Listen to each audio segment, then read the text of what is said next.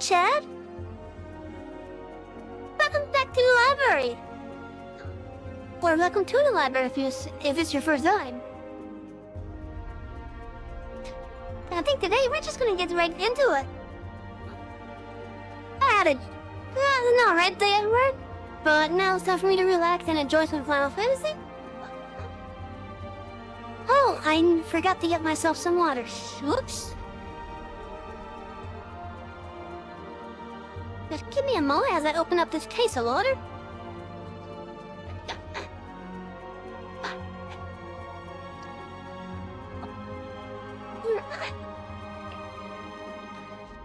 Okay. There we go, now I get some water. I get some water now. I'm happy. Speaking of water, oh, that is an adorable voice, right? Speaking of water, I have so many empty water bottles now, I want to start refilling them. I need a container that I need to label as the reload container. Wait, that's how much water bottles I have now. I might as well start saving up on water, even if it costs me like $6 a case. Got some good water. Oh yeah, I think I'm gonna start saving my water bottles and refilling them once I finish up with them. Oh, I seem to be a bit sensitive today. Anyways, so hello chat. Today we're doing Final Fantasy XIV. We're continuing the MSQ on our first character playthrough. Some restrictions that I'm putting on myself is I'm not using the Ferromate or the Dynam for the crafting and gathering jobs. I'm not going to use the ocean voyages for fishing. I'm going to remain as grounded as possible, meaning I will be ignoring flying unless I absolutely need to use it. So there's a couple blue quests that will require me to have it, and when I get to that point is when I'll go after the intercurrents. But otherwise, I'm just going to be ignoring flying whenever possible for this run. Promotional items like Manfina's earring that you get for pre-ordering Endwalker, for example. Promotional items that have stat effects or like bonuses and whatnot, I will not use them for the bonuses or the stats, but I will use them for the glamour. So basically like a half restriction for them, I guess. Anyways, if you look down below in the About section, I do have some socials that you guys can follow me on. So the Twitter X, you can follow me there. Discord, you can join our library community, which I want to grow. And I also have a YouTube channel that I'm currently... I have my previous Final Fantasy vlogs there at the moment. But one of them I gotta do some editing to actually get it up there. For now, the channel is just gonna have the Final Fantasy VODs. But, I will have other games as well on it eventually. I will not have the truck sims on there due to the various copyright potentialities. If that's even a word. And it's all because of the music. I mean, sure, I could put like custom music on and whatnot. And the music I am currently using for my previous sets were they are royalty free. But I just want to be safe about it. Simple as that. Anyway, so let's get straight into the game. So when we last left off, we had just defeated Ifrit, and we reported back to Minfilia. But now we're gonna continue. I think we are at the point where we're about to join a Grand Company. The Grand Company being one of the 3 major factions for Eorzea itself. Once you did get into that, we could then start getting seals. And use those to get additional items as well as promotions within those companies. Once the game loads, I will swap over to that one. And in the meantime, I'm gonna watch my kitty be adorable drinking her water.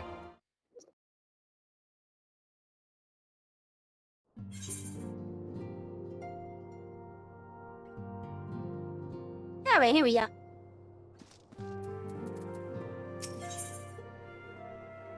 So I am having some stuttering issues in some areas while reading the stuff. So for the dialogue that does not have voice acting, I am reading that out to you guys. That is all just to account for anyone that may be watching on their phone, or for whatever reason the screen settings on your end or my end combined,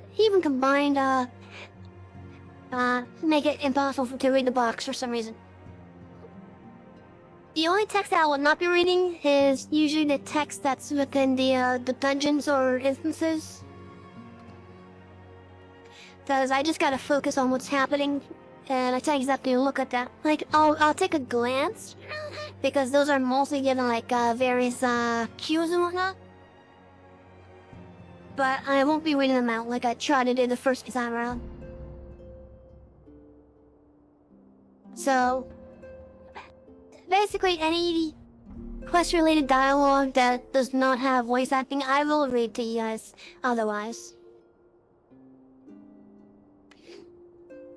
And also, in some areas, I am having some performance issues while doing my video and stuff. So there may be times where you'll keep on seeing my little mouse here, like appearing to the side of the screen, and then vanishing like that. And then reappearing like right here. And then vanishing again as I talk through the boxes. And that's usually when I notice that the encoding is having stuttering issues. It doesn't happen everywhere, but it happens in some of the cutscene-like areas. But let me see if I could do some adjustments.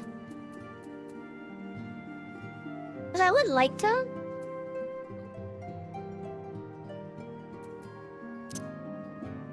But I don't exactly know what settings will, like, fully do it.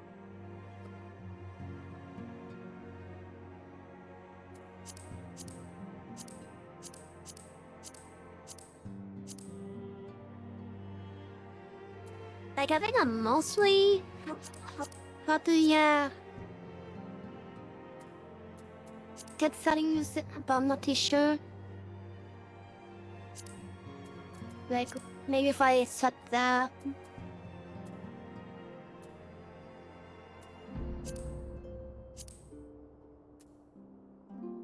I just have to turn off reflections, but I'm not too sure.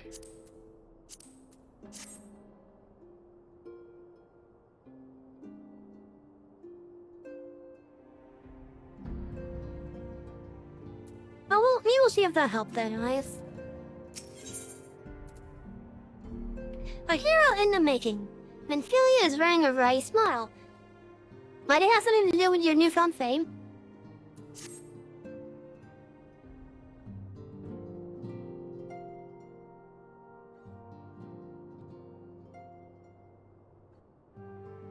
Until not so very long ago, you were but one of the many adventurers seeking to make their way in Eorzea. But for your character and courage, you were raised to the esteemed post of envoy. Thereafter, you traveled the realm, aiding those in need without thought or reward, confirming to Thancred that the signs would benefit from your aid. And no sooner had you joined us than you personally bested the primal Ifrit.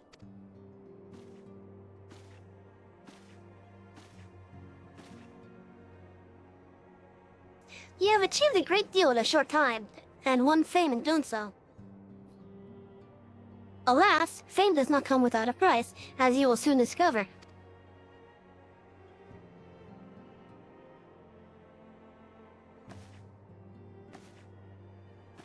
We have guests, Salvi. Or rather, you have guests. Who's here to see me? That Bardens!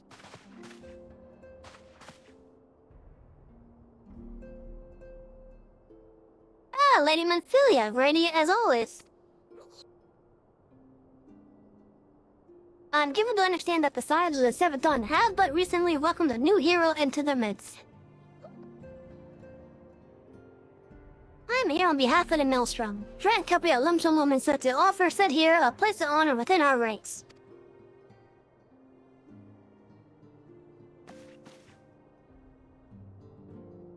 As you can see, Savvy, your recent exploits have garnered you the attentions of the Grand Companies of Eorzea. Each organization would have Ifrit's bane for its own. To this end, all three have sent officers to court you.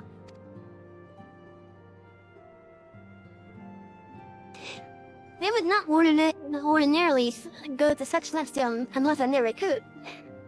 That they have is evidence of their high regard for you.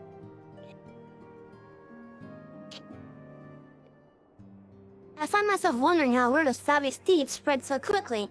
That the immortal flame should know if her triumph is to be expected. But what of the other grand companies? She says as she looks at Totoro. Yep. Your reputation precedes you, Mistress Savvy. It's no ordinary woman who can face a primal and emergent victor. The Order of the Twin Adder has need of valiant women such as you. Join your strength to ours, friend, and together let us ensure that peace ever rings over the Talswood.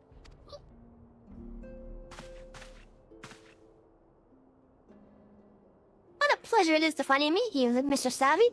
My grandma speak of you in the most glowing terms.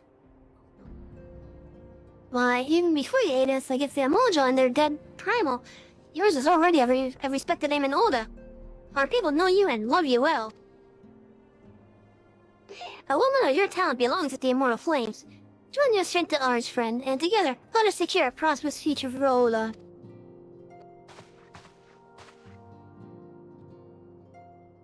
Gabrielle was not exaggerating when she said you have the look of a hero. Full often does she speak of you, friend. She only met me one time. How does she speak of me often? But seriously, I only met her one time. And helped with a pirate issue.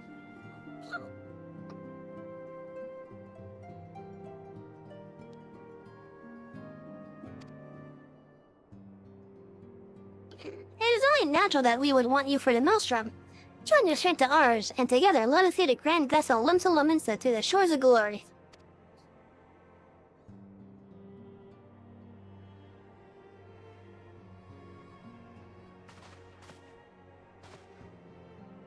Wait a minute, Philia?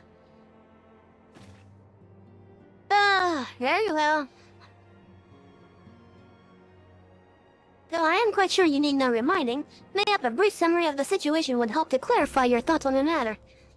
As you know, the Grand Companies are all-encompassing organizations empowered to call upon the martial, economic, and technological resources of their respective city-states in times of strife. There are presently 3 such organizations in Eorzea: the Maelstrom of Lumsa Lumensa, the Order of the Twin Adder of Gardania, and the Immortal Flames of Oda. Serving the Grand Company means serving the nation to which it belongs. You will be charged with its defense and tasked with advancing its cause. In return for your faithful service, you will be furnished with various rewards, some of which may well prove useful to you in your other endeavors. If you are agonizing over which of the Grand Companies best deserve your loyalty, be at ease. The commitment you make this day need not be permanent. Should you wish to shift your allegiance at a later date, you are entitled to do so. And yet, I can see that it is no small choice you face. Although that occurs to me. You will, of course, recall that the 3 city-states are planning to hold remembrance services. Well, as part of the proceedings, I'm given to understand that the leader of each Grand Company will deliver an address. Yeah, these addresses ought to help you make an informed decision. What say you, my dear officers?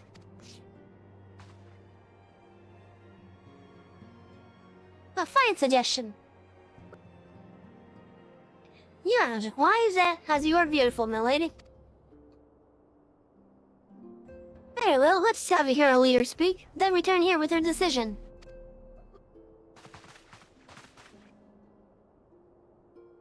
We eagerly await your answer.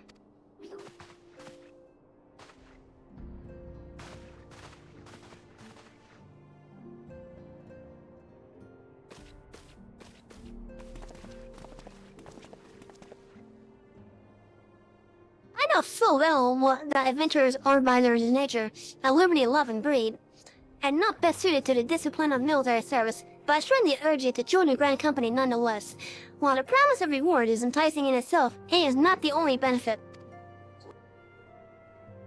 You possess a great power, Savvy, and with that you are capable of doing untold good. Yet know that great power is wont to attract attention, not all of it friendly. There will be those who wish you ill, and you must need to be on the lookout for them. Yet, however vigilant you are but one woman. In the midst of a grand company, however, you will be one woman amongst many. A friend amongst friends. Your achievements will be shared, and so will the danger. I can think of no better arrangement. Of course, joining one organization need not mean leaving another. I hope that we can continue to rely on your aid. The 12 know that we will have need of it in days ahead. The Grand Company seek to protect their own nations. We Sounds, on the other hand, seek to preserve the future of Eorzea as a whole. Similar, yet not quite the same.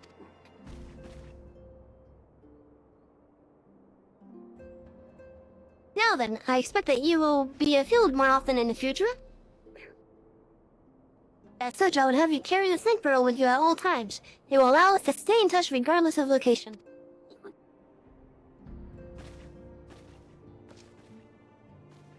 Eorzea is changing, Savvy, and you have the power to help shape it now.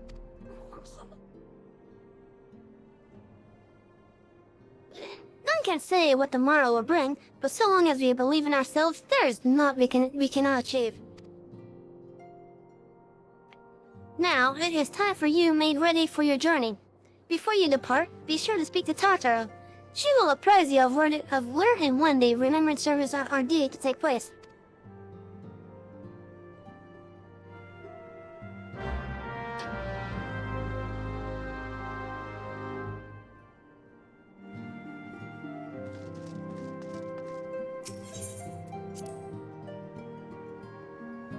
Well, I know I was having performance issues in that room previously. It seems the changes I did may have helped. But we'll see how well that is in a couple hours, I guess.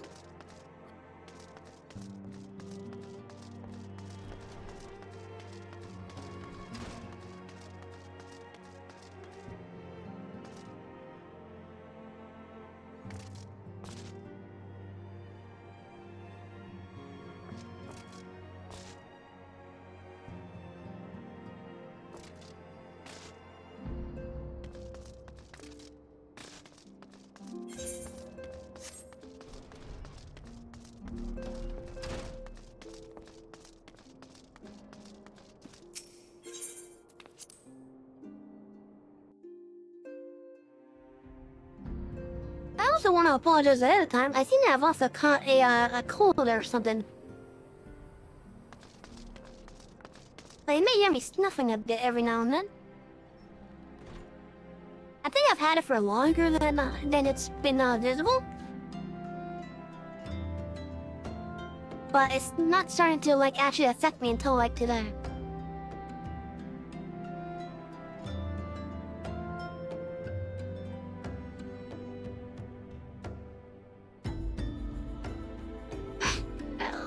No. Excuse me.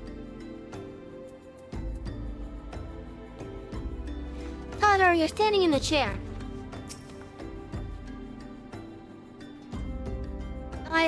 I'm sorry about all the attention you're giving, Saturn. I might have sung your praise a little too loudly, and often, to a few too many people. Next time, I'll be sure to hold my tongue, literally if necessary. Anyway, I expect you want to know where and when the remembrance services are taking place. If all goes to plan, Gridania's Grand Company, the Order of the Twin Adder, will hold the first of 3 services, and Elder Sincere Kani-sana will deliver her address to the Mikoto's Amphitheater.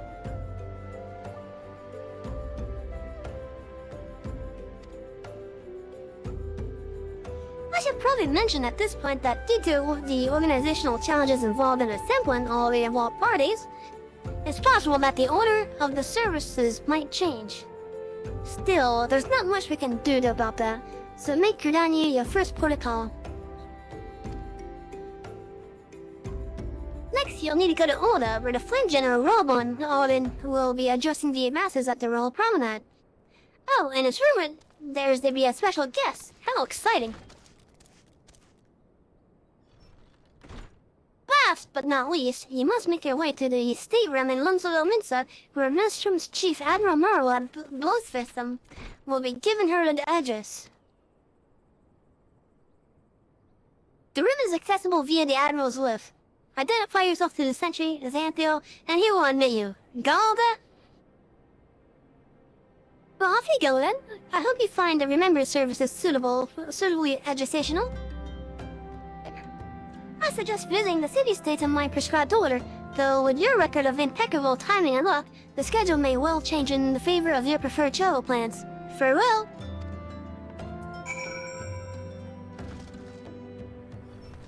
Which basically means we could go there in any order we want.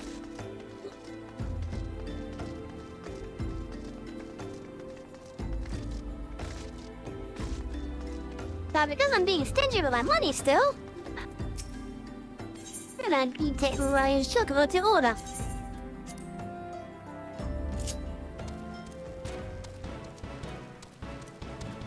So, chat, how are you guys doing? I hope you're all able to relax and have a great day. Or a great night in this case sometimes.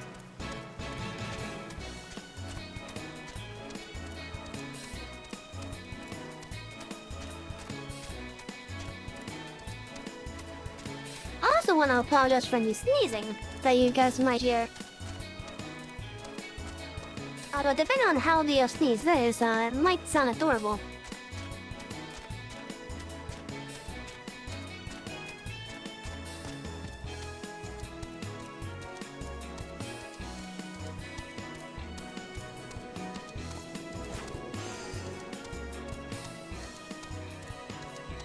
I also do have the frame rate lower when the game isn't focused, so if you guys notice the frames noticeably drop, basically, this is for the game itself,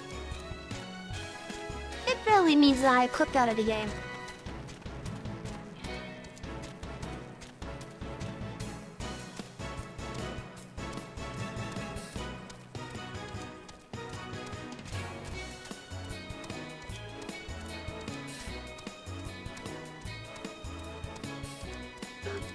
Nope, I forgot to put on the Don't Disturb.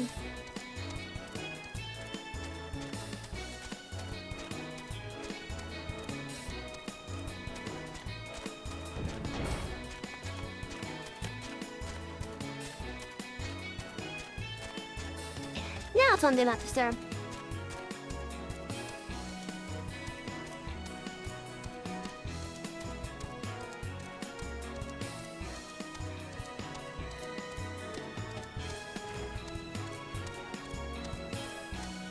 When I first played this game, I was actually surprised at some of the starting enemies that you'd encounter.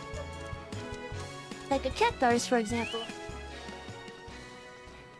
I thought, considering how most of the other Final Fantasies I played had them as a somewhat mid to late level enemy. Or mid to late game enemy, I should say. But they would also be like a mid to late game here, but no. Level 3 at the start?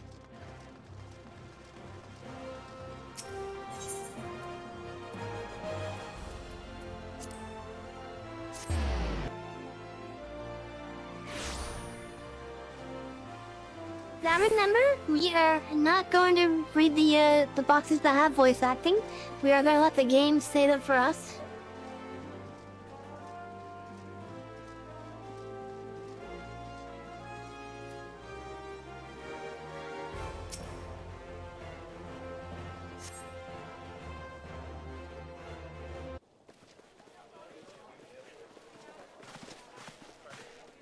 I hate this helmet.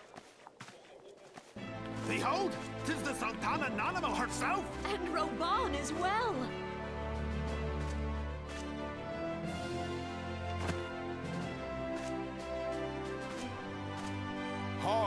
souls of flame, drawn to the bosom of the desert, where the fire burns brightest and shall rage forevermore. Hurrah! Rauban! Where since antiquity, under the sage and judicious rule of the Ul dynasty, we have wrought sand into gold, where by the grace and glory of Naldal have our brave sons and daughters flourished and prospered. I speak of Ul'dah! There, at the Flame General's back flies the Grand Company's standard. Note the sigil. The golden scales of order balance the jewel of prosperity with the flame of might. Great and many are the gifts our nation has given the realm. In Eorzea's darkest hour, on the killing fields of Cartano, none spent more in blood and gold than we. Thus was the 7th Imperial Legion laid low. So that's how it happened. How soon history forgets. Yet many left our gates, never to return. Let us pray for our absent brothers and sisters, that they might know happiness in the great beyond, as Thal's honored guests. If the fates were fair, the price we paid that day would have bought us victory. Alas, they are not. And now, but 5 years into this 7th Umbral era, the spirit of sacrifice which granted us our strength is all but dead. Look around you. What do you see? A people divided, downtrodden, and enthralled. Where are the merciful alms of the rich? Where is the just steel of the righteous? I ask you, is this the great nation our brothers and sisters gave their lives to save?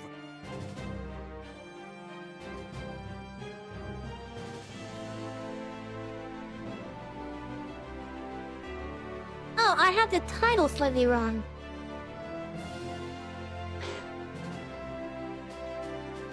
I should add that if it ever gets to that point.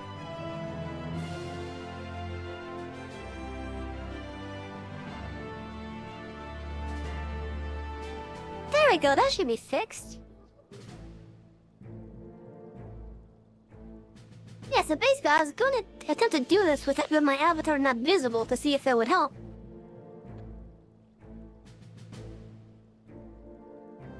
It is, let's continue. You who call this living, dishonor the name of the immortal flames. It is but a slow death. Our enemies surround us. The savage hordes of the Amalja wait beside our roads, strangling the lifelines of trade. Meanwhile, the Garleans make mock of our borders and despoil our land of its natural wealth. We stand on a precipice, yet we do not act. Whether trader or soldier, monetarist or royalist, all must recognize that a divided Ul'dah stands to fall. Victory and fortune walk hand in hand. Ye who seek glory and wealth, look not to what little you can snatch from your neighbor, but to the boundless wealth of the world beyond. Now is the time to unite.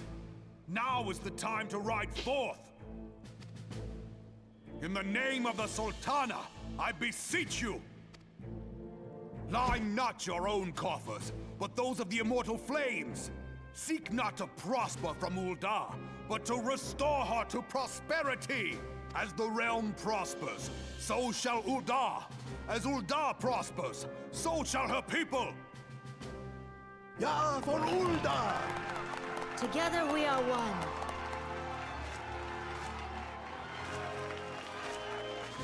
Your grace. Rauban?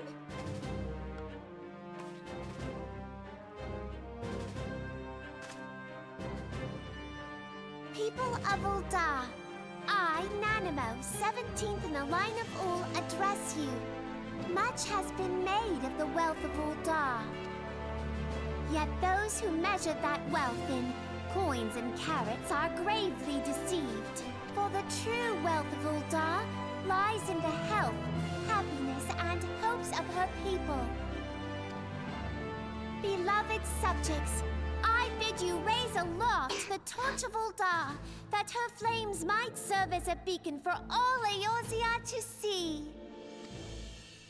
Long live Nanamo! Glory to the Sultana! For victory and fortune, stride fearless into the Inferno, for we are, by fire, reborn!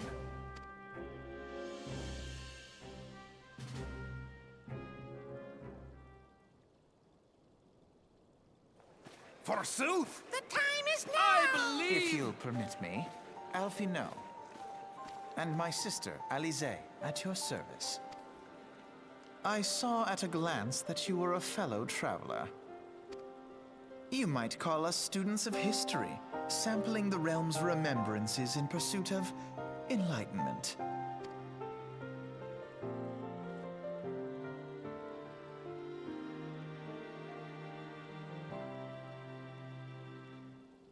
The Oldons have a long history of conflict with the Amojo, the beast tribe that worships the primal Ifrit.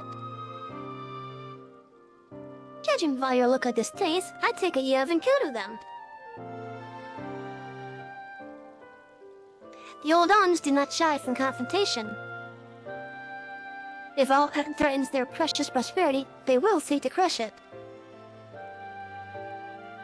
Look how they dealt with Ifrit thus far, smothering his flames each time he is stuck to life.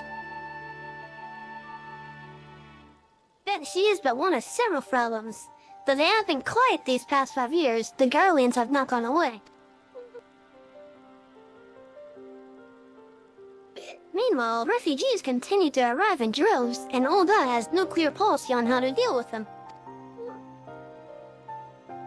After all, not even the Sultan's coffers are bottomless. And even assuming they had declined, resources will ever be finite. Which brings me back to the subject of Ifrit.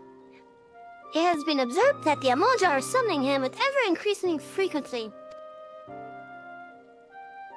Every time they do so, the Olden send their forces to smite the primal, and though they invariably succeed, each victory is bought with blood.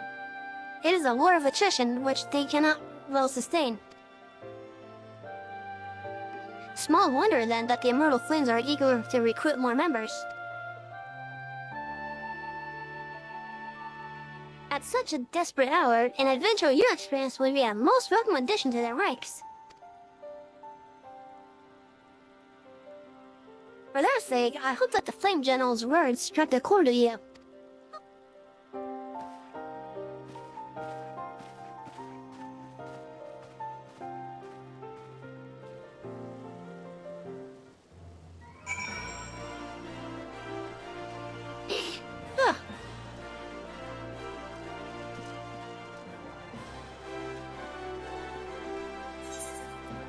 Did I get out of the suit of armor yet?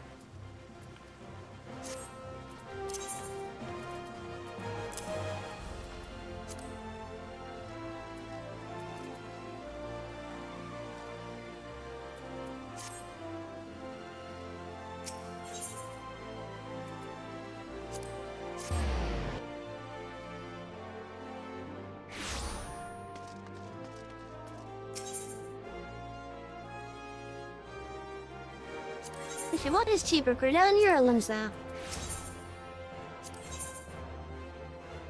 Ah, they're the same.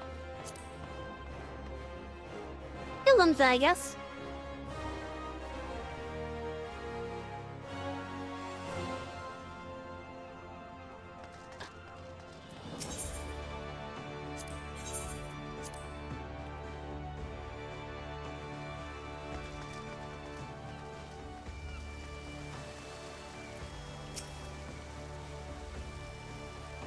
Here to attend the remembrance service? Be quick, the Admiral's due to give her a just at any moment.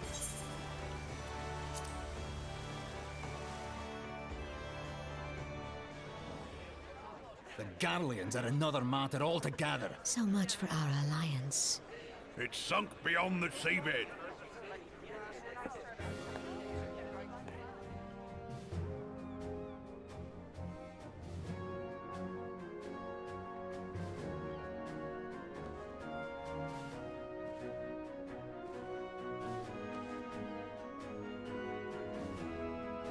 Brothers and sisters of the sea, hearken unto me. Look upon this, our mighty crimson standard, and tell me your hearts do not swell with pride.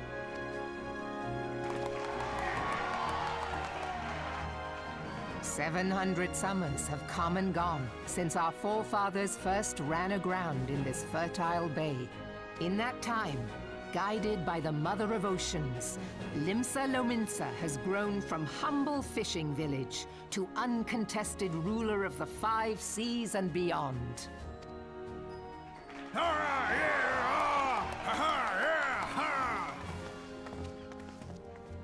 Did you look as the Admiral bid you? It is a rather stirring standard, I must say. The Crimson Field is meant to signify the blood of fallen crewmates, while the Black Longship represents a pirate vessel. When the Garlean Empire marched upon Eorzea, we assembled beneath the Maelstrom Standard, and our Grand Company was reborn. All answered the call, from the Knights of the Barracuda to Hilfir's bloody executioners. And together, we met our would-be conquerors upon the field of Cartano. That day, the world bore witness to the united strength of Limsa Lominsa. I swear to you, no army ever fought harder or with more courage, yet many of ours did not survive. Join me now in remembering those who fought in the name of freedom and fell. May their souls be returned to the sea.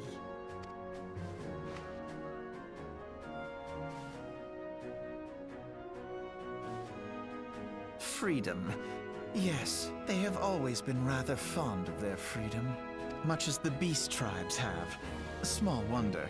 Beneath the surface, one would struggle to tell them apart. It has been 5 long years since the calamity struck. 5 long years of tireless rebuilding. Yet still the wounds of the calamity fester and weep. But when I stand atop the mizzenmast and gaze out upon our battered and broken vessel, I see an undying spirit. Did we not build all this from the wreck of the Galadian all those centuries ago? Shall we not do so again? Yet there are those who would see this ship of ours sink beneath the waves of the restless Rotano. The Sahagin creep ashore seeking blood for their accursed god. Those fishbuck The Sahagin bastards. have risen? While the mines of Ogomero spew forth kobolds who push ever south, despoiling our lands as they go.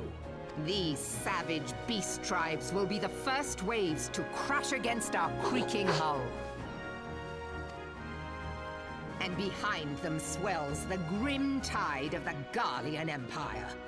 Even now the curs fly their flags within our borders. Doubt not, but that they will be upon us ere long. We are well nigh surrounded.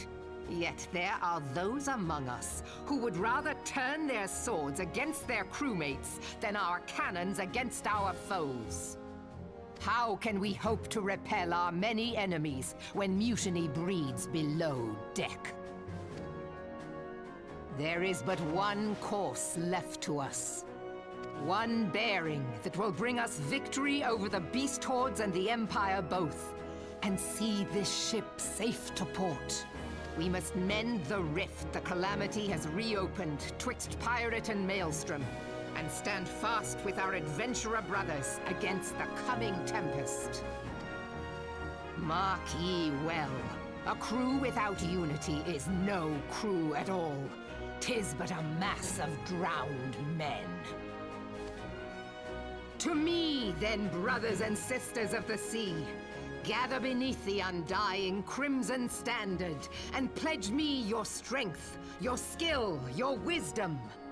And with the guidance of the navigator, this great vessel of ours shall ride the waves, till sea swallows all! Long live the Admiral! Gather the lads! Oh, where's me cutlass? I'll follow ye to the seven hells, Admiral!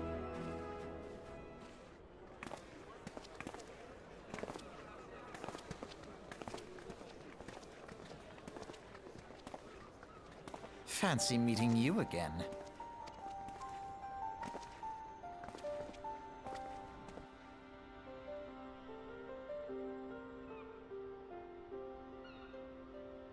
As the Admiral mentioned in her address, Lemsalomisa is plagued by two beast tribes. The first are the fish-like Sahagan, worshippers of the primal Leviathan. The second are the kobolds who dwell beneath the earth and take the primal titan for the god. As if the beast tribe's presence weren't troublesome enough, the Guardians also have chosen to erect a fortress right in the Little Benson's backyard. And that is to say not of the eternal strife. As a nation of pirates, there is no end to the blood feuds between the various factions, and while they fight amongst themselves, the Guardians whet their blades and watch. If the Lomensons are to have any hope of withstanding the Empire, they must first resolve their own affairs. Differences must be set aside, and the primal threat dealt with once and for all.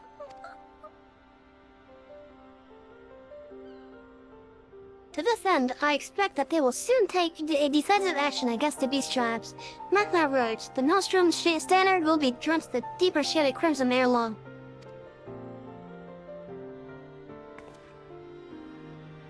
That capable adventurer like you would be a valuable addition to the crews beyond question.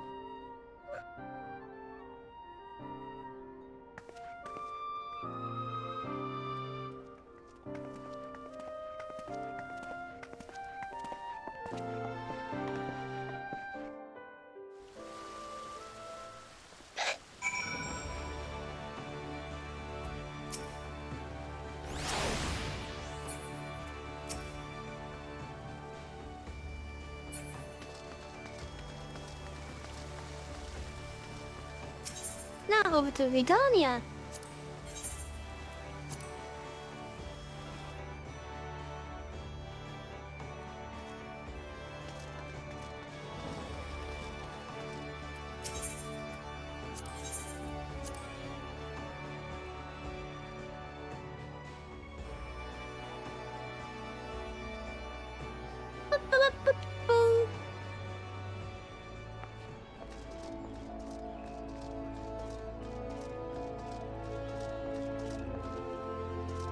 Oh, there's a blue quest here.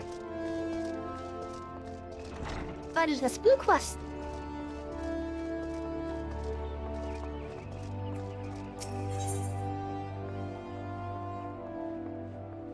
Unlocking the deep dungeon. Okay.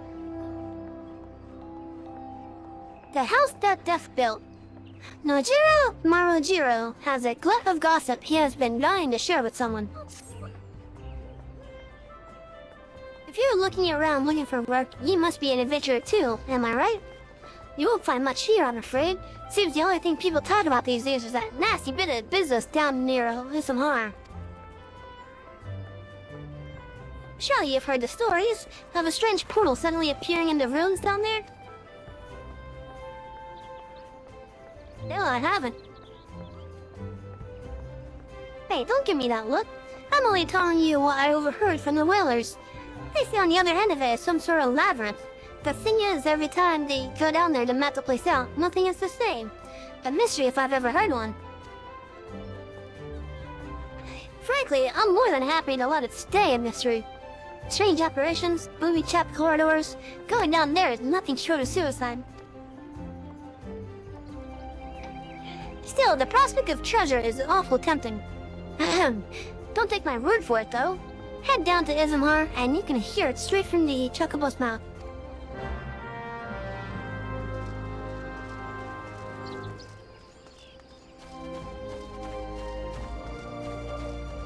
We shall do that blue quest after we go to the service. Let's see if there's any other blue quests here. Not on this view, but maybe the next one.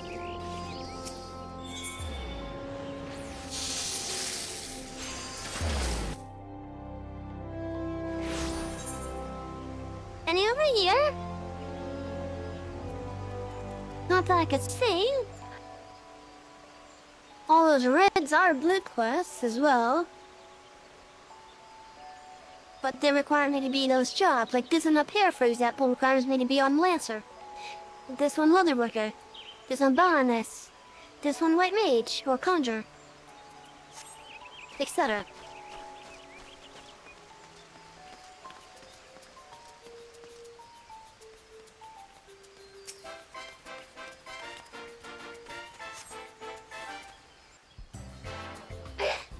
Yeah. I lost my son to the calamity. The 3 seed seers are all together. Some say you couldn't take a step without stumbling over a body.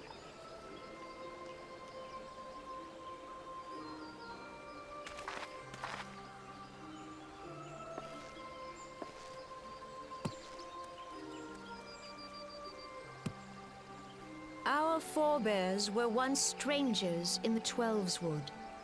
Fearful of the Green Wrath, they hid themselves in the dark recesses of the earth. Yet they dreamed of basking in the dappled sunlight of the forest. Through great effort, they proved their worth to the elementals, and were granted a place beneath the boughs. So it was that Gridania was born, some 5 centuries ago. Are those Tamiko's sisters?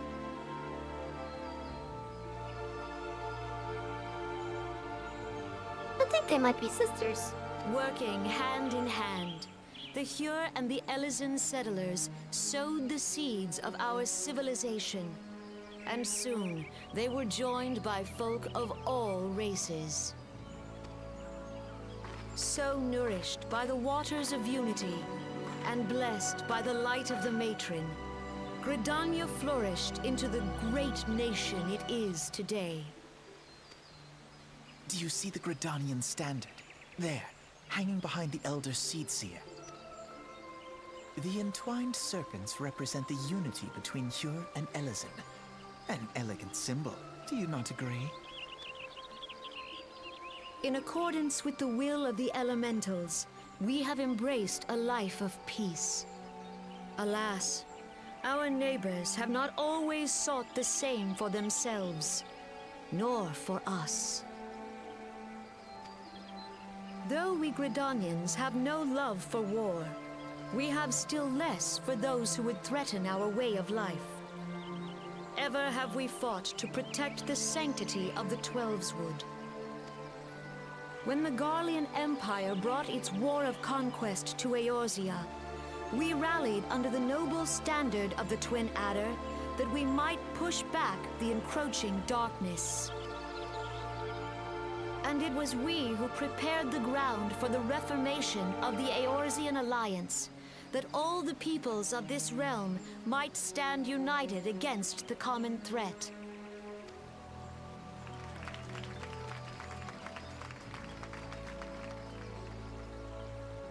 "5 years ago, the Alliance met the armies of the Empire upon the fields of Carteneau. It would prove the bloodiest battle in recent memory. Countless Gridanian lives were lost. As Supreme Commander of the Order of the Twin Adder, ever shall I bear the weight of our people's sacrifice.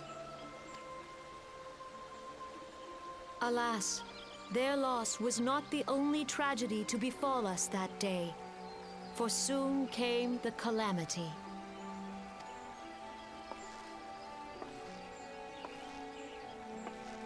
The scars borne by our forest are a constant reminder of its violence. Our lives have been irrevocably changed, each waking hour a struggle to survive. Driven to desperation, some among us have strayed from the path of righteousness, resorting to banditry, poaching, and other unconscionable deeds. To compound our woes, the Ixal have returned in force, emboldened by our suffering. They test our defenses nigh without cease, and prey upon the vulnerable. So beleaguered from within and without, It is of little wonder that our unity now falters. Dark times are upon us. Time was a man could walk pox the on that high bloody roads Ixal. without fear. On this day, 5 years ago, countless Eorzeans laid down their lives that we might behold another dawn. Please join with me in honoring their memory.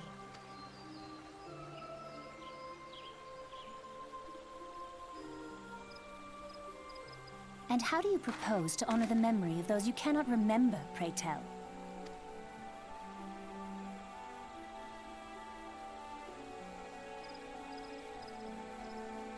The destruction wrought by the calamity was indiscriminate. It dealt death to Eorzean and Garlean alike.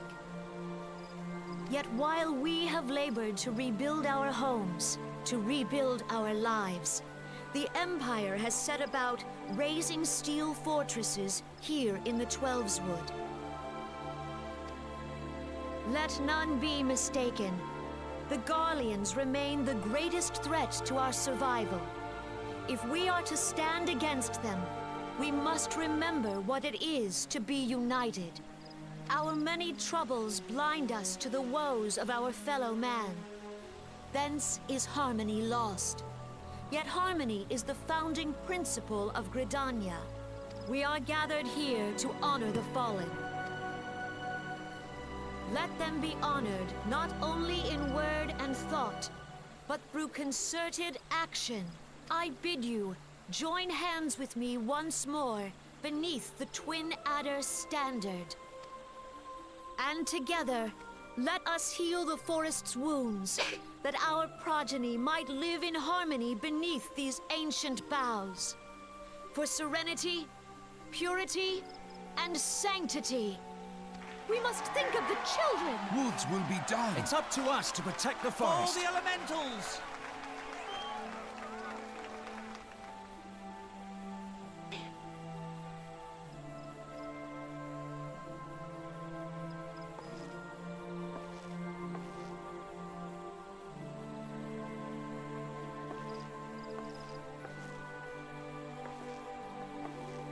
I wonder if they pulled that straight from The Simpsons.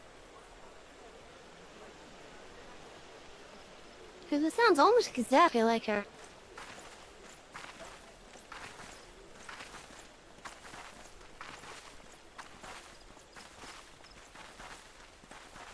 Fancy meeting you again.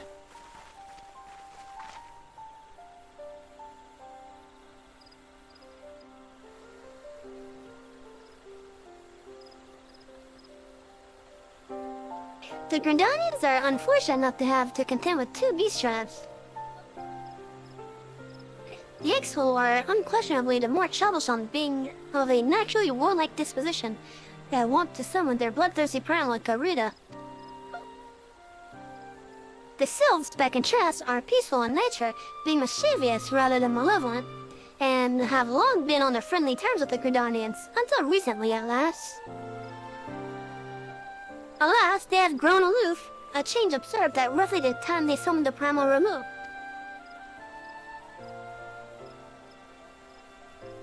The Gridanians have no love for war, and they consider open conflict the last resort.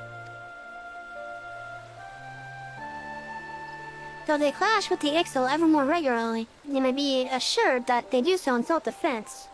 As for the Sylphs, they are, as yet bound by a peace treaty, though one wonders how long it will be before it is broken.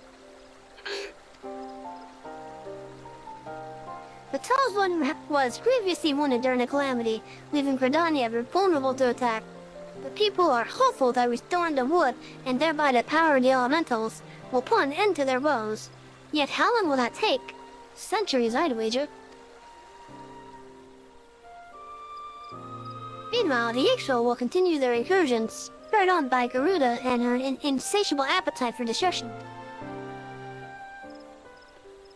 Whether the Gridanians like it or not, sooner or later it will come to all-out war, and when it does, the Order of the Twin Adder will need help, will need all the help it can muster. How valuable might the aid of a capable adventurer prove to them then?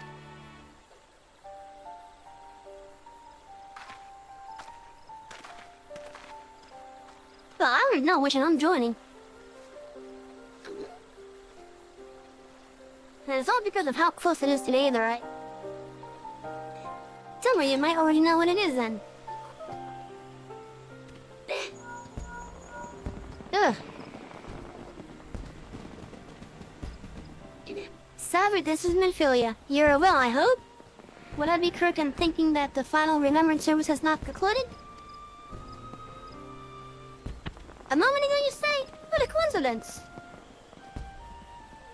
Jesting aside, I trust you remember our guests from the Grand Companies? Well, delighted though we are to have them here at the Waking Sands, it would not do to keep them in suspense any longer than necessary. In short, hurry back. Oh, they can wait. They can wait. I will make them wait. I'll make them wait as long as I want.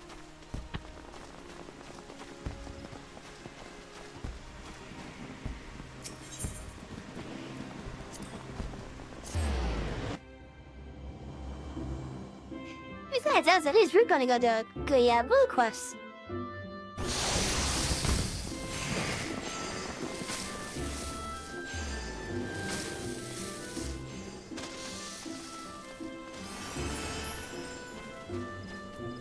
Ah, what level does this require? Oh, it's a gunbreaker. Job unlocked, okay. Oh wait, that requires level 60. Is that right? Yeah, it does. Ooh.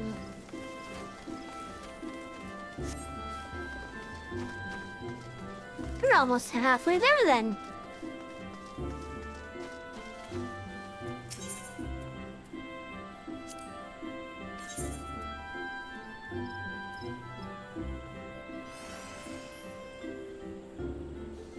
Yeah, because we're gonna go to South Shroud at this.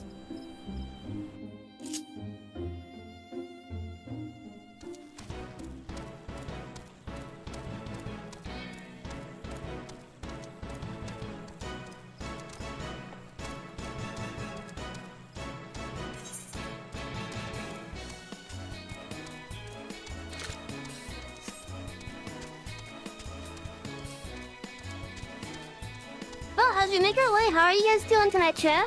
You're having a good time. With this being one of my most favorite games in the whole time, I'm having fun just playing through it again, actually.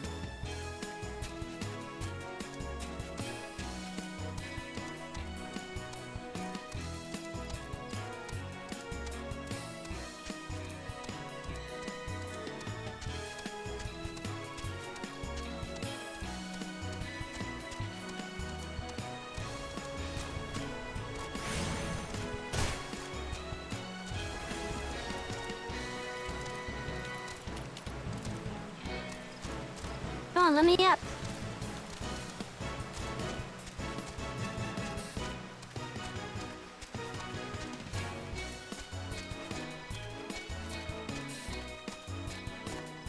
Now, as what I said earlier about us to remain as grounded as possible. There, at the end of the Realm Reborn storyline, it's gonna get me flying. And that flying will be for the Realm Reborn zones. Once I get that, I will try to stay as grounded as possible and only use the flight to get out of spots where I actually get stuck. And then for the expansion content and later, I'm gonna ignore the AV currents unless I absolutely need them.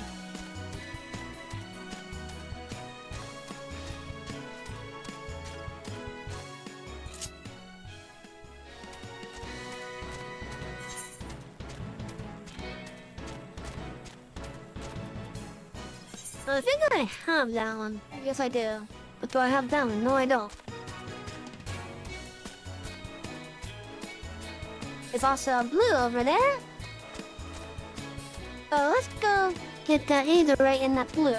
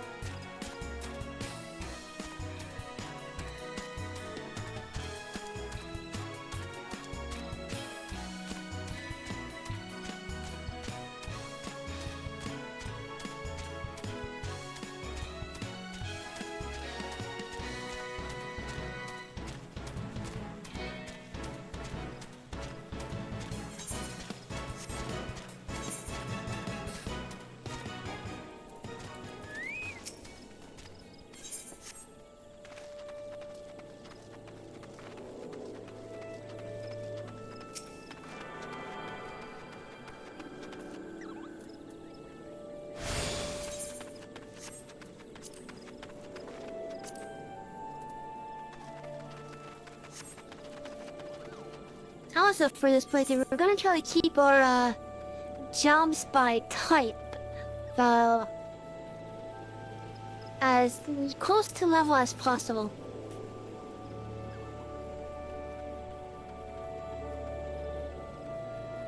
So, like, we're gonna try to keep the tanks all at the relatively same level. Same with the melee DPS, same with the healers, then the feint range, and then the magic range. You get the idea, I hope.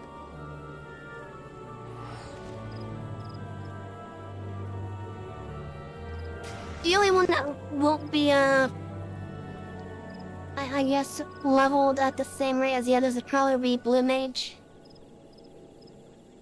And that's because of it being a limited job. So, unlike the rest of the jobs, which could go up to level 90, and once the next expansion release is probably 100, Blue Mage can only go up to 80, I think.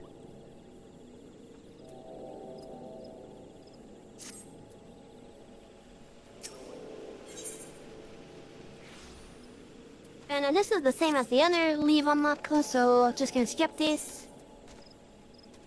If you want to hear the general gist of how they are, one of my previous episodes for this will have me talking about Revenge, a new underhanded technique involving the provocation of peaceful treants to create confusion during the robberies is being employed by an increasing number of local highwaymen. What is worse, these anchored seed can remain agitated long after the bandits have done their damage, resulting in a forest overrun with frenzied foliage. To ensure the safety of innocent bystanders, Stillglade Fane has concocted a special formula which, when sprinkled on a wicked shrimp, should calm the giant creature. They now seek fearless volunteers to carry out the task.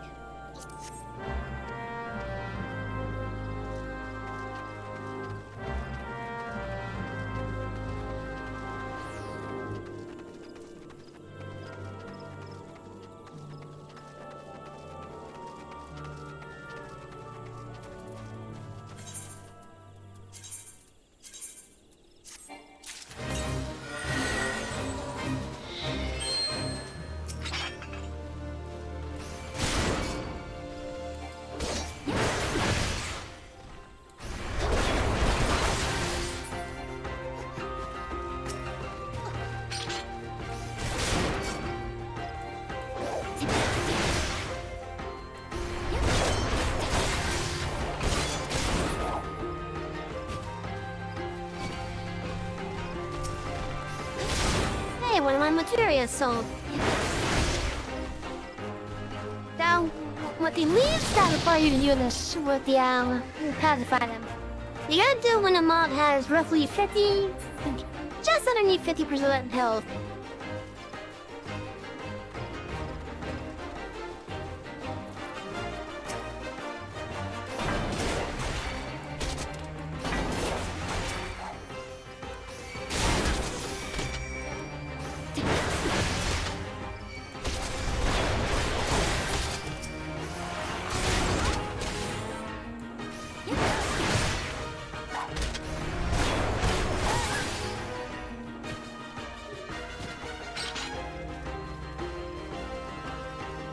Oh, is there something else over here other than the other round?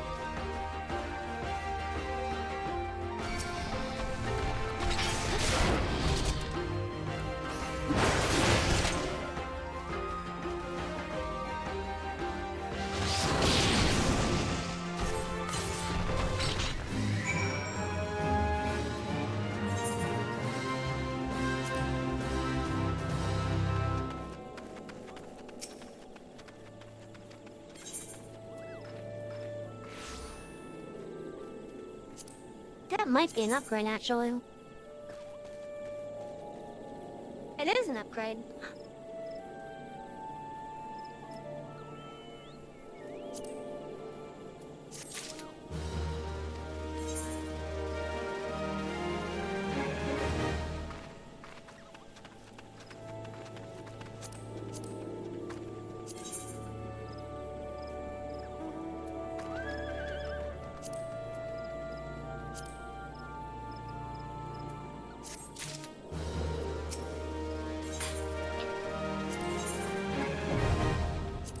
we are here, let's see if there's any other gear upgrades I could possibly get. Nope.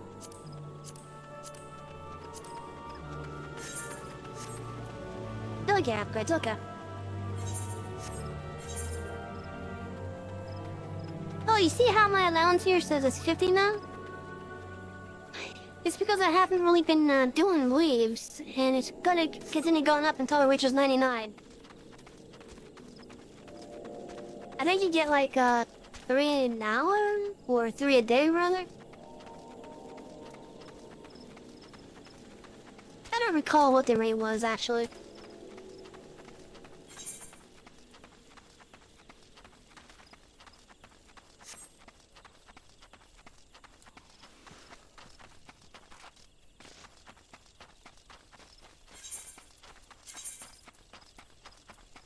Oh yeah, that's definitely an upgrade.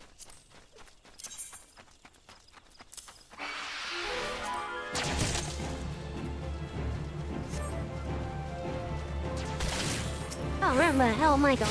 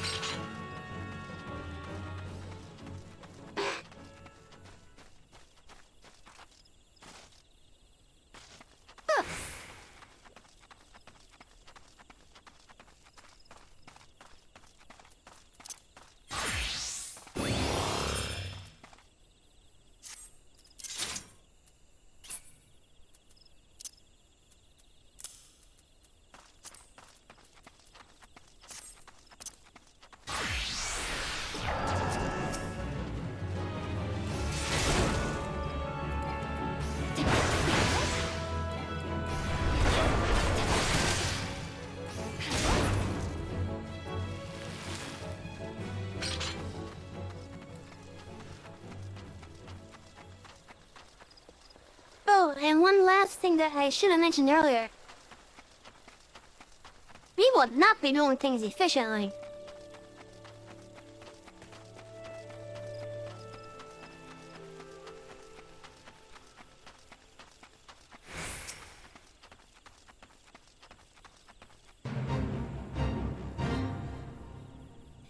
I'm sorry, but I must insist that you... Oh, an adventure and a rather seasoned-looking one besides. On the off chance you're not simply here to gawp, perhaps you can lend us a hand? You see, despite the fervent protestations of those Duskwites over there, we cannot permit civilians within the roads at the side. Capable men and women like you, on the other hand, are more than welcome. That is, if you got the stones for it. Please seek out the others stationed at Quarry now. They can appraise you of the details. Oh shit, I should have came down here first.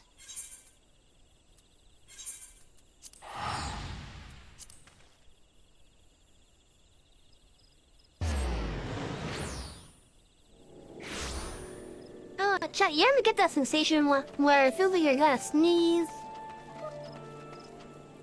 And then it tickles at your nose saying, hey, I'm about to make you sneeze, and then it never comes? I'm having that right now.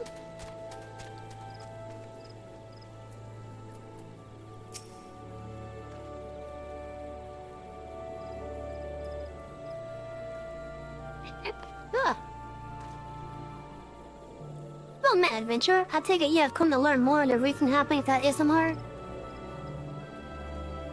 The site is of interest owing to the Gamora ruins. Gamora being an underground city which predates Grenania, in case you were unaware. Anyway, a few days past, we received reports from several anthropogeographers.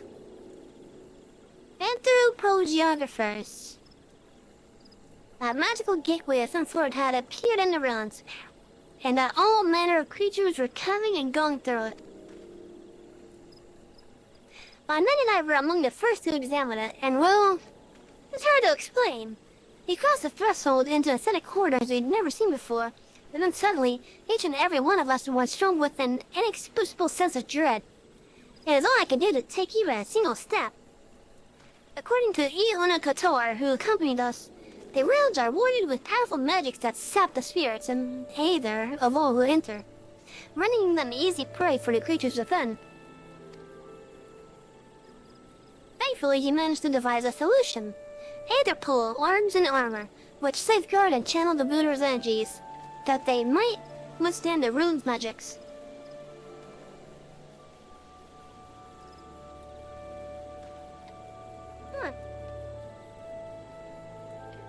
Unfortunately, it does little to prevent us from losing our way.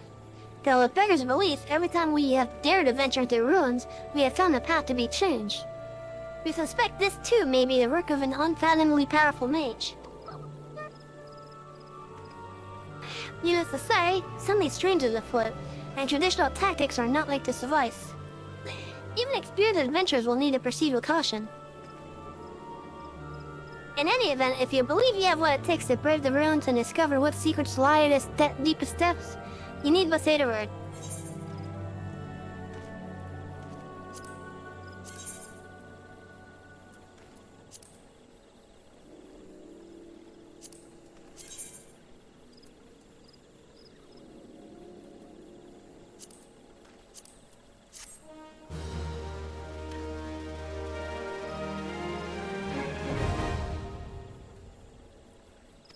Now, the Palace of the Dead is an interesting dungeon.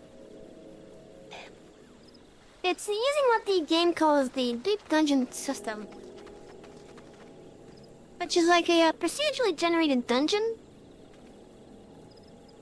The idea is you're able to go in there with a class that you have unlocked, and you can actually use it as an alternative way to level up your jobs. However, its progression is different compared to normal gameplay. So, basically, it has its own leveling system. And while you may be able to get to level 60 with the Palace of the Dead, it will not make your character outside the Palace level 60 immediately. However, for every 10 floors you complete, you do get a nice experience, which is then in turn used to actually level up your jobs outside the dungeon.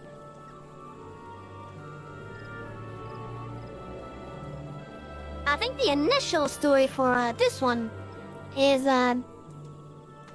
go from floors 1 to 50, then from 50 onwards to I think 150 at most, or 200 even. You can do like harder stuff basically.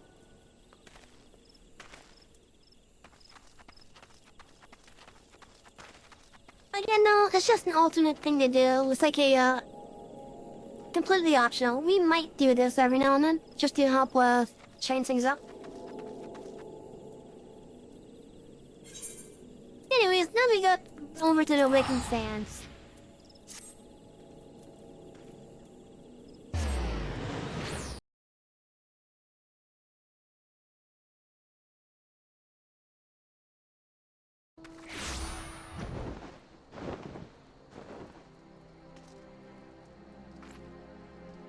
Oh, we want to get one of those.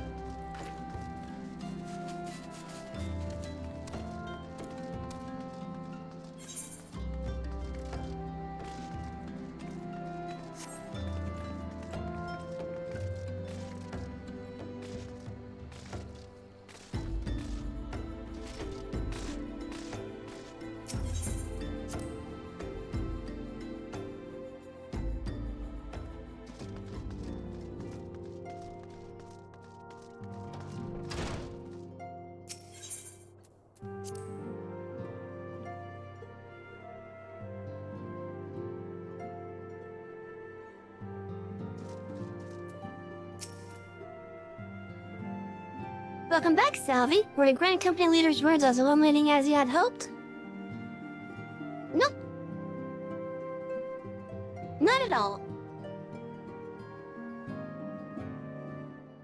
Each nation is beset with problems. I trust to see you now why your services are in such demand. Would that there were more of you, Salvi? Well, you must be tired from your journey. Why don't you rest a while and take a moment to reflect on your decision? Once your mind is made up, pray give the Grand Company officers your answer.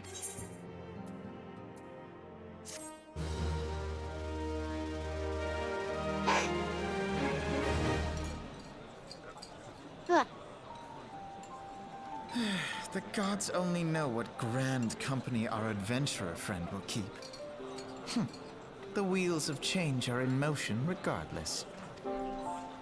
Brother, are you certain this course is best? Whatever do you mean, dear sister? The so-called remembrance ceremonies were little more than standard waving rallies. As though the Calamity and Seventh Umbral Era warranted scarcely a mention.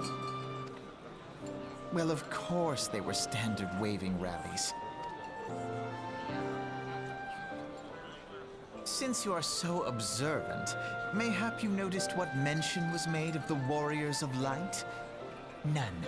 I suppose they must have forgotten the heroes who spared Eorzea a fate worse than the Calamity? No, dear Alize, they haven't forgotten these details. They have elected to omit them. Deep are the wounds the Calamity inflicted upon Eorzea. So deep, in fact, that the realm still bleeds. Needless to say, the beast tribes and their primals do little to alleviate the pain.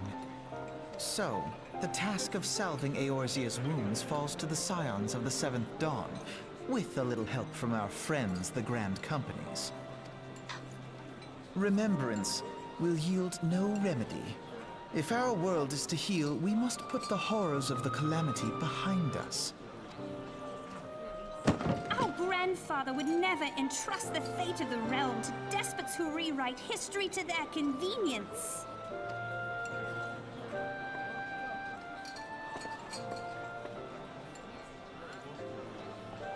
There must be another way to cure what ails this world, and I need to find it.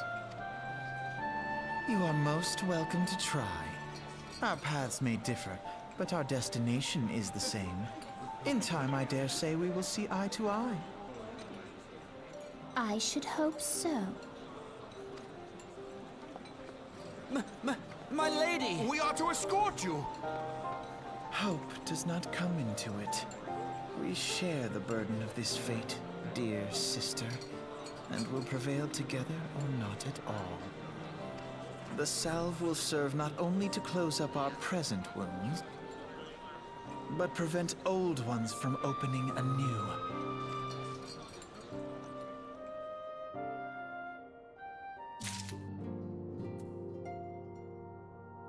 Now, one thing I do want to say before we do continue, do not get attached to the voices of many of the voice actor characters, because starting with the if not the patch content, then with Heaven's Word, there are different voice actors for the characters that remain to this day.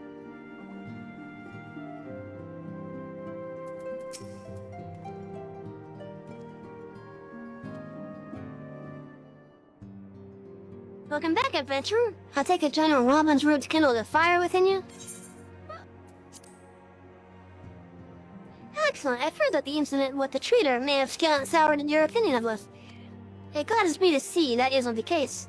But before we can count you as one of our own, you must be formally introduced into our ranks. The company you keep. The Immortal Flames Recruitment Officer seems eager to welcome you to Holdo's Grand Company.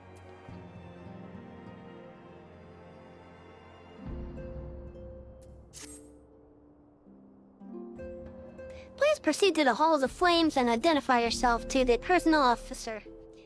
I will notify him of your coming. With your strength join ours, we shall surely prevail over our enemies, be they beastmen or Imperials.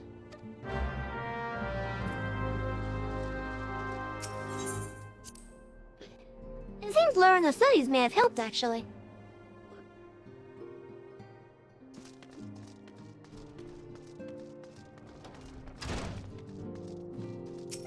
The game still looks good, at least.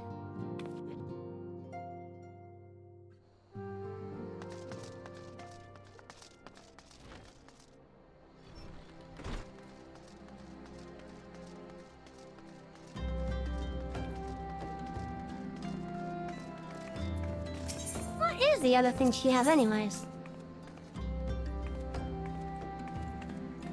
Oh, okay. It's how to craft the prisons, okay.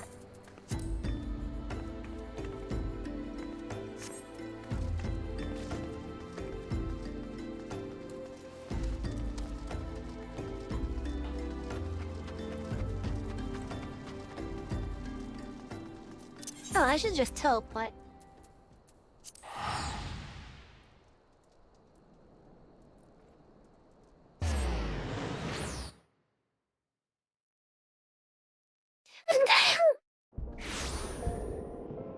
Oh, excuse me.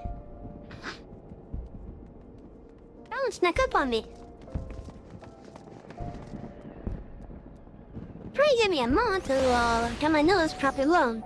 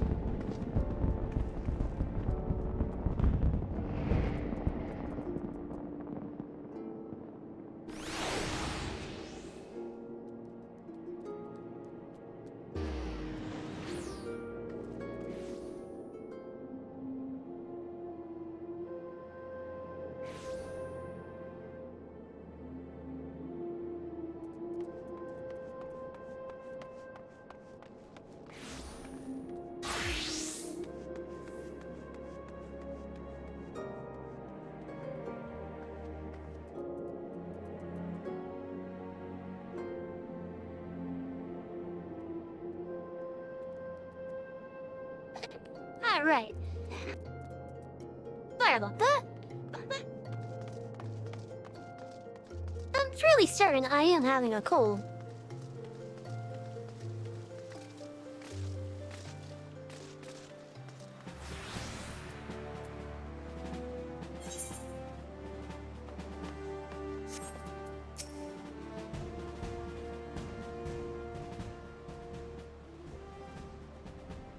Appreciated all flames this morning, adventure.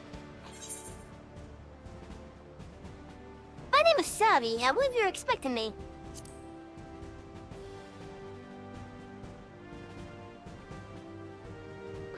Ah, I thought as much. You're just as our man in the walking stand described.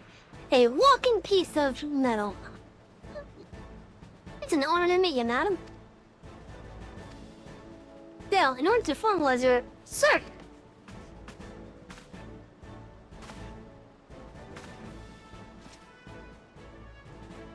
Speak, Private. Imperial, sir. They fired on the Highwind Scout's airship. Scouts say she's coming down into the west near Horizon's edge. Bloody hell, it's the fourth time for this to happen. Barry, there's no time for formalities. The Immortal Slaves need your help now. We're in the midst of a large-scale operation against the Almoja, and we have no one to spare in Western Danoland. You must get to that ship before the Garleans do. If there are any survivors, see that they do not come to further harm. Now, go.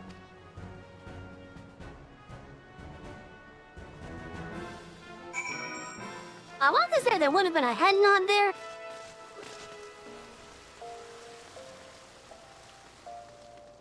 But before we, I don't think I have the ability to get the seals yet.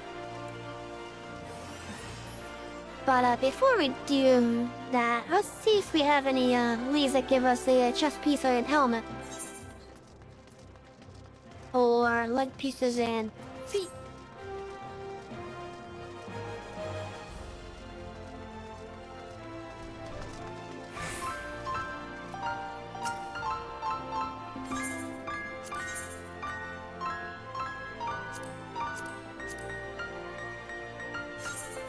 No, not there, anyways.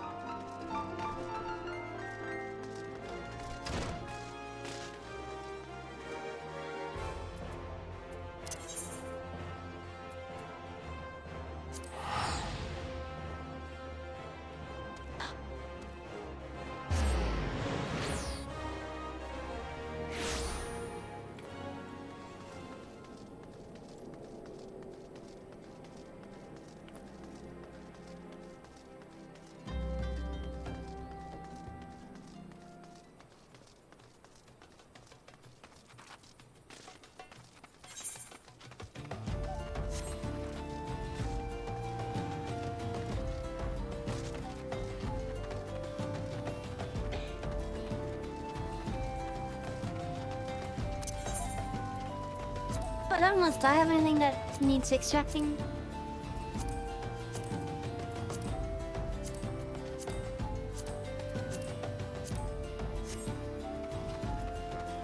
Not currently. Dude, you're right next to a freaking piece.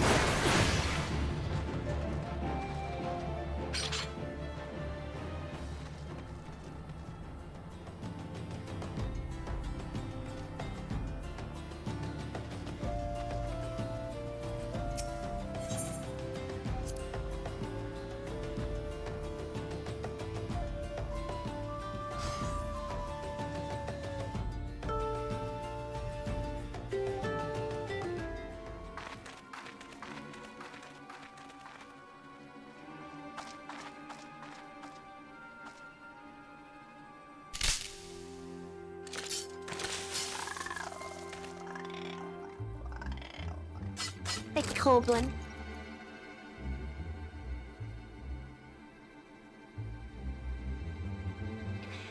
An adventurer? What are you doing out here? No, wait. Let's find some cover first.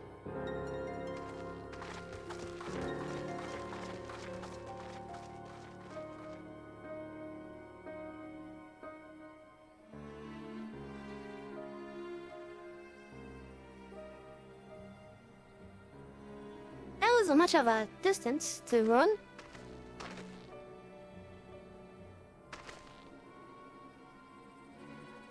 The Immortal Flame sent you? How do I know you're not an Imperial spy? You don't even have an uniform.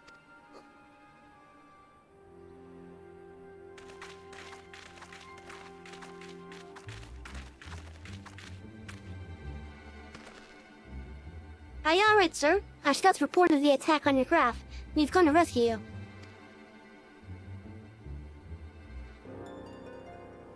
Avi, yes. Glad to have you with us. Here's my response. La la la la la la. Okay, didn't exactly sound as I wanted.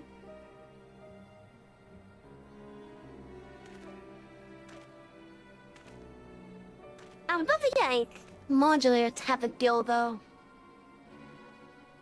I got it on the current one I'm using for this character. I like one that will allow me to apply various things.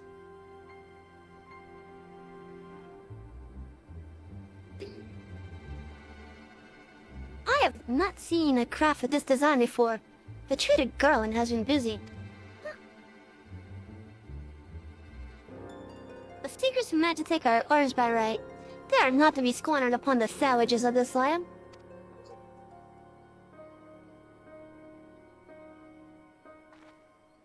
We are taking this craft back to the fortress. Dismantle if you must, and bring the engineer. Someone must pay for Garland's crimes.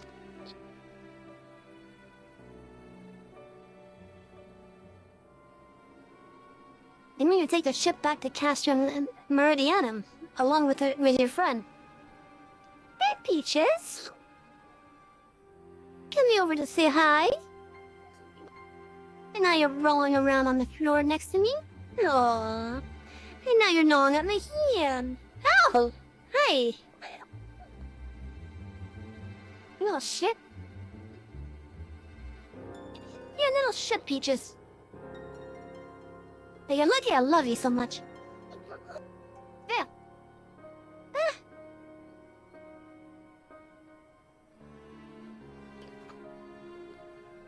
Sorry about that, my kitty distracts me quite a bit.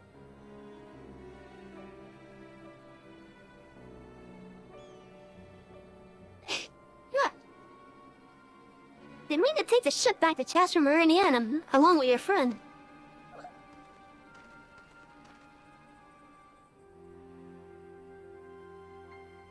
Wedge, you have to help him! That fool of a Lullaphil was hiding inside the tiny Bronco.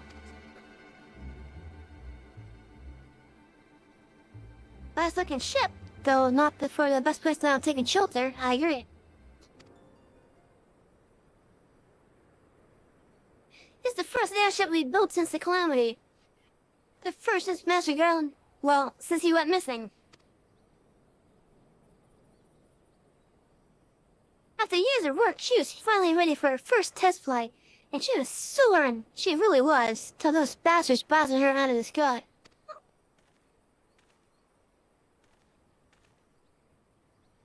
We attack on my command. Kill him quickly and save the lava field if possible.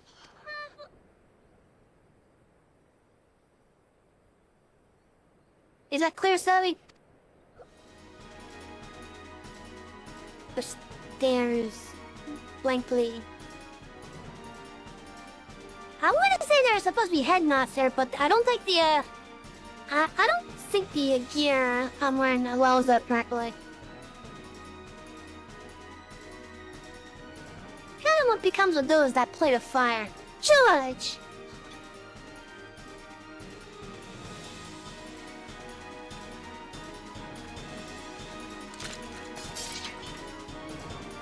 We're under attack! Till arms! Let's see, 1, 2, 3, 4, 5, 6 versus like what? 4?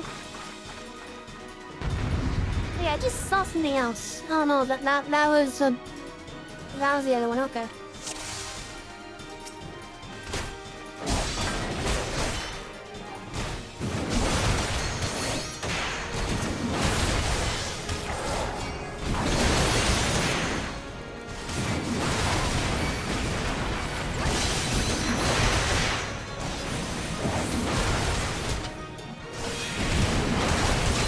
Attack me, Edda. Another orb.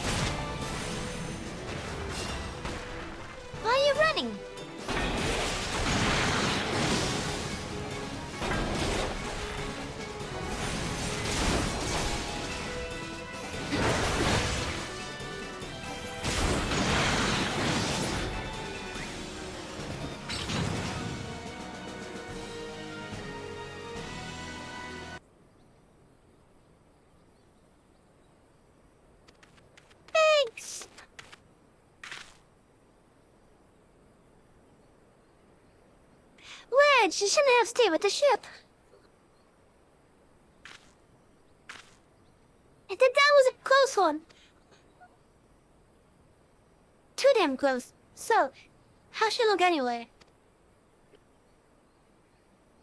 The auxiliary propeller is a dead loss, but I think we can wring enough thrust from the main propeller to get us airborne.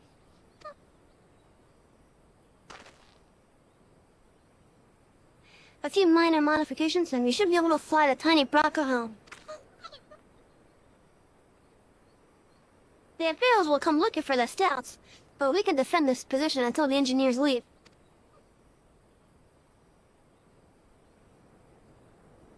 You should go, Salvi. You still have unfinished business to attend to at the Hall of Flames. You're not quite one of us yet, though anyone who'd see you in action today would be forgiven for thinking otherwise. I, just wanted to say sorry. You know, for calling you an Imperial spy and all that. Got that one wrong, didn't I? Seriously though, if that had been for you and the Immortal Flames last year, we'd be chained up in a dungeon by now. I'm in your debt, friend. We both are.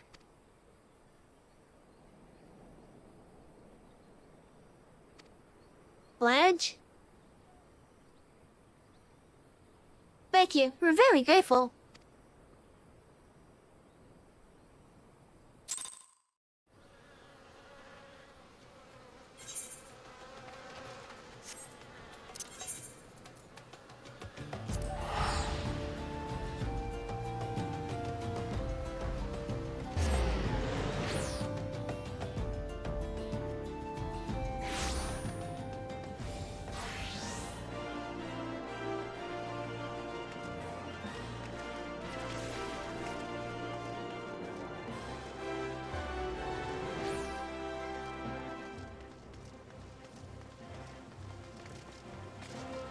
The best thing about the whole place is just how close it is to the Aetherite.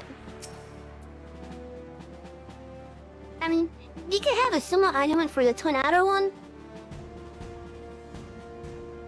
but you got a bit more running to do.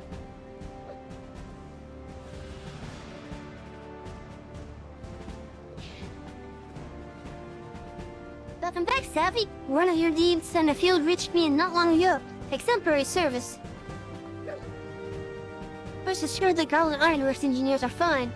They were able to get their vessel back in the air before Imperial reinforcements arrived. Your willingness to assist us on such short notice is to be commended. Clearly, your reputation is well deserved. Now then, I believe we have some unfinished business. Shall we continue from where we left off and induct you into the immortal flames? Yeah, might as well.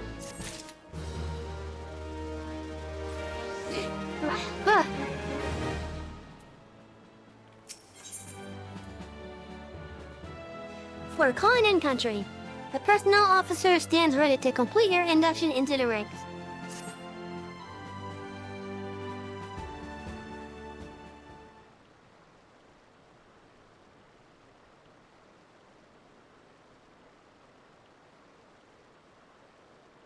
Are you ready, Savvy? Then let us begin.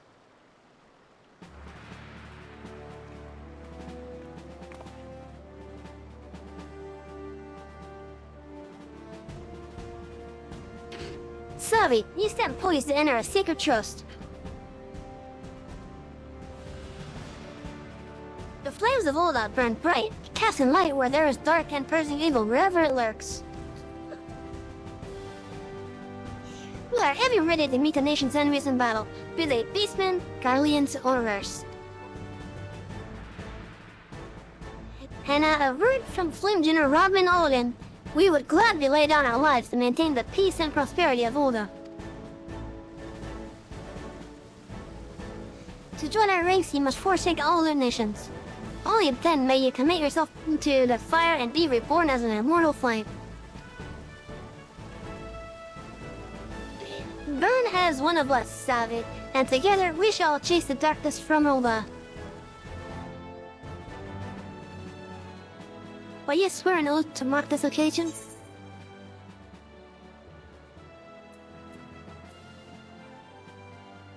I could just be silent?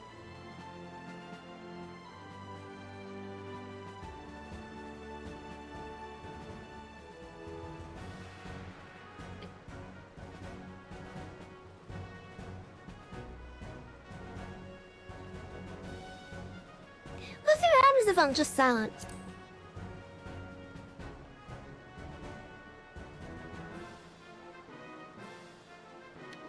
I take it you would rather be judged by your deeds. I respect that. You want one of action, not words. I did my responses were like blah, blah, blah, blah. Just with like a mild tinge to it. Very well, your resolve is plain, Savvy. I hereby confer upon you the rank of Flame Private 3rd Class. Welcome to the Immortal Flames, Private. But you fight to the last for coin and country.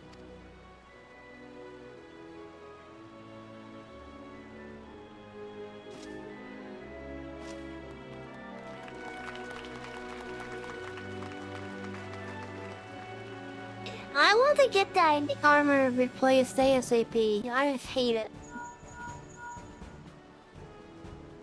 Bella? Can you hear me, Savvy? This is Minfilia. An officer of the Immortal Flames contacted me with news of your enlistment. My congratulations, Private Savvy.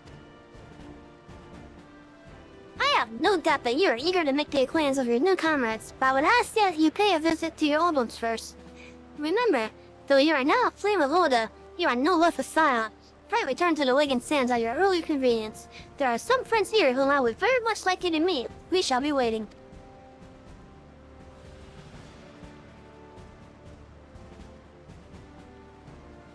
The stage of presence is required elsewhere. But before you leave, perhaps you could find a moment to speak with Commander Swift. He is not one to see new recruits go into the field unprepared.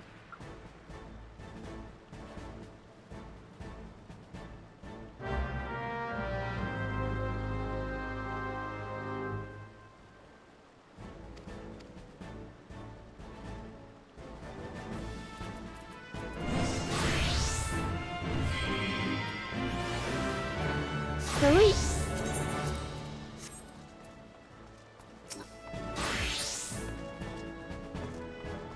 Now, since we are now part of the Grand Company, we could probably undertake supply missions.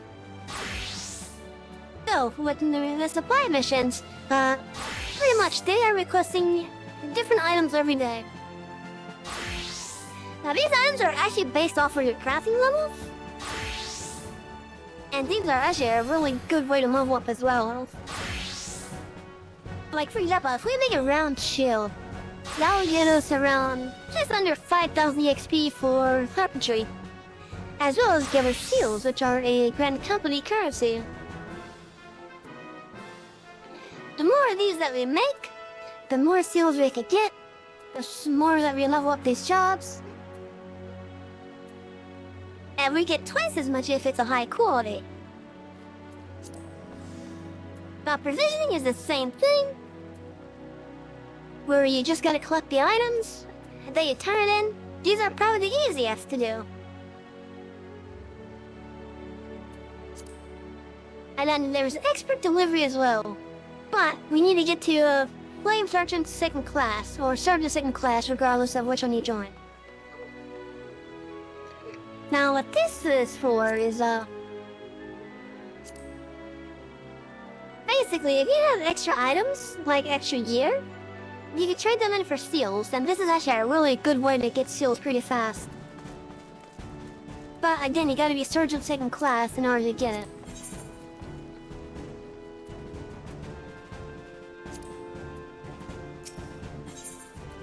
And to get to the next rank,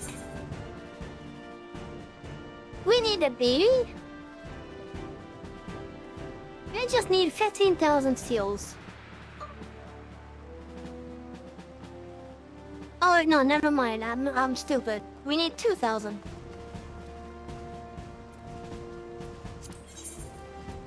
So once we have 2,000, we can get a promotion, and then we can go for the next rank afterwards. And then with the seals, we're actually able to go to a quartermaster and trade the seals for various items.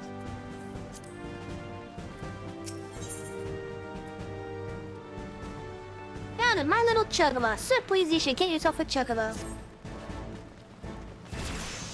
Private Savvy, yes? A moment of your time, if you please.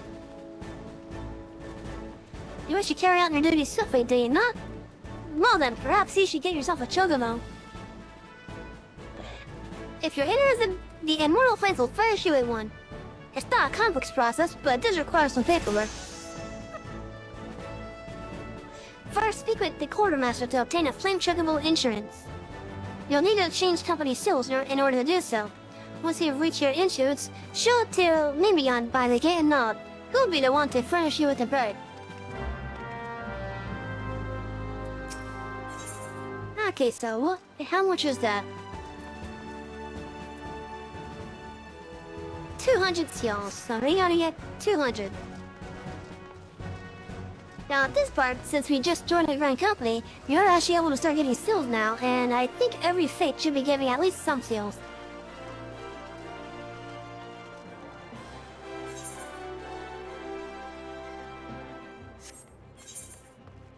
Oh, and our Diddy Rut is also starting to give seals as well.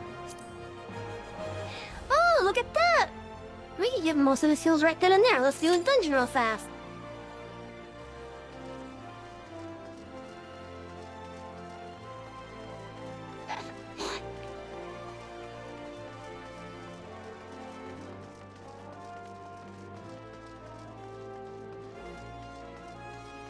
And it's all thanks to the, adventure and need part.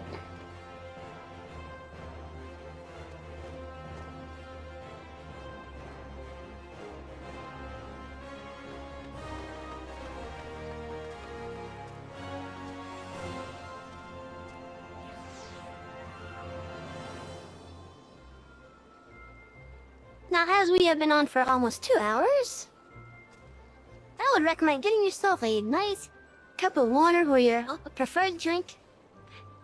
Get up, do some stretching, use the bathroom. I made sure to use the bathroom right before I started.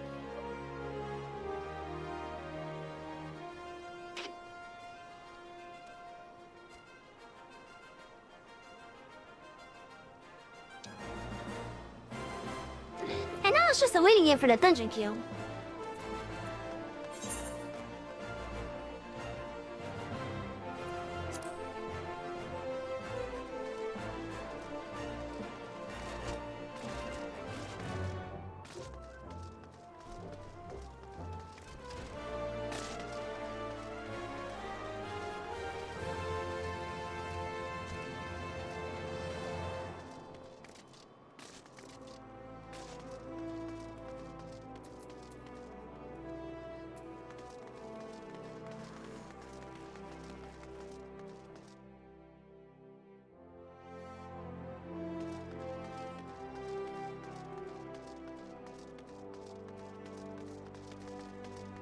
I guess what I could do is just buy some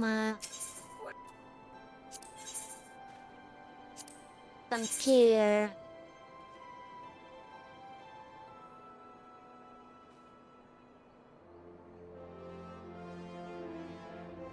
I'd rather not, but I might as well if I want to get the stuff. If I want to get these replaced.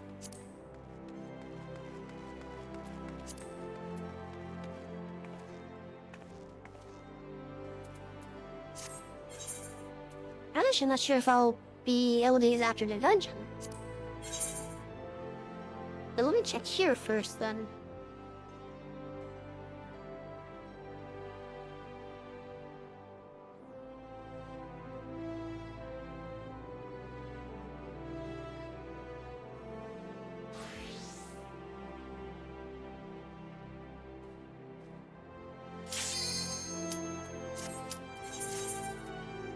Oh, there's a dungeon queue.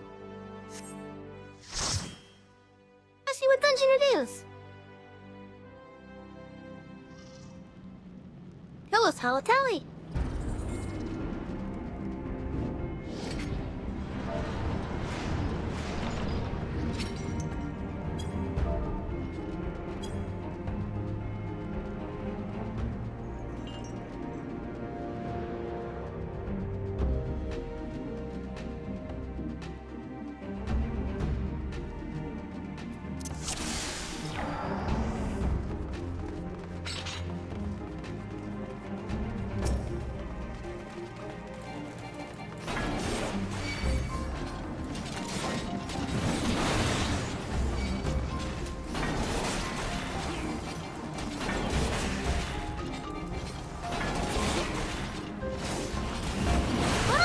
I don't have all their attention.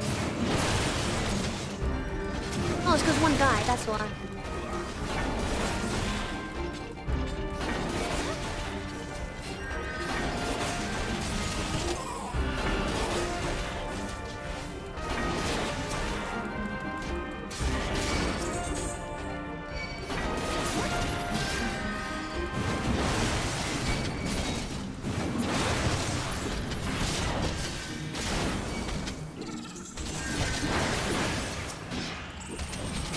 We do gotta be careful of these bombs.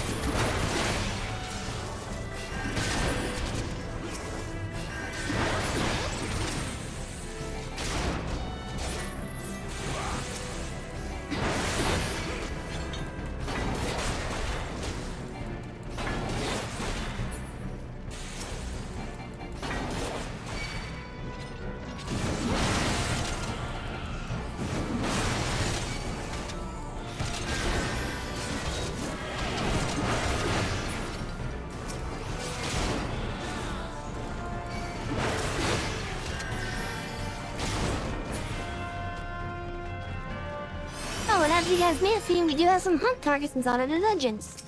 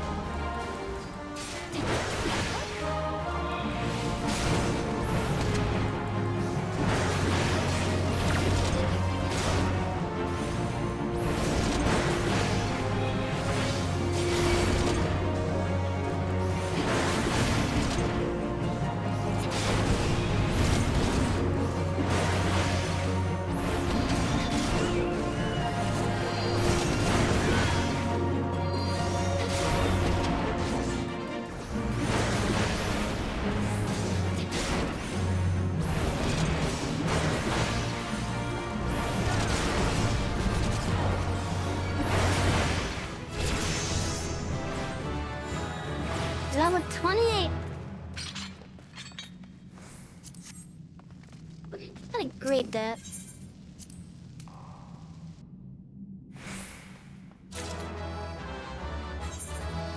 I still got it, okay.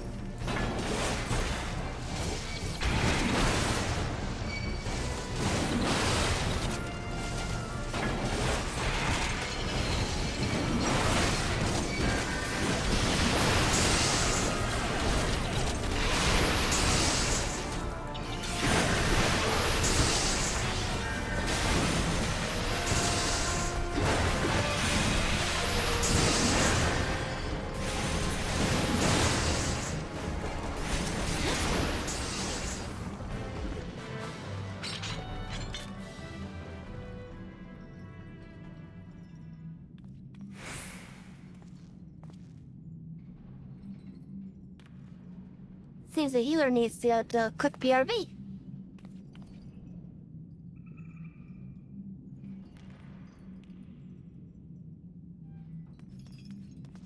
Want to buy this quad demo?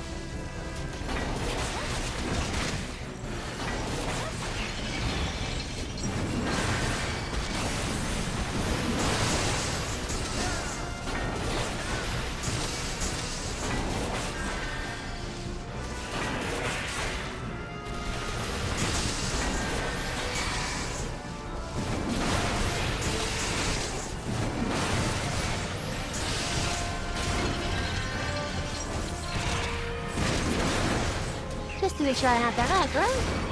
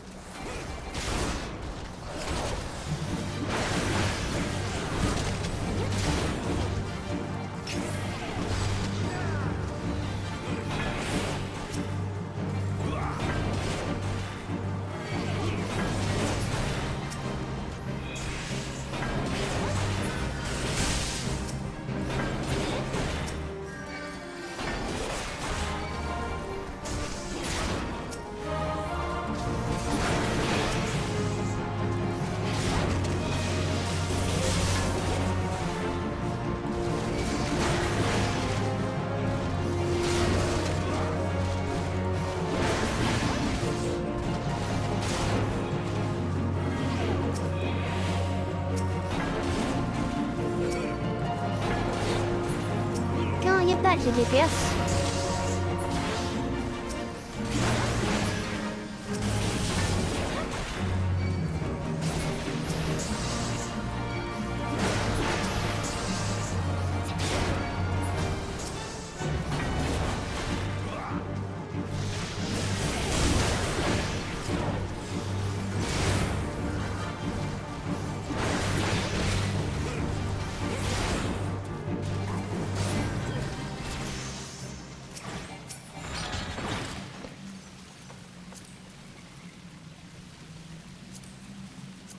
Try and grab that. And grab that.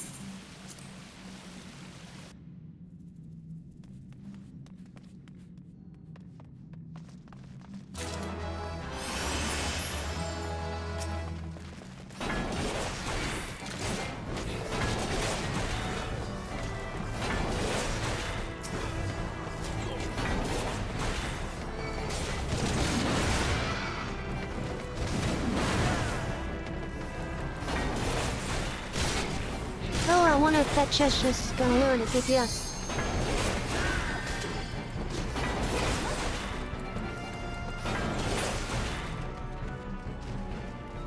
It did not, okay.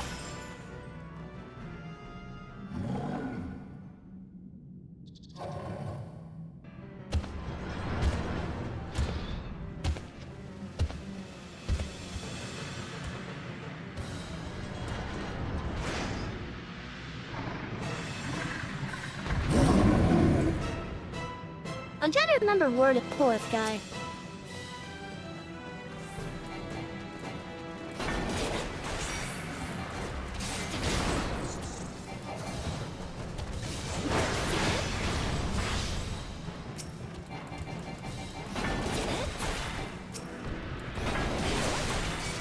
Ah, right, it's over here.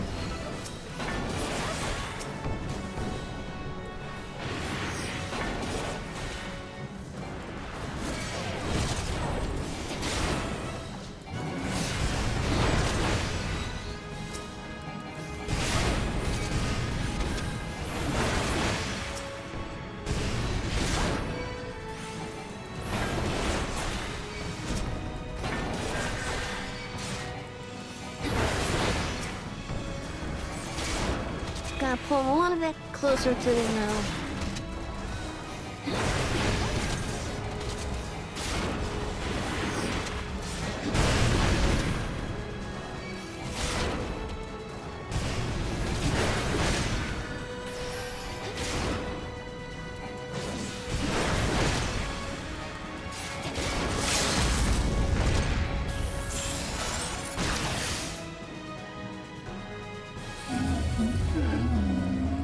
Level up!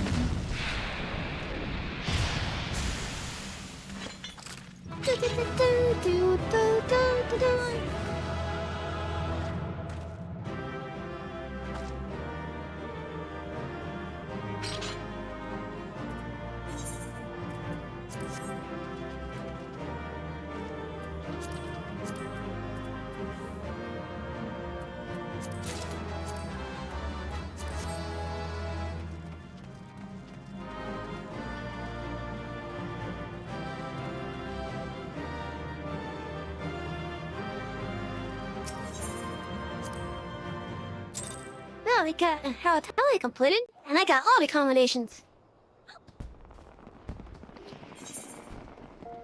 But now that brings our seals up to more than we need. Which is great!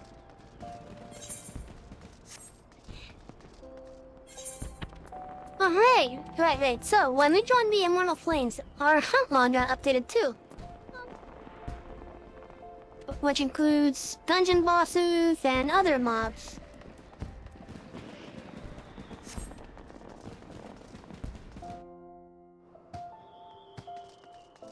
So that greatly helped, actually.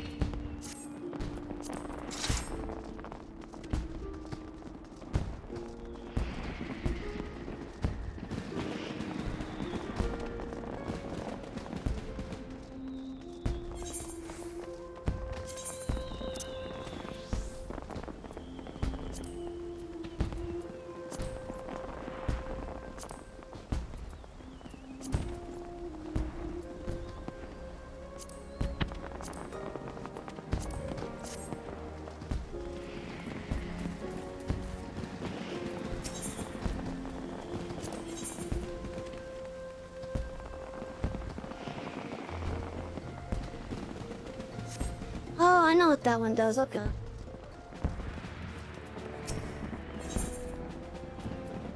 Anyways, let's buy the insurance. Let's also request that promotion.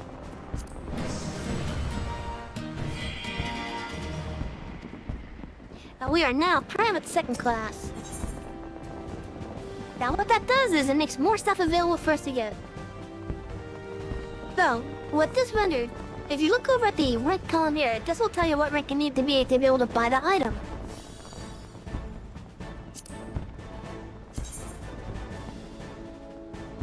Now some of these items actually do look pretty nice.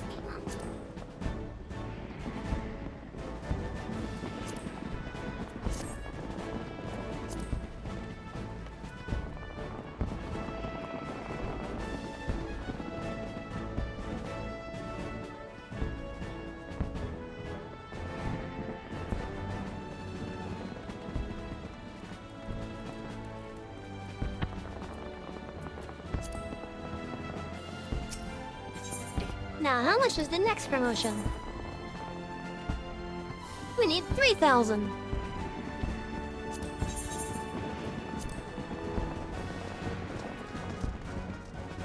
And we could get a quarter of that right now.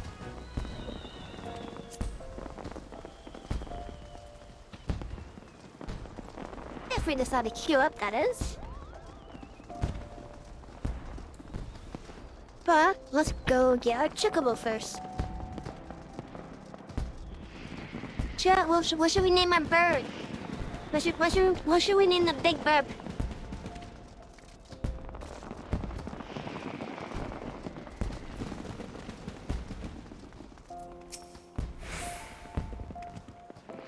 Want a burb issue, you say? They don't need to see your flame burb issuance. Present this deed to the Immortal Flames Company stables to receive your own chocobo.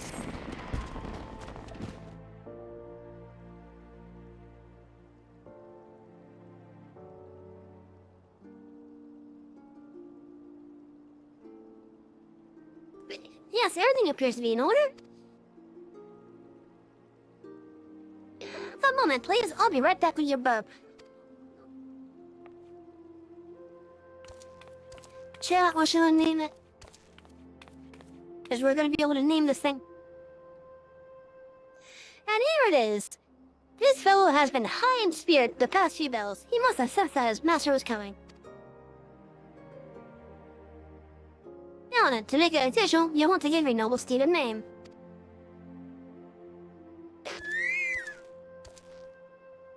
Quit!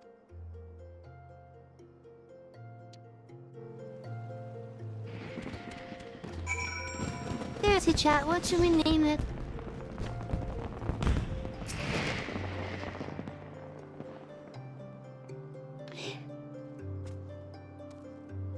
Oh. I have an idea of what to name it. Wing sauce.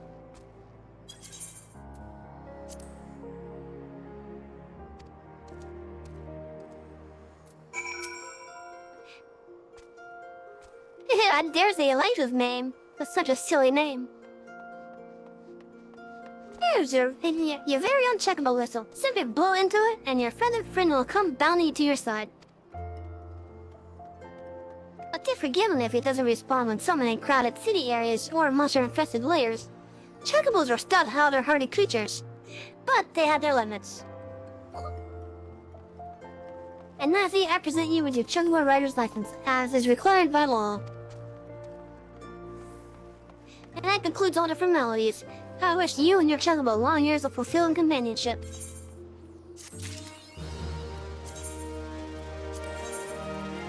So now we have a chocobo that we've been summoned.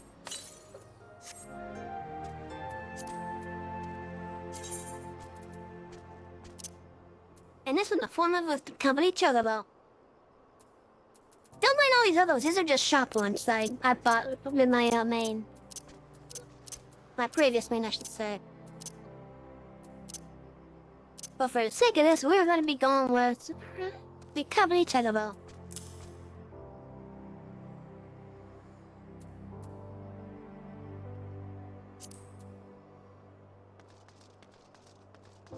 gotta say though, however, the fat chocobo mounts, they are amusing, but the animations are just mean to them. Like, on the ground, you are dangling a whole head of geisha greens in front of its face. And then when you are having it fly, it's even worse because now you're dangling a piece of cake. Now that's amusing to some people, like and it's amusing to me, but still, when you think about it, it's really mean.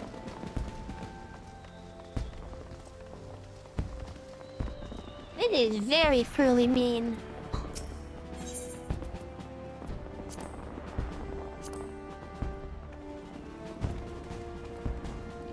Oh good, I could purchase repair stuff.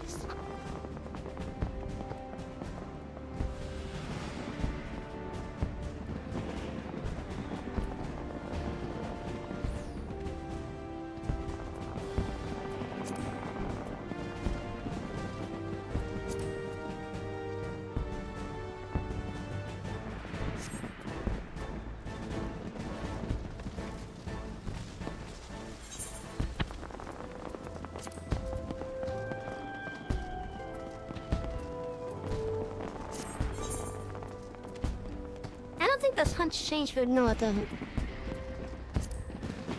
Okay, that's fine. Any new blues? No? Two Horizon.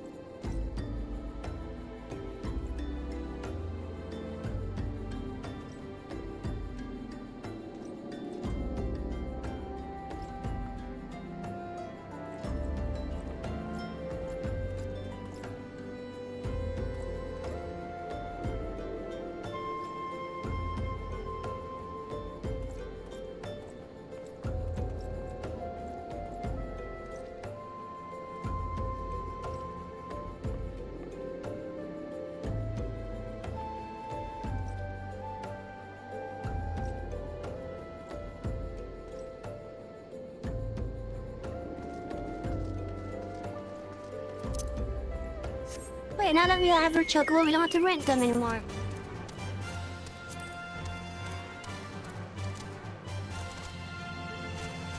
Oh, hey, we got some new stuff as well to we can make use of.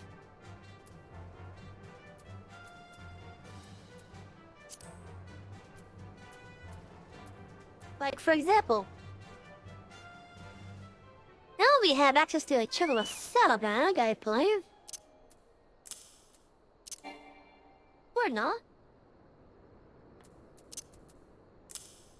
But we do have access to the companion. So this tab is useless to us right now. This tab is also useless to us right now.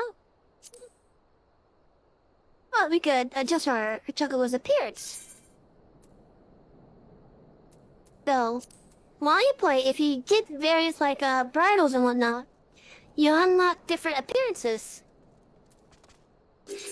And you can modify how your chocobo looks at those appearances. Right now we only have two bridles, and that is the default and the behemoth. The behemoth being one of those promotional items. Thankfully the appearance is just that cosmetic. But it affects both the mounted version and the later battle chicken version of the chocobo.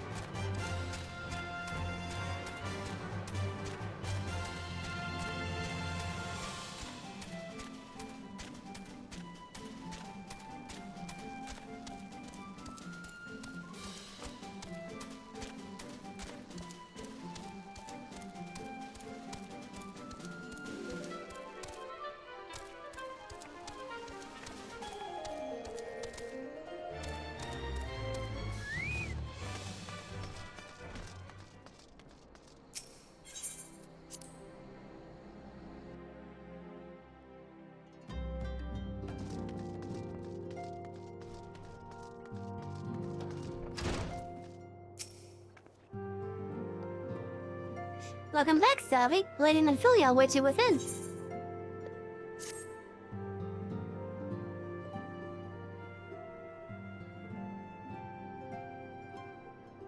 Welcome back. It seems you wasted no time putting your skills to work.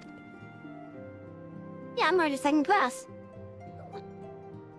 How do I know? Why, the recruitment officer called to regale me with a tale of your heroics. The pride in his voice is palpable. These signs are truly fortunate to have you with us, Savvy.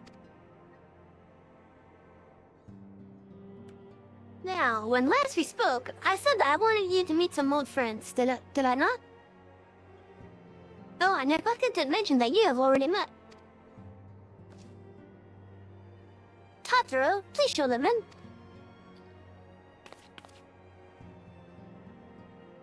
This way, sirs. Hello, Biggs and Wedge. Thanks again for getting us out of that mess. We owe you our lives. But I don't think we've properly introduced ourselves. I'm Biggs. And I'm... Gods, man, spit it out, will you? But Wedge, at your service. I am pleased to say that Biggs and Wedge will be staying with us for a while.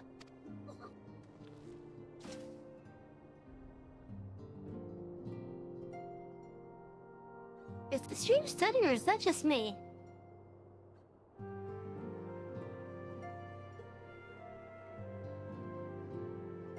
I hope it's just me.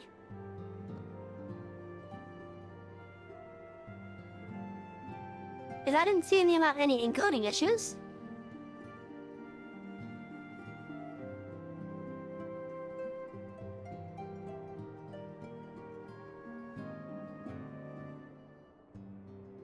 High-tech German chapters such as airships grow ever more vital to the city-states of Eorzea. As a neutral party, it was just that we sides should serve as the keepers of this technology.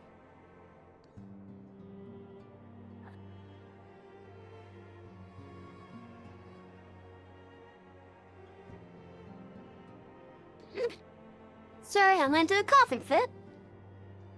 Had to mute myself before I let it out.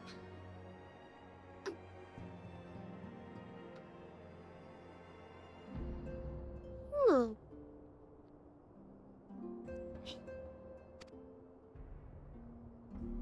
Of course, for this we needed the knowledge of experts, and so we requested the assistance of Garland Ironworks, who very kindly sent us 2 of their finest engineers. Our happy family continues to grow. On behalf of the Sons, I bid you welcome to the Awakened Sands.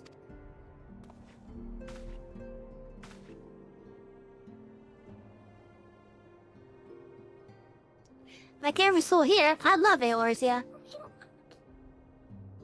And I count myself blessed to have been given this chance to stand with you all and fight for the future of the realm.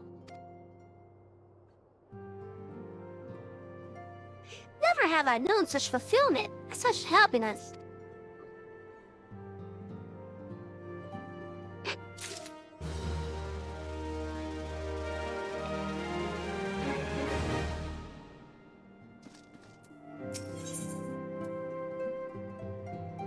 Oh, management. Minfilia needs you to investigate the cells.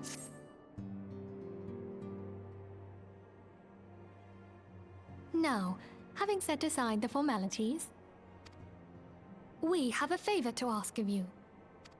Urianger, have the documents arrived from the students of Baldessian?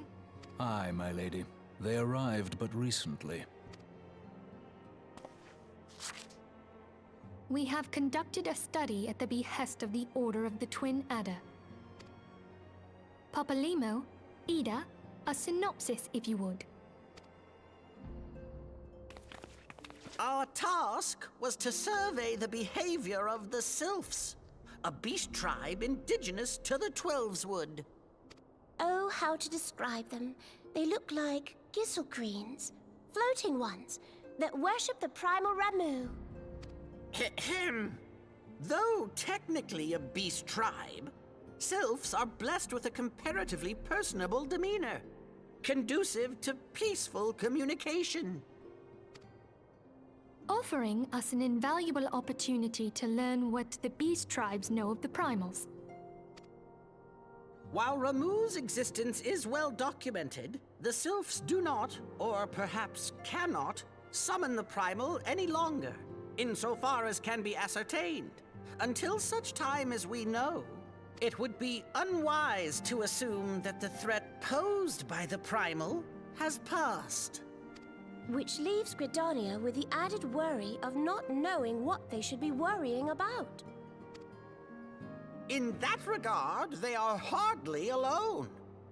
What we can say with absolute certainty is that Gridania has its hands full fending off Garuda, who, I need hardly remind you, is among the most savage and terrible of all known primals. In short, it is essential that we approach the Sylphs in as diplomatic a manner as possible. Words and actions can be misconstrued. The only sure way to communicate our intentions is the echo. Winning the Sylphs' favor may well bring us a step closer to mitigating the threat of the Primals. Will you help us? I am grateful. Lovely. Well, as much as I'd like to help, I'm afraid I would be of little use to anyone in Gridania. A veritable babe in the woods. Ida and Papalimo, however, should be able to see the forest for the trees. Is that not so, Minfilia? Indeed. You are willing? Leave it to me. Us, Ida, us!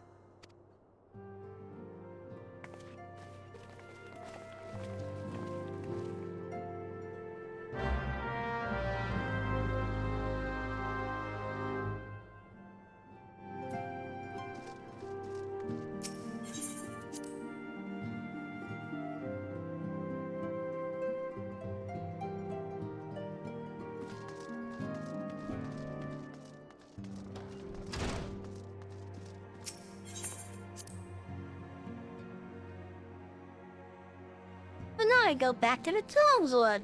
The Shroud.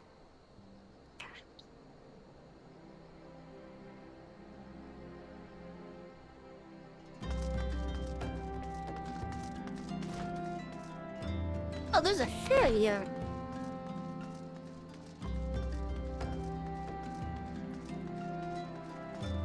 Where does this ferry go?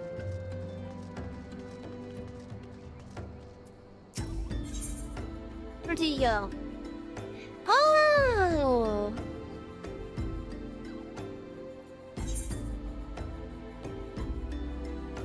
Right. I could have sworn there was another way.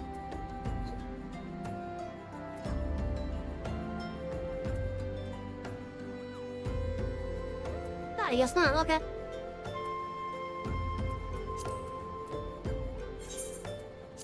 You know, let's go to Black Brush and go north. But that either is right there.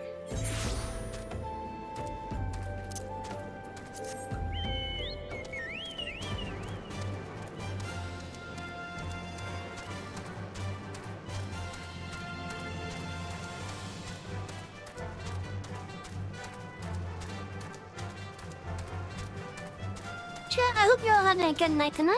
If you're just joining us, welcome to the library. My name is Salvi, and I am your steward for the night. Or rather, librarian, I should say.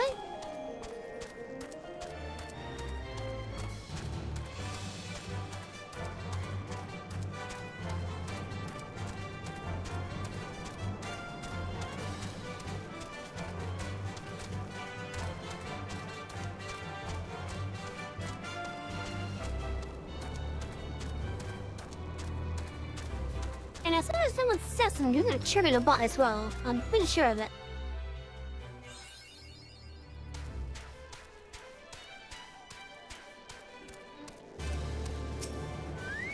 And by trigger the bot, I mean the text things that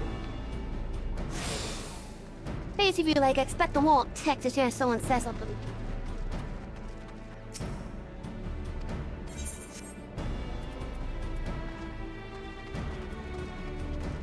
Now, I can't survive in this area if I was to fight anything. but I might be able to run through. Let's see if I can run through.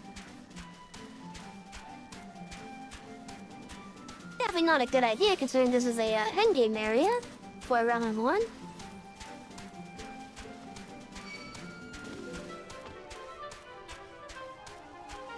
Okay.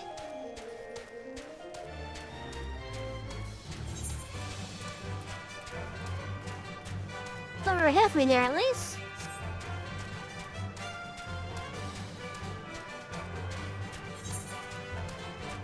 And there it is.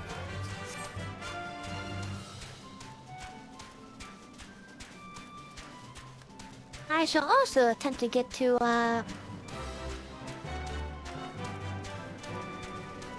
the next town to the north.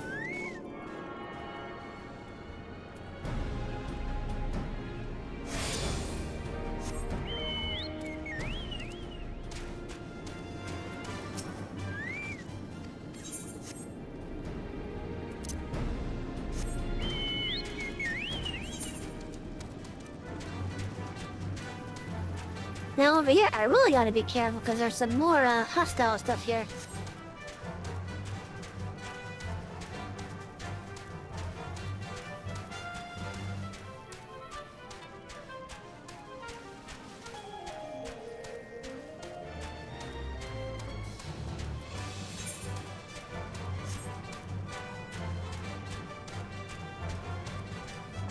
Oh, they're all over the place. Please don't be ranged.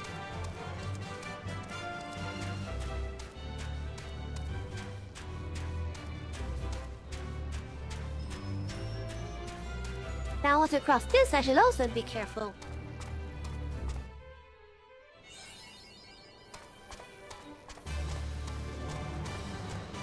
As this is going to be a tough spot right here.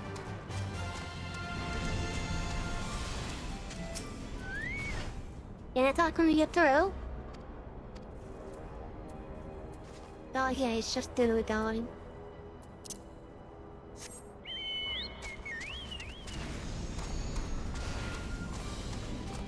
Oh yeah, I really gotta be careful while going through here. Oh, it's ranged! Is it gonna hurt?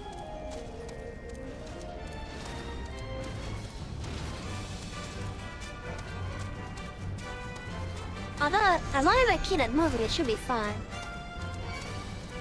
Oh shit, I just want very okay.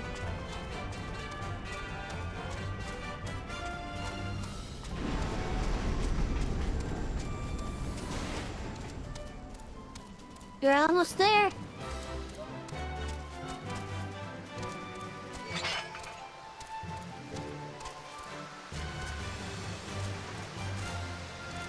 Oh no.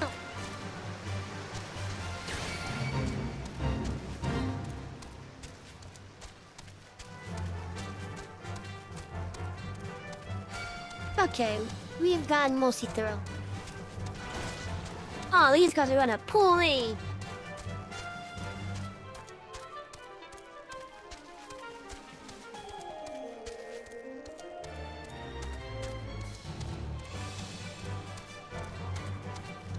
Oh, that was definitely gonna pull me. I'm surprised it didn't do more damage.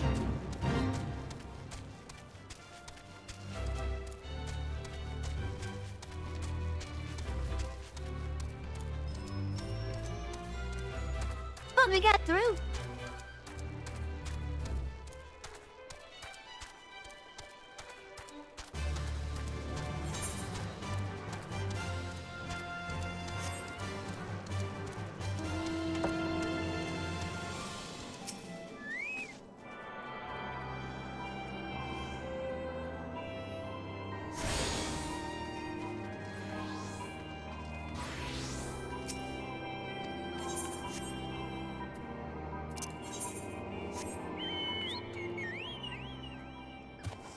Okay, they have a portal over there, and that should be a mostly safe run.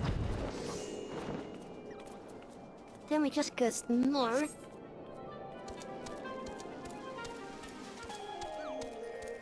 I don't mind me, Char. I'm just going to get the rest of the Aetherytes I can actually reach.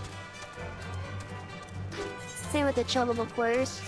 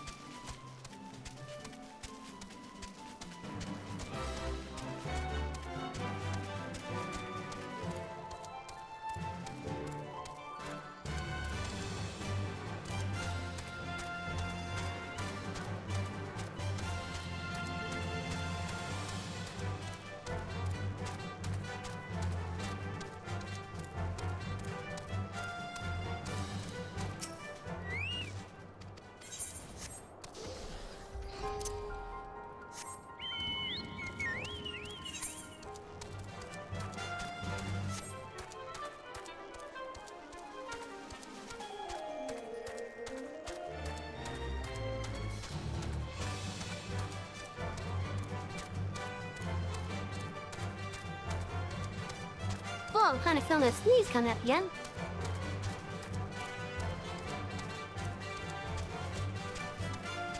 The question now is, when is it coming out?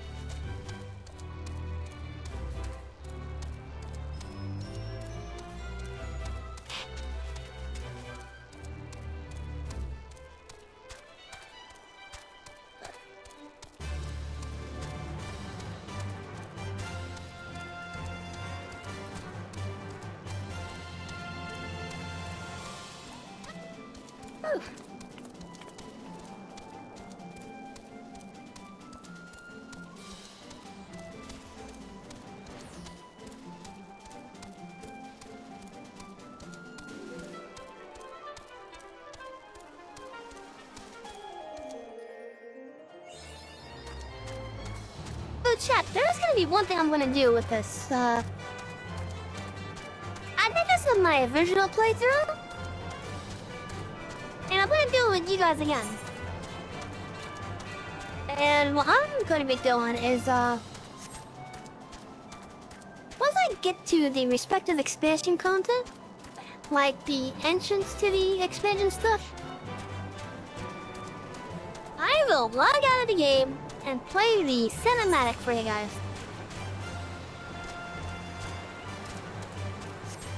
Because I did that when I first went around playing this. And I enjoyed the game much more thanks to that. And I think you guys might as well.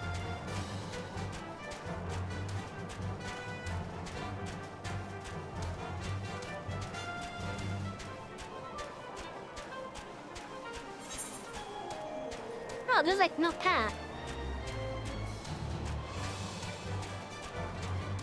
Oh, there is a path. But not where I am. You can barely see it. What the hell?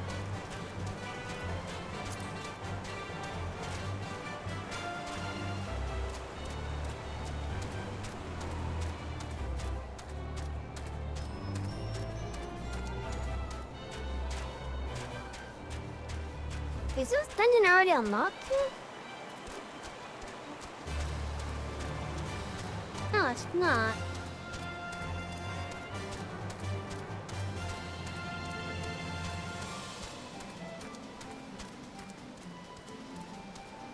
I don't recall getting me this far inside, though.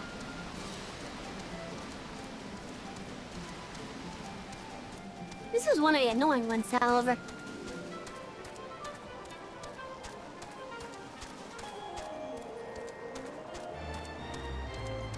Oh, because of that first boss, mainly.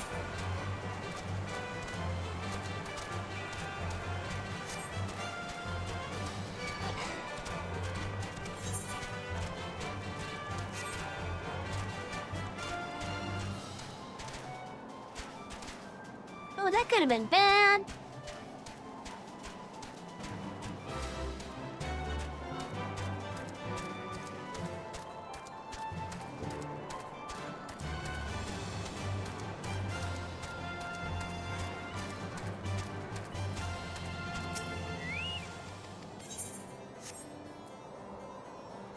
You know, so he has never got back to me about what mount I should focus on.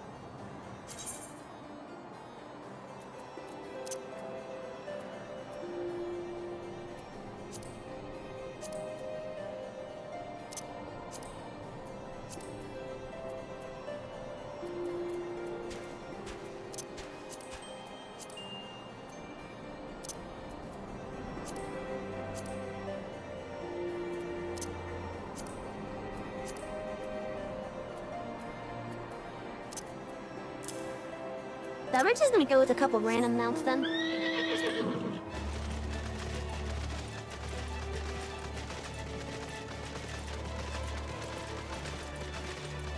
Now, as you guys may have seen it, the subliminate material is sold again. So when you have an item up for sale that it sells, the game will let you know. That's always a good thing.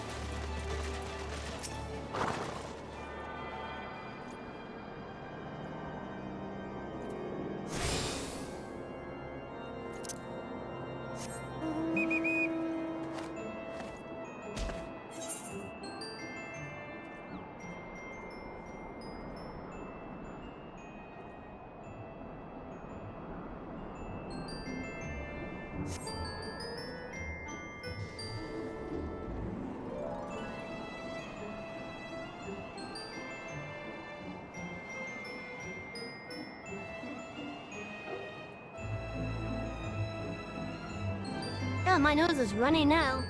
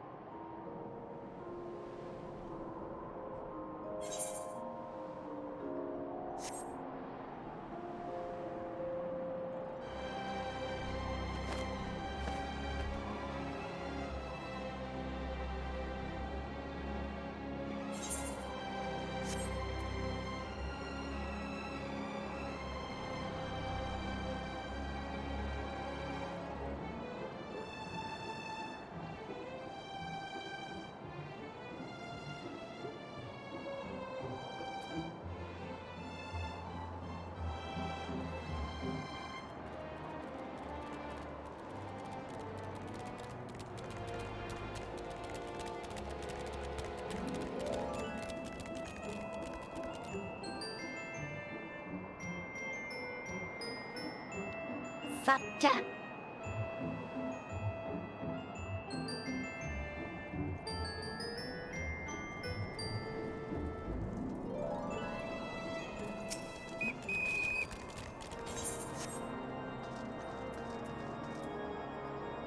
I think that's it for this region.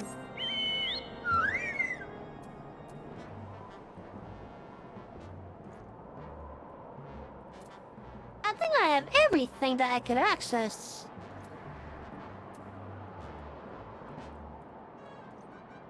Pretty sure I have everything I'm able to access currently.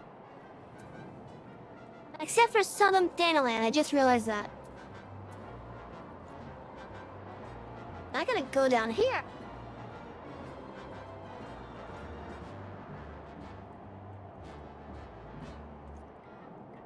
Southern Danaland and Northern Lanoska.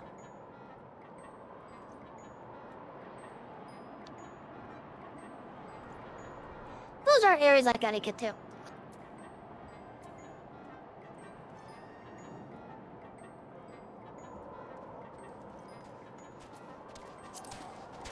Oh, remember what I said about the fat chocobo in which we were being mean to it? Yeah.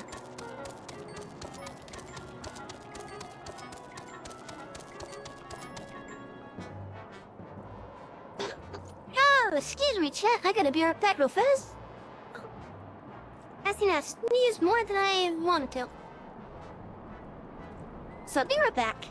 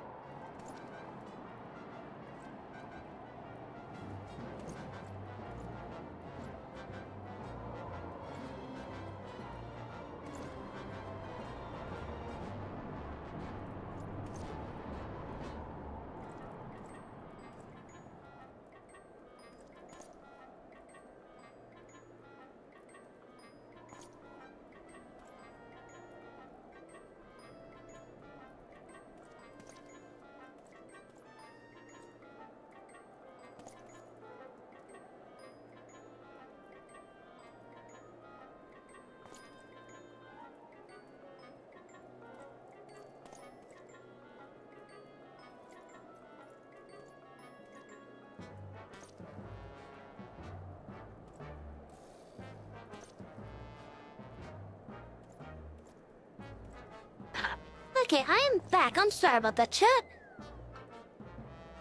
I really had to get my nose blown out.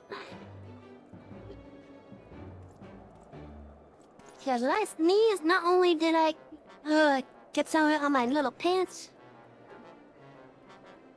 I just had to get my nose cleaned up as well.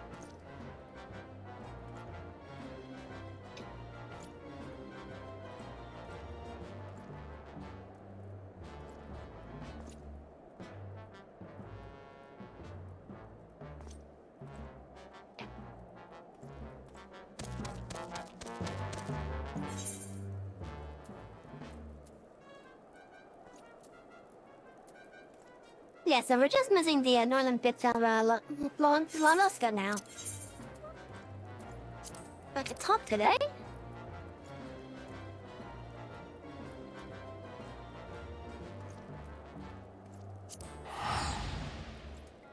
Let's go to Summerford and go to eastern Lanoska.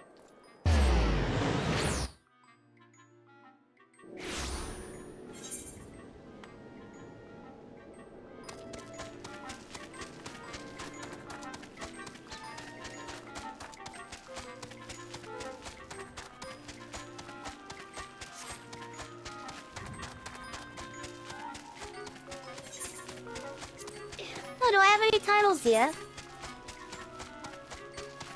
Gambler, just that one, okay.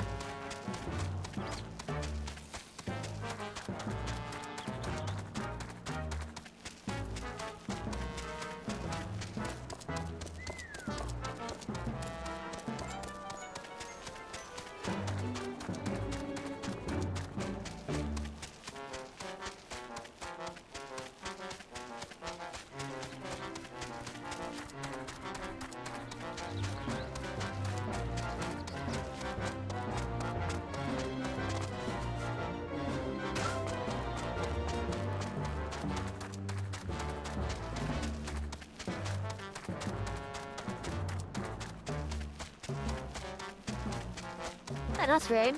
It looks, it's like okay, somehow have like sticky heat or something.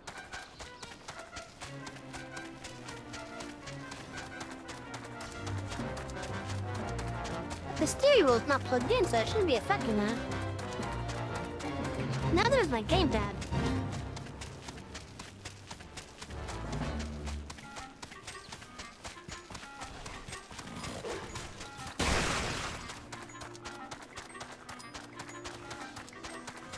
Oh yeah, Chen, you're seeing that too, right? Like whenever I turn, it sometimes turns just a little bit further.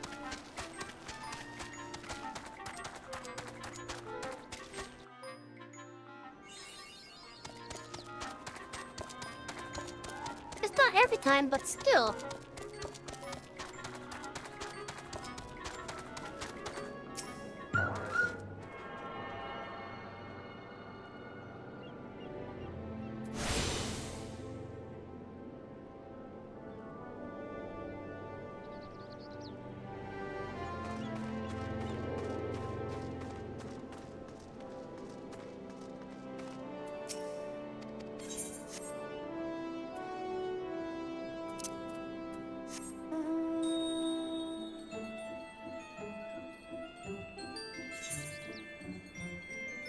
I really like the design of this door now.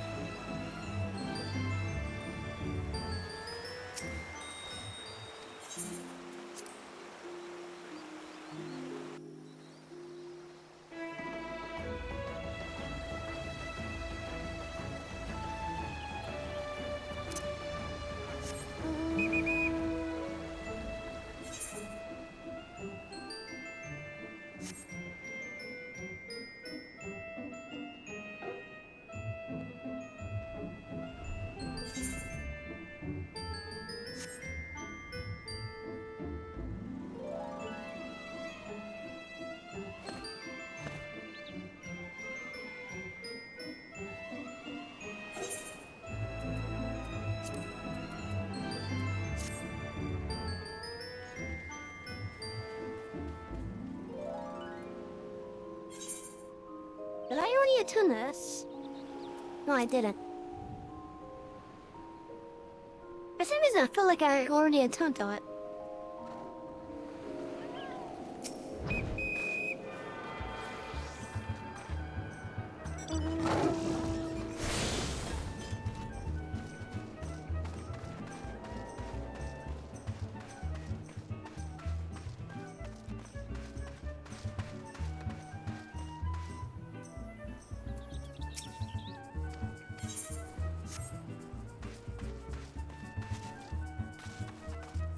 Wait, that tower normally there?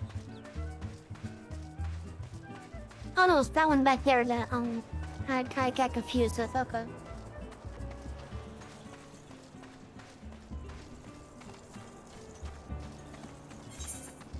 Okay, so other than one that's up in Upper Lonoska, I think I have no 2 more Aetherytes and Chocobo Porcio.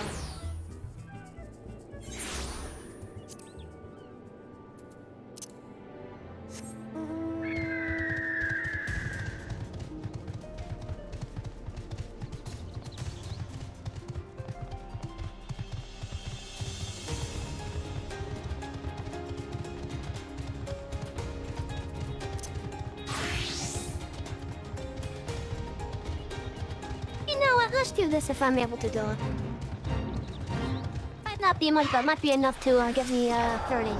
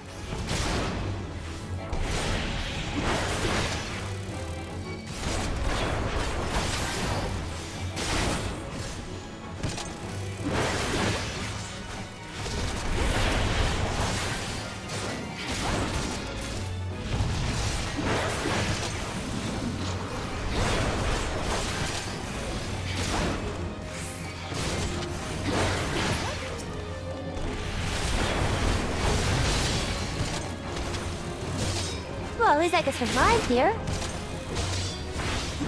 Not sure how I got stunned.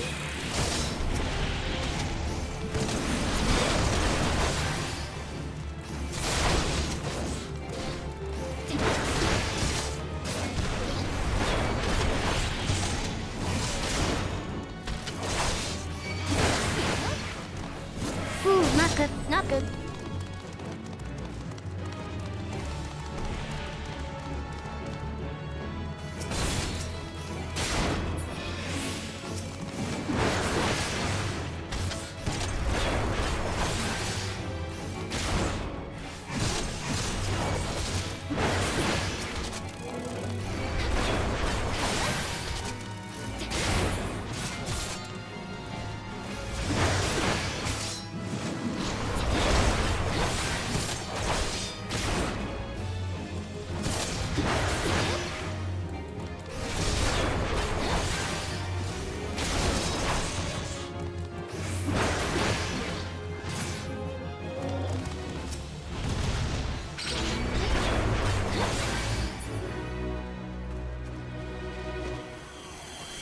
Yep.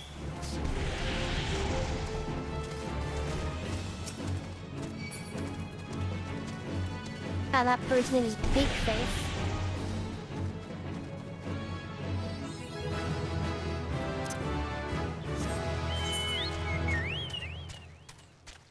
Oh, sweet, we are level 30 now! This means not only can we now do the Moonfire, which I've been wanting to do, but now we get the first advanced class unlocked. And in this case, it's going to be Warrior.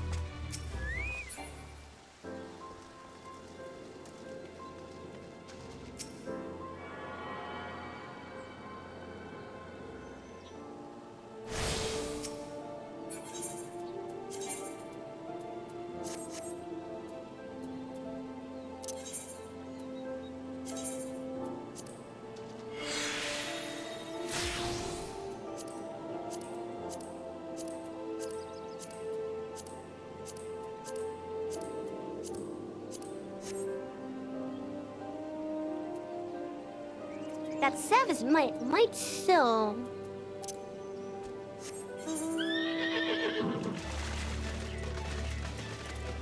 But anyways, we got one more Hey the Right Hand Chocobo Porter to get. So let's go get that. Also, with how small this area and the northern area is, so you'd think they'd be on the same map. Well,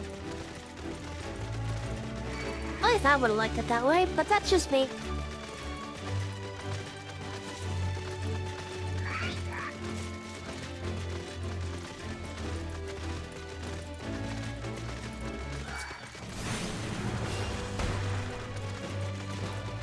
Rude.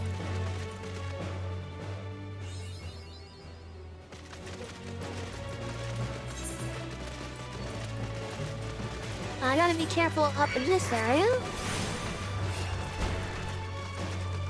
Really rude.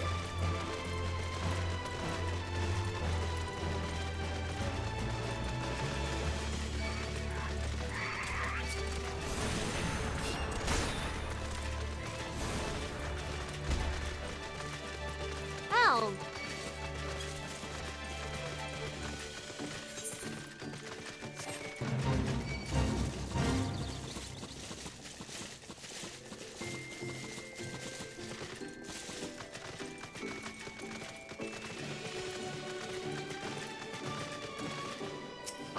Wait, is there no chocobo porter here?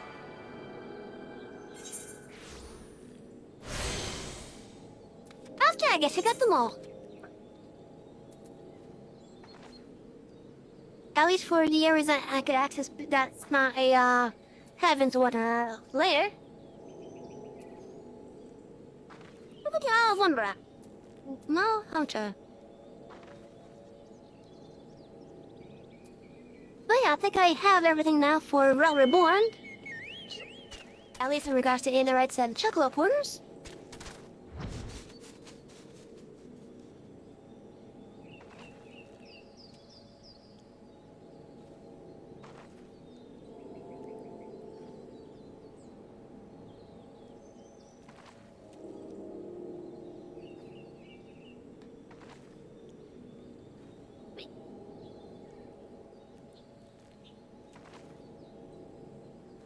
Hey, Peaches. Come over here being all adorable. Oh, look at you rolling me around again. Meow. Meow meow. You enjoying this attention.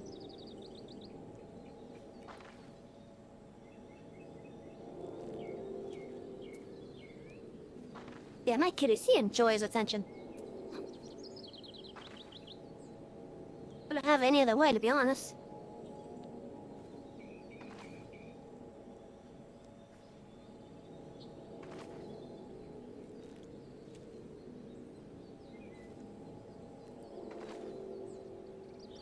Hey! I'm getting up there.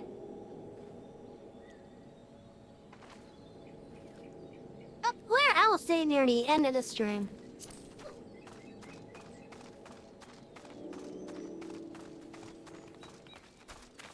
I just wish I had a better way to, visually show how happy I am for that.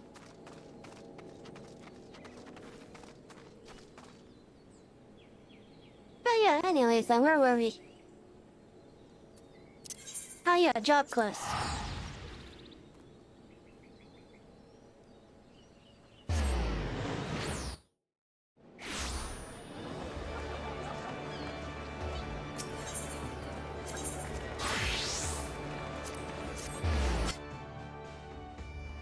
Huh.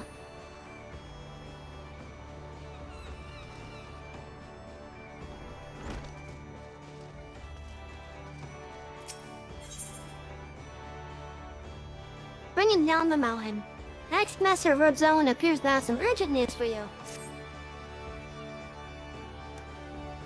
Savvy, your confrontation with the beast is at hand. Kujata has made his presence known. Reports place the creature to the northeast of the Red Rooster Steed in the vicinity of the Great Fleet. Really? Hello, little Noska? There is little more for me to say, but this. Harness all the street they have built through your labors since sweat and blood, and unleash a full fury upon Kujata and his menagerie of scavengers. Sigurd yet lies abed, trusting in your strength and praying for your victory. I ask you go to the lab before the battle, and tell me venture forth to show the object of his vengeance. Such news should cheer his ailing heart. The time has come, Savvy. May your axe strike deep and true.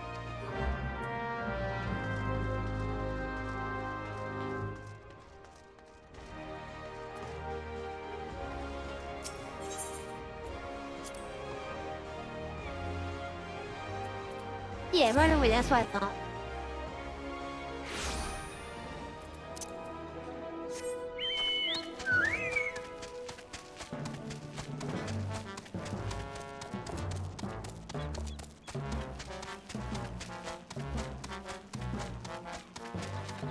I swear, this is so mean to the chocobos.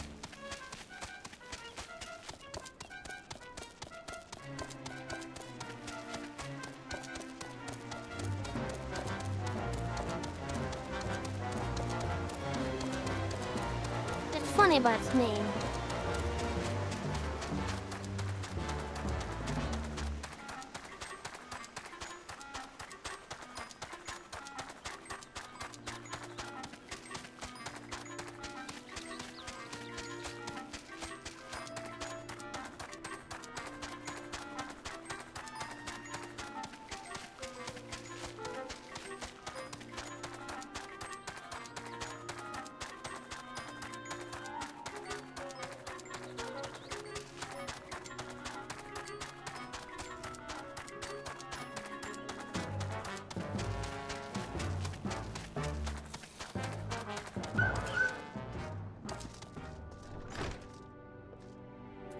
Hello, Sigurd. How are you feeling?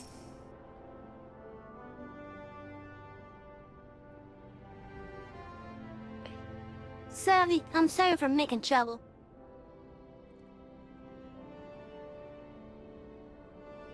Yeah, I deserve what I got. It's me own fault for not believing in you. But you came back anyway, and now you're gonna take that axe to Kujata's head, ain't you? I know you can beat that bastard. You got to.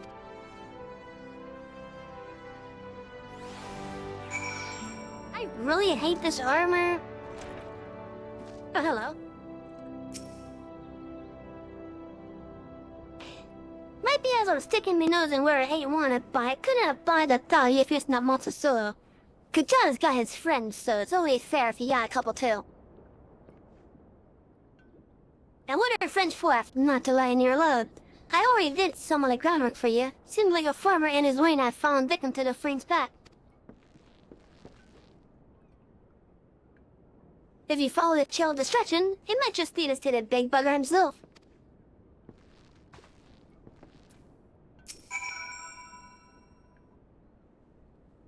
I heard Kajana had reared his ugly head again, and reckon you'd not be too far behind. I hope you won't object to me lending what aid I can. We've been through much, you and I would see this tale to its end.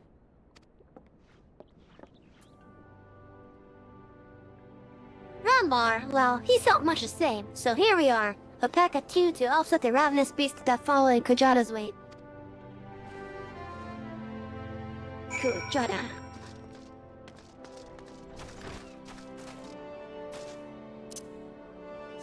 Come on, balloons.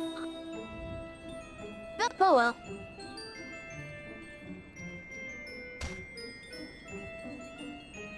Look at that S-ring! I think it's an S-ring, yeah. Or is it an A-ring, I don't know. Oh, it has to be an A-ring, never mind.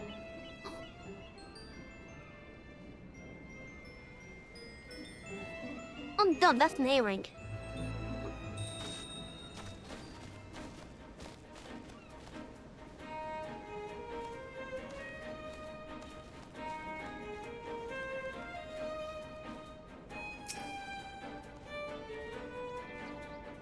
You find a pot that appears to have been dragged from the farmer's lane.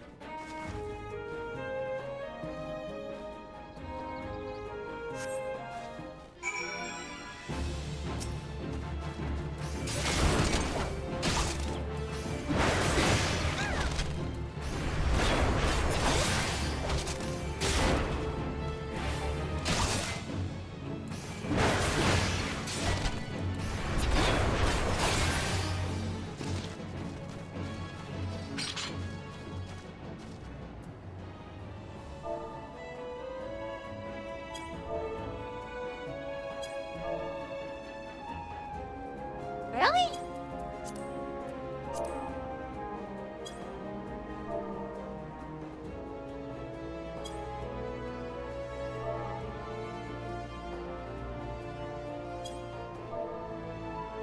Huh.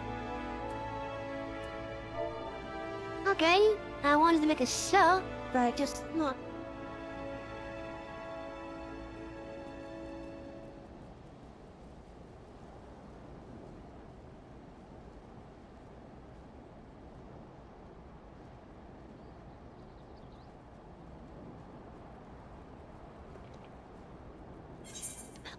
What area is this? What spot is this?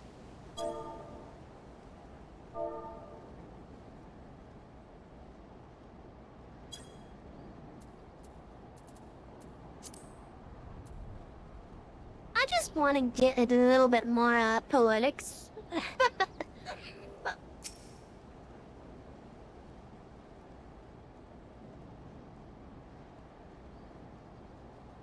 If there's anyone in the region that'll respond.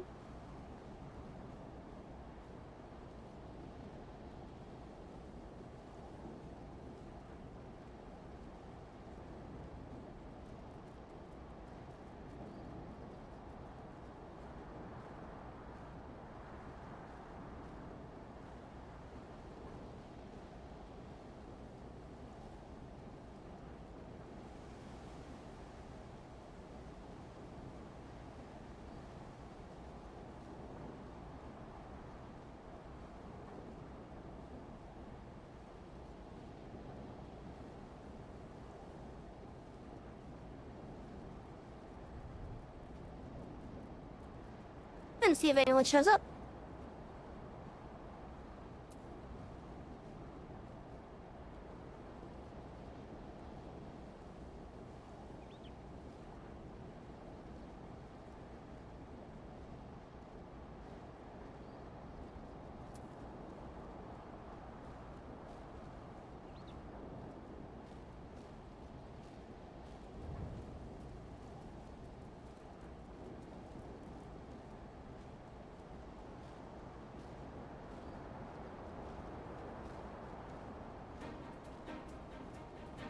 And if someone does shout, I'm gonna smack it.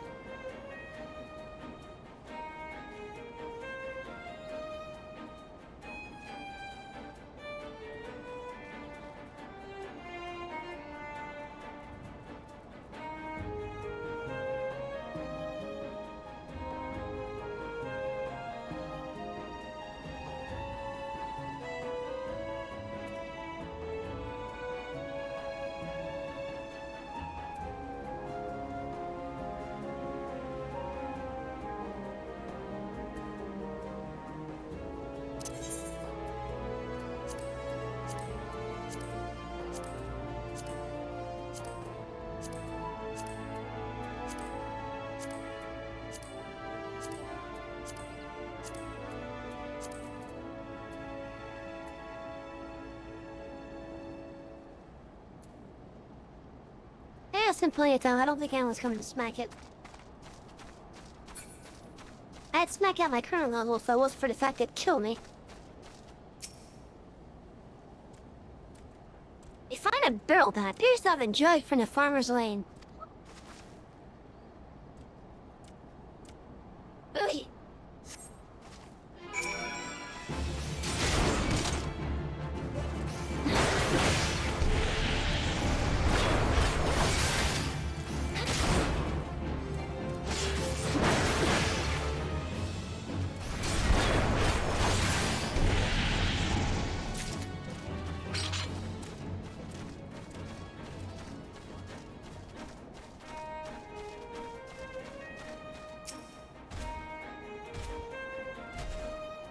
You find a crate that appears to have been dragged from the farmer's lane.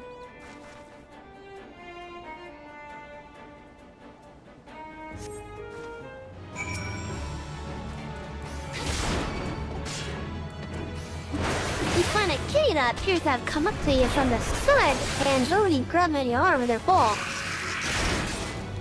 Hi, Peaches. Just tracking me when I'm in a fight? You little shit.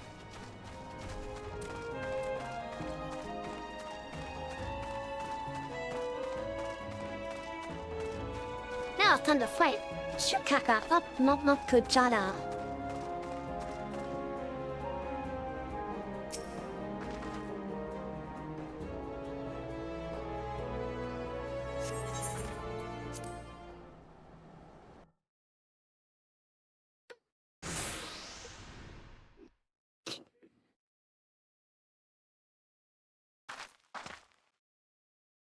I really hate this armor.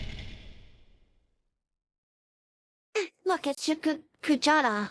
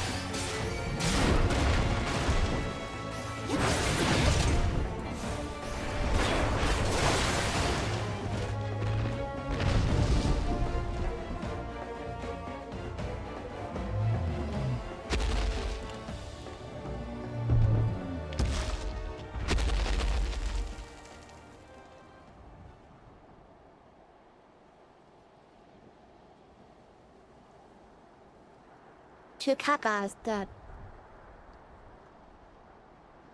Daddy!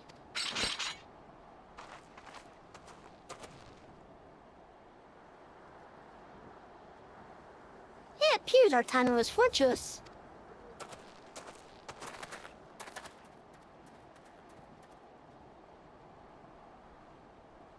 The Axeman secured me here so I could see.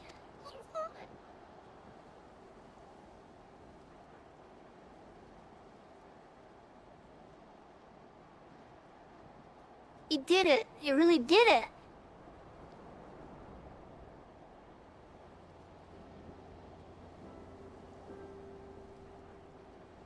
I swear, riding this armor makes some of these scenes a little bit, awkward.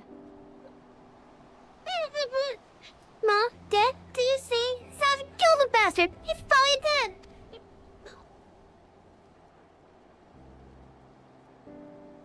Thank you, all of you.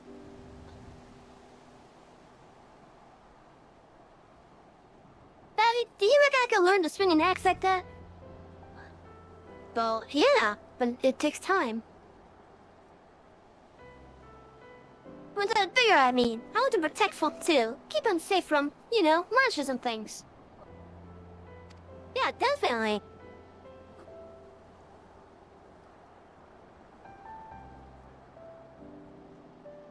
What?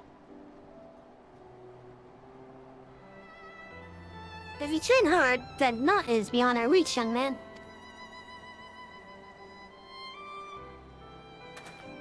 Then that's what I'll do. I'll train every single day.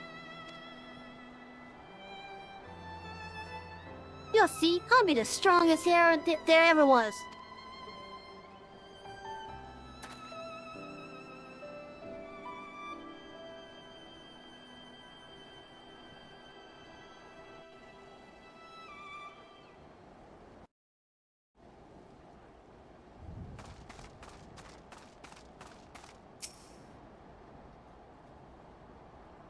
So my one eyes, and I still scarce believe it. You brought down the mountain.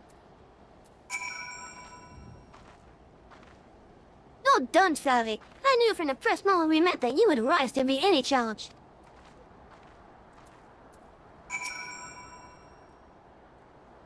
It is done, Savvy. Yeah, answered the boys' prayers and upheld the pride of the guild. Hold your head high, brother. I shall be awaiting your triumphant return to Limsa Luminsa.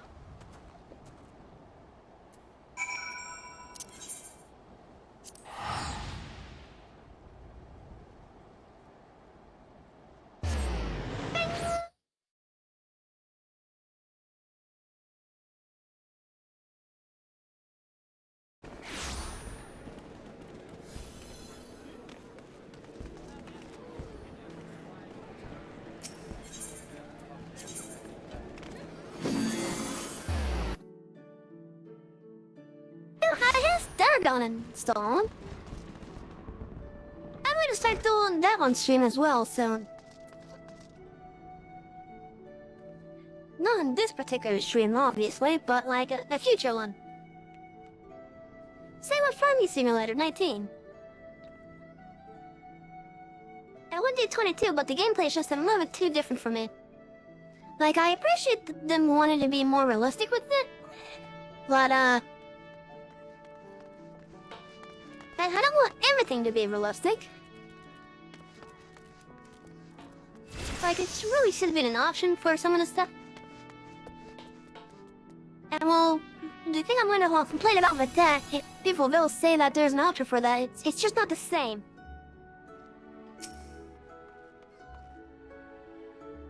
So that's why I'm going to be doing it on 19. Because I think I can do it with the Avatar. That was truly a mighty feat, Savvy. Never have I seen a marauder so dedicated to attaining the pinnacle of her discipline. In recognition of your achievements, I, Ex-Master Rosone, pass on to you our guild's final technique, the Thrill Battle. This skill teaches you to embrace the fear and danger of combat, allowing you to push well beyond the normal limits of your stamina. Though the thought brings me both joy and sadness, there is not more I can teach you. May the memories of your time here at the Guild sustain you as you strive for ever greater heights of perfection.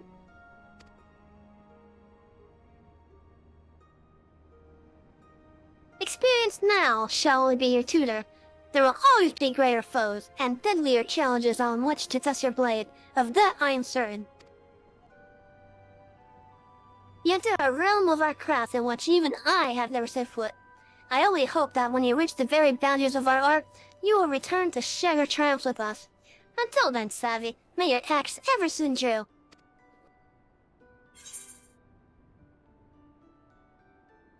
Sweet! I'm going to get a weapon upgrade, finally. I'll see a skill, which is going to be pretty useful.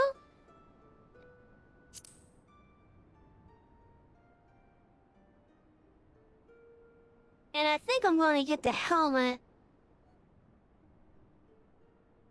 on the Paladin. Because I really want to get out of this damn suit of armor.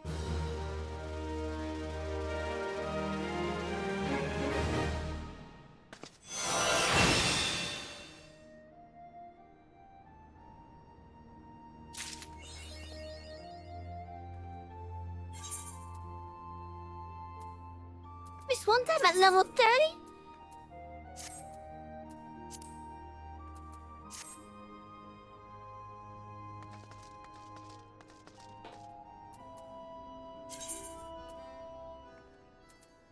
Oh, new quest. Let's go over there.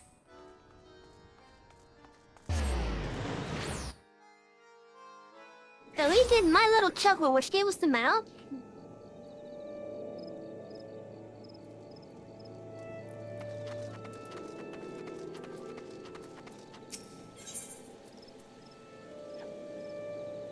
My feisty little chocobo. The sun appears to have caught scent of something.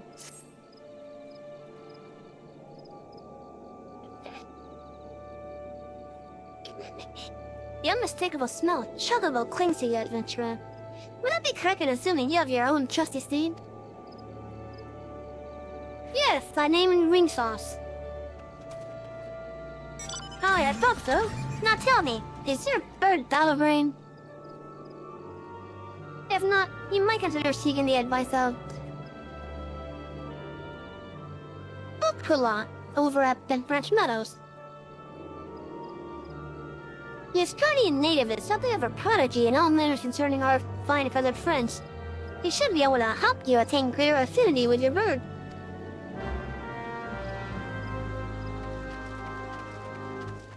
And while we are here, let's get the leaves here unlocked. After the lengthy interrogation of a recently captured Core Claw member, the Wood Railers have discovered the precise location of several stockpiles of prohibited furs. As there is a countless number of these hidden stashes, the Railers are currently enlisting the aid of able-bodied adventurers to not only retrieve the contraband, but also see the handling of any poachers that may attempt to protect it.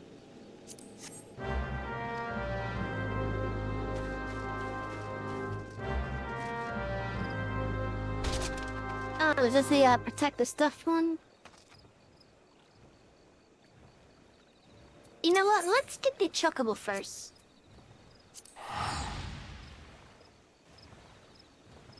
Because that might make it easier.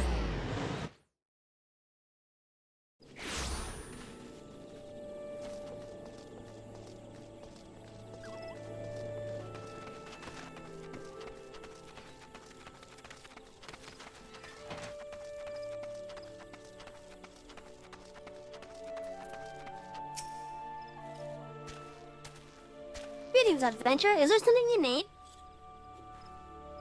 Oh yes, I was told that you may be able to help me, get my bird to be brave out in the field. You wish to have your chocobo trained in combat? This is no small request you make. Riding your bird is one thing. Asking it to take herds in your name is quite another. I will help train your chocobo, but on a promise that you will never unduly expose it to danger. Do I have your word?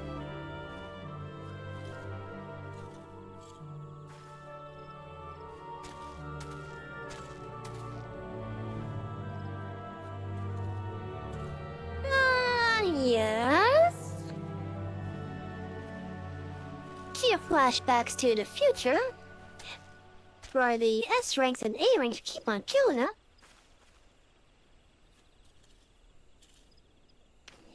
Very well. To begin, you will need a bunch of queso grains. You have my lead to pick one from the fields yonder. Return here when you have it.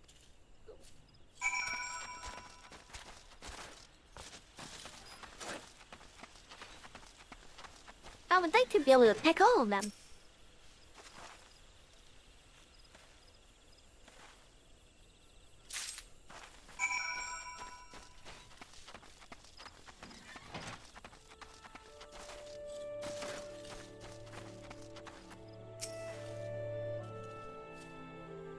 Have you acquired the greens?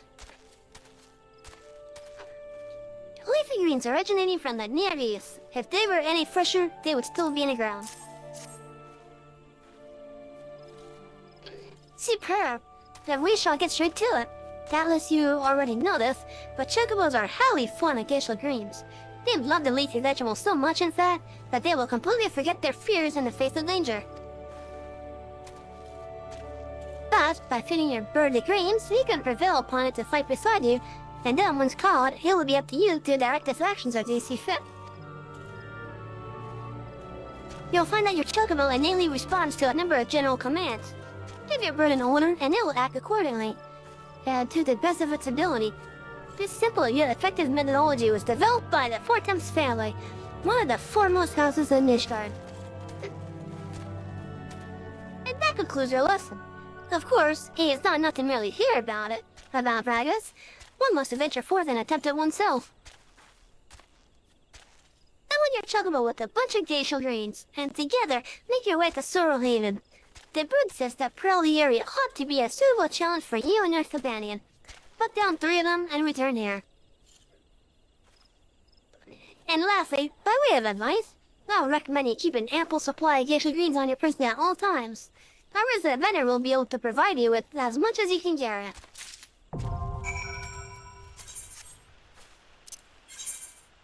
And now I have access to the saddlebag. The saddlebag is basically an additional... Isn't it okay? Sorry about that. It's a inventory expansion, simple terms. It's like a mobile bank.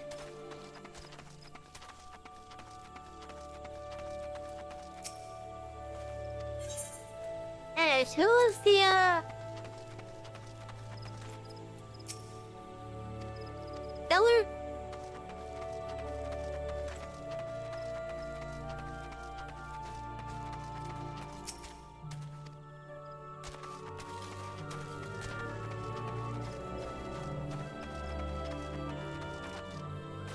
Was it that person right there?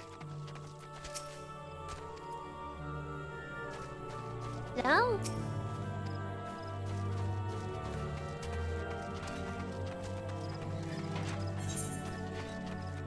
What the hell?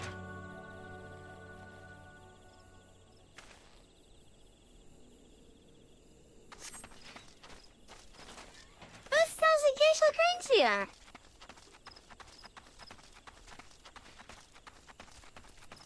Was it one of these people?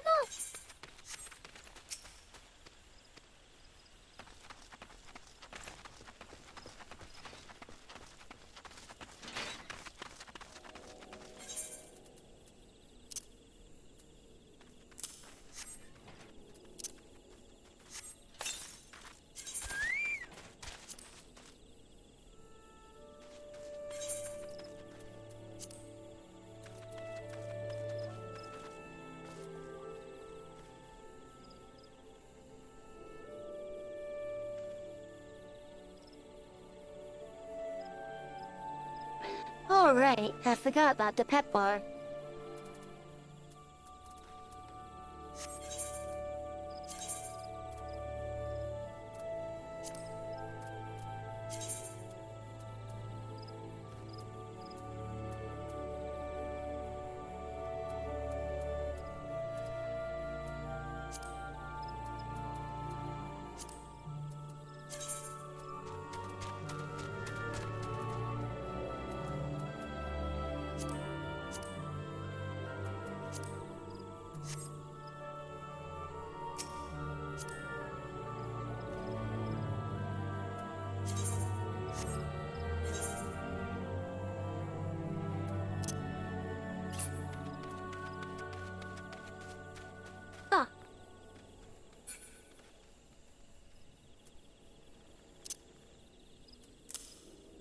Okay, we'll just put it up here then. So, when you have your battle chicken out, you can issue it into certain stances. There's free stance, which allows you to do whatever it feels like. There's attacker, which basically focuses on like DPS type of things. Healer allows it to focus on doing healing to you. And maybe your party, I don't remember. And defender is basically head grabbing aggro. And there's follow and withdraw. You also right click your bird. And click on mount to go onto it.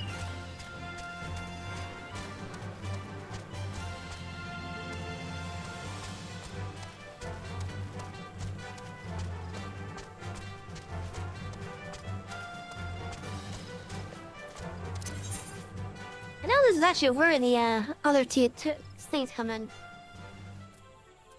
This one doesn't really do much on its own. But like, I don't know anything different here other than trying to figure out what its favorite fate is.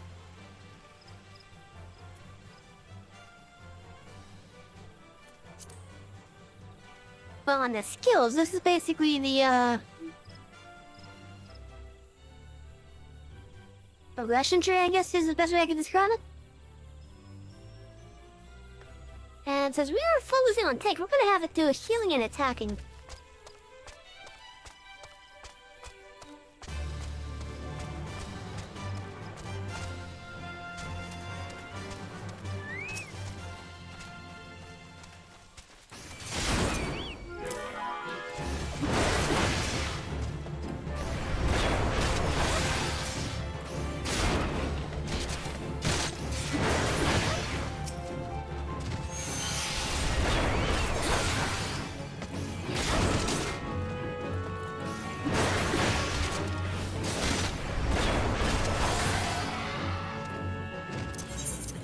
Oh, another thing. Now, the Chugga will also be able to level up 10 times. If you wanted to level up any further, you will need to get down Aryan Onions, and those things are expensive.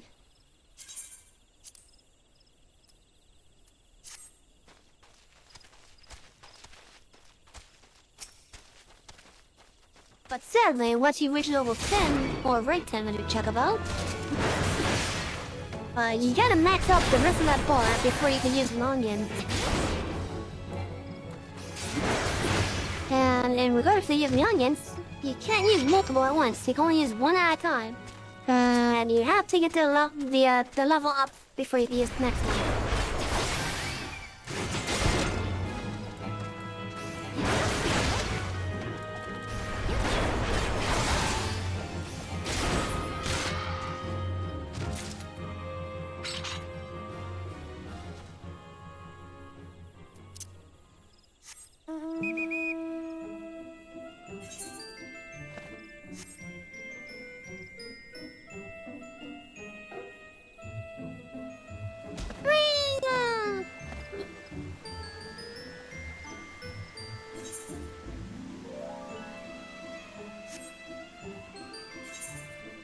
I don't know why they keep on zooming in.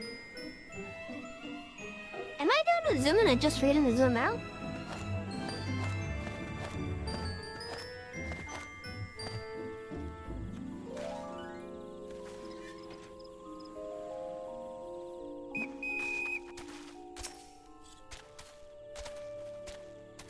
So you have successfully negotiated your first few battles for your Chekabel.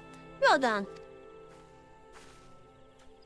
Tell me, how did it feel? Was that not supremely reassuring, fighting with your fellow companion? Your Chekabel can make up for your shortcomings, or build upon your strengths. Indeed, there are countless ways the two of you might complement one another. Through some experimentation, you will come to find the approach that serves you best. Before I forget, I have one last parting gift. A saddlebag for your Chugabel. Carrying usual greens can be quite cumbersome after all, and there should be sufficient room for your personal belongings should the need arise. I pray it serves you well in your travels.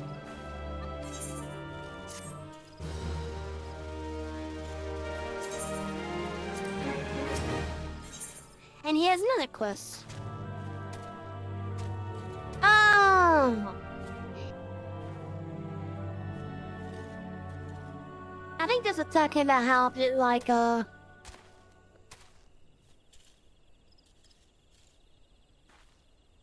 this is definitely telling how you could color your chocobo, I think.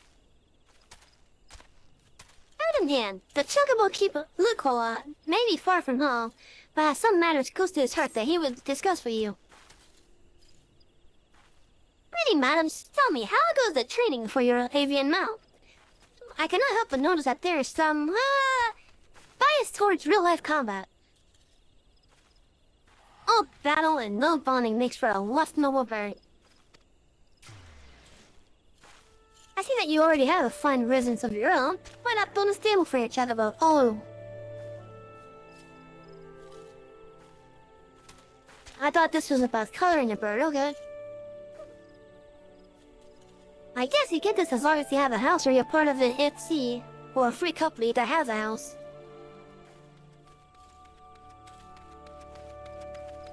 This leads to fondness, and there are other perks. Indeed, I can tell you of those and more, if you wish. We at Vishgard have a knack for chocobo husbandry. We have forgotten more than Gridania will ever know, I fear.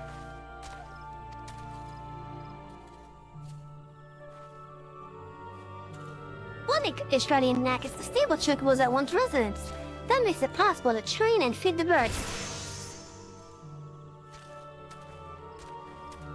The second knack is to keep the stable meticulously clean and picked up. Chocobos are cleanly creatures and easily distressed by slovenly housekeeping. Shall we get straight to it? Pick up every vegetable scrap littering the stable, if you please.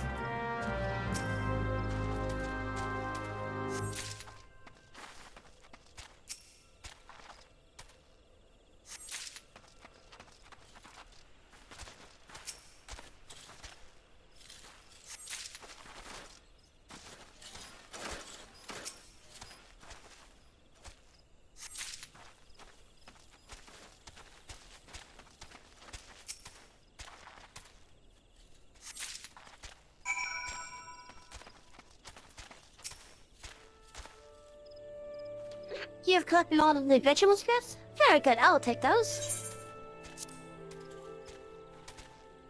Random bits and pieces of vegetables, leaves, and fruit left uneaten by a chocobo.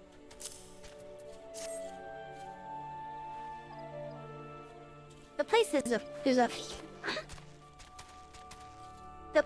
as fresh as cream. How will the chocobos look, fluffing their feathers and contentment?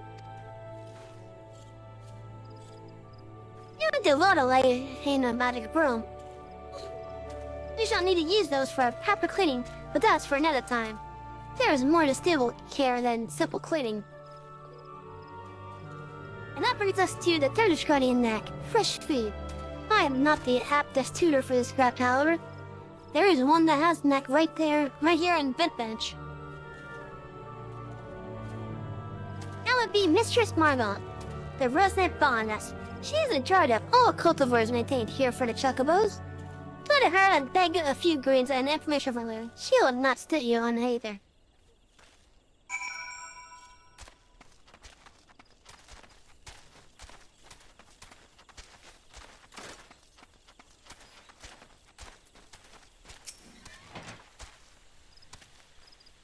Don't feel free, chocobo. Ah, you've gone to the right place for it. It has been a warm spring. Try the cracker root. Many birds who would otherwise go off their feet cannot resist these delicious roots. You raise them with love as well as skill. Master Lukola likes to call that a knack. I have no quarrel with it. 'Tis a joy to grow, whether it be vegetables, chocobos, or the skill in one's hands. Why not try your own hand at growing vegetables? You say you have a house. A house must have a field. Food grown with your love and care. How could your bird not thrive, eating feed such as that? Mayhap we are not what we eat. Elsewise, my father would be a codfish, a swim in butter. But the feed certainly makes chocobos eye. So sensitive is their nature that you can see the effect of a particular feed as clear as day. But I have yet to tell you about all the main feats. You are sure to be fascinated. Shall we ever tire of speaking of the diesel greens? Precious luscious plants. You can summon and train your birds with these greens. But as wonderful as usual greens are, they are highly unique and being attuned to specific areas of a chocobo's abilities. The art of raising a chocobo involves choosing a balance of these vegetables to feed your bird, thus creating a chocobo that is, well, just so. The best laid plans of wranglers are often frustrated by a picky eater, though. Do make sure you come to know each bird's likes and dislikes. There are no pieces of magic that to bend to your will. But when a bird and woman go together, why, you might discover something very special indeed. And you do well to grow your own feed. May as well fight with a pipe sword to raise a chocobo without a vegetable field on their own. Besides, start to buy the seeds and remember, love and skill. There's the knack. I do go on, don't I? You gave her a handful of feed and got an earful. But that's the way of them, let us be honest. Take this fine specimen of a cracker root to your sweet chocobo, and I wish you both the joy of it.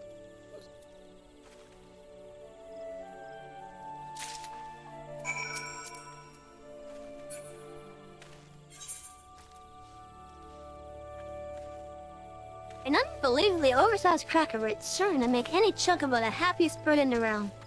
This particular specimen was given to you by Muggles and gift-bound Steelhand.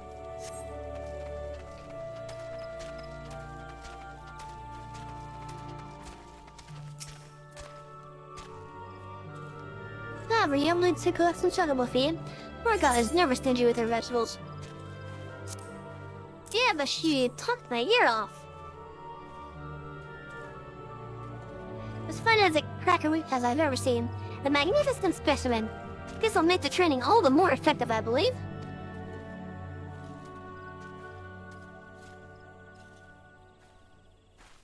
We come to the fourth knack of chocobo husbandry, savvy? Training. I hear head wrangler Keitha about her work. There's a thought. Go and speak with her. She will tell you much more about training her chocobos.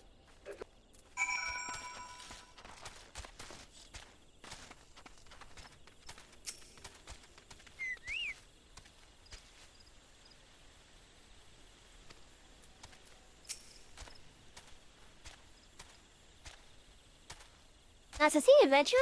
Here to learn about training your bird, you said. Then we know trackable, and you'll be able to train the sweetheart. But you need to give him love. Treat straight after, and not a moment later. What I do is to go pick up a choice bit of feed before I get the bird at the training. The results vary, as that slick ruffian at the Ebony Stalls used to say. Around here, results depend on how clean the stalls are, what treat you give. But long as you love your chocobo, it's hard to muck it up. Oh, now got a fine root, a cracker root on you already. That'll work out sweet, no pun intended. Go on, start treating little Leah here.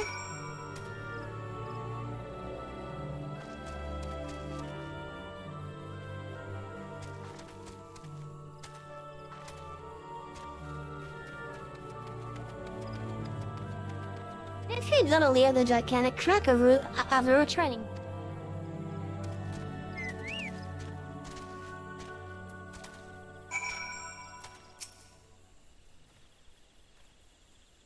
That was sweetly done, adventurer. Use some skill at this, I reckon. Some are made to train just that one bird. But you can handle any chocobo. Some adventurers share steel, you know. Might be you could care for birds other than your own. You muck out the stables, that means you're helping to raise the other adventurers. Don't matter who did the mucking out, really. Those birds been cared for, you see. That ought to hold you for a little while. Not use pouring too much wine into a cup. You best return to look up before his guardian brain case starts imagining the worst.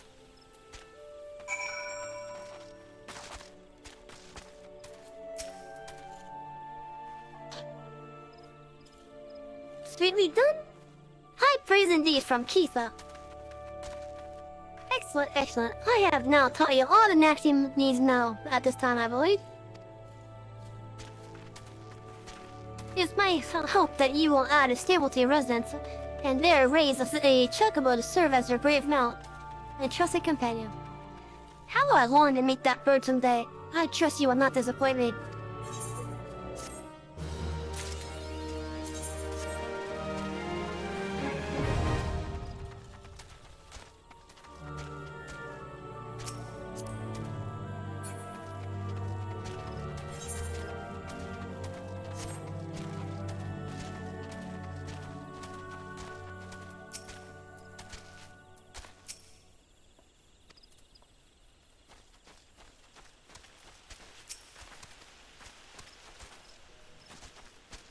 Oh, this where there's supposed to be a vendor here that's sold usual grants.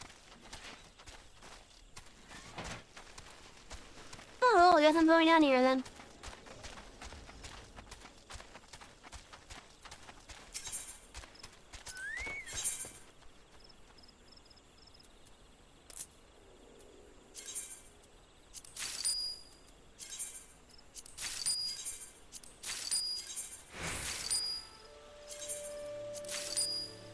That should last me for quite a while, chat. I know I just spent like a little bit more than half my money on it, but still.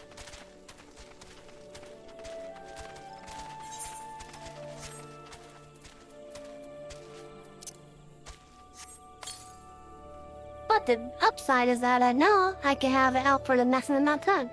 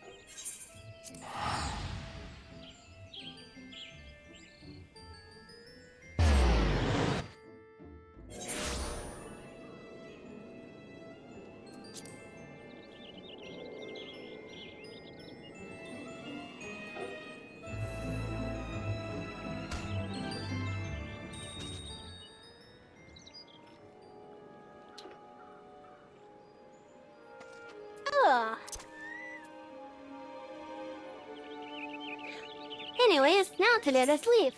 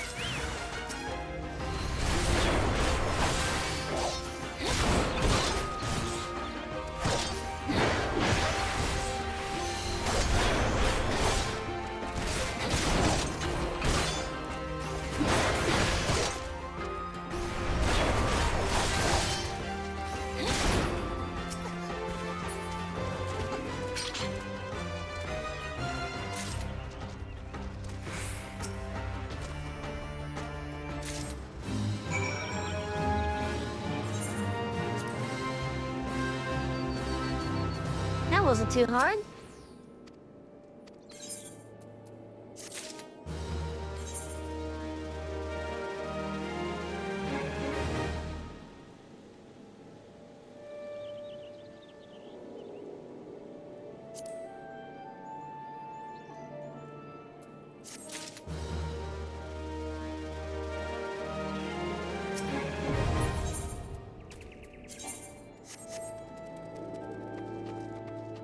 Oh shit! I just remembered, we never got Southern Finland.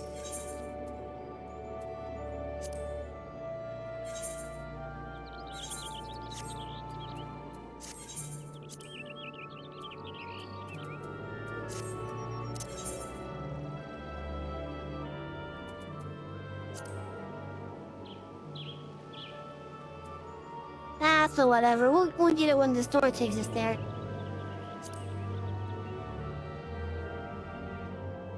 I got the rust alley, so it's just the, 2 ignorance and borders down there. That's all it is. Actually, I don't even know one that has a border.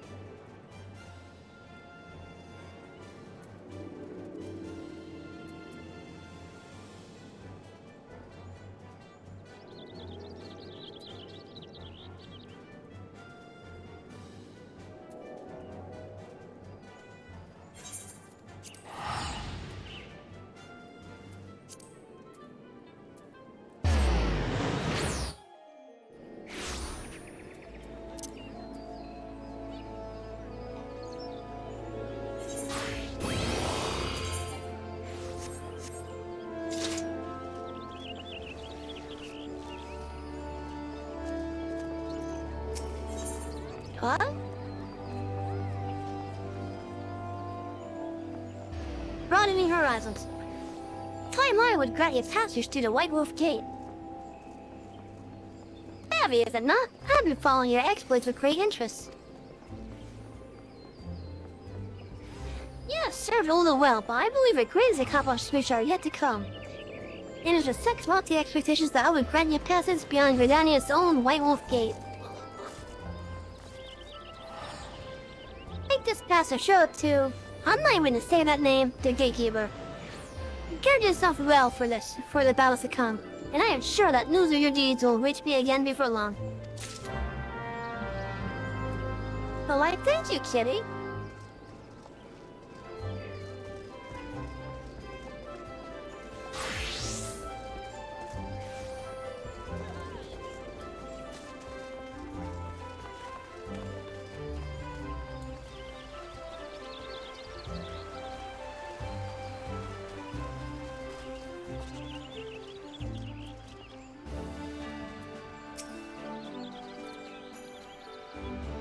We know far too little of the sylphs to lay any worthwhile plans. We must call upon the signs once more if we are to... beg pardons.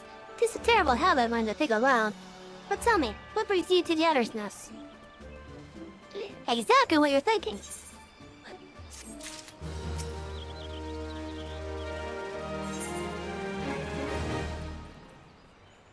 Become in peace. Commander Versal Halo has been awaiting these aid of the science.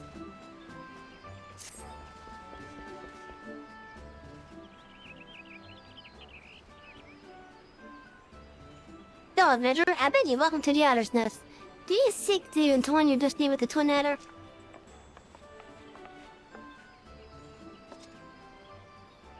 Morning, Commander. Sorry to disappoint you, but other business brings us here today. Eli and Pablino, always a pleasure to see the two of you. My men tell me you're questing the name of the Sans on late. quite so, Commander. A little bird told us that the Twin Adder was in need of our adventuring prowess. Ah, your little bird sings true. No doubt you've heard that we're investigating the sylphs, that curious beast tribe that calls the desolate toves at home. Sylphs are, for the most part, a peaceable bunch. Much to the delight of the elder seeds here, who has no desire to see our people embroiled in yet another fruitless war. The Twin Adder, he is of the same mind, and 'tis precisely for this reason that the Sylph's relation to the primal Ruma has raised a flag of warning amongst our ranks. Friendly as they may appear, beastmen will be beastmen.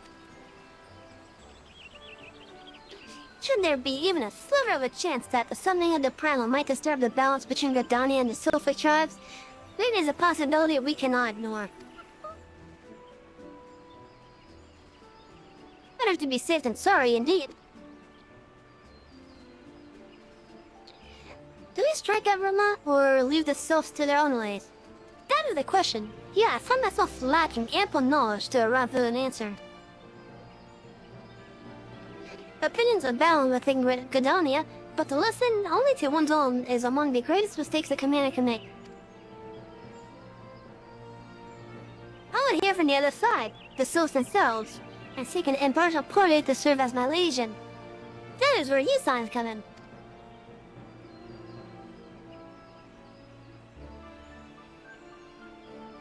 The Sylphs and little souls remain untempered and have held many a productive dialogue with our people.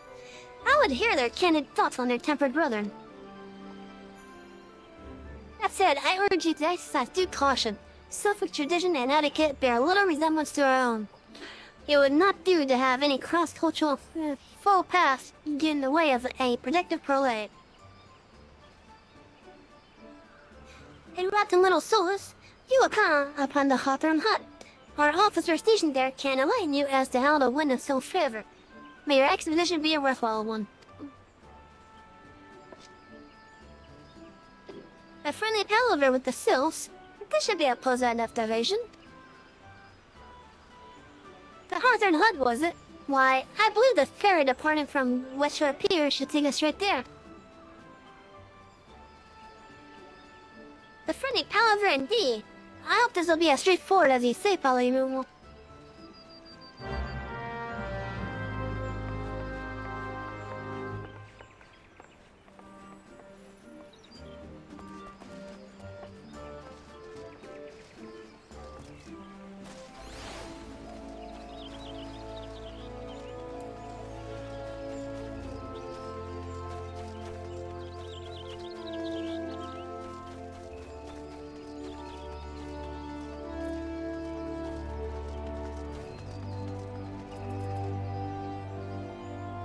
A person whose name I shall never even attempt to say.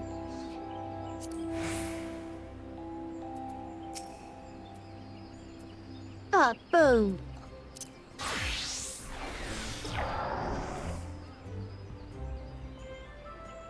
Only those who possess a gate pass may travel through the White Wolf Gate. It is for your own good. The fearsome beast that leapt beyond with terror and unprepared adventure limb from limb. I have this pass. A written permission granting free passage through the otherwise off-limits White Wolf Gate. You have papers? Let us see now. Yes, everything appears to be in order. Go in safety, Savi. In the future, should you wish to pass, you need only say the word.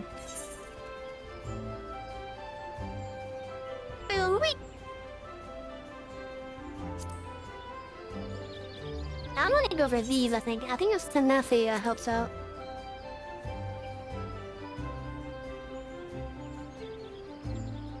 Affects the amount of physical and magic damage dealt and received, as well as HP restored. The higher the value, the more damage dealt, the more HP restored, and the less damage taken. Only applicable when a tank, yes.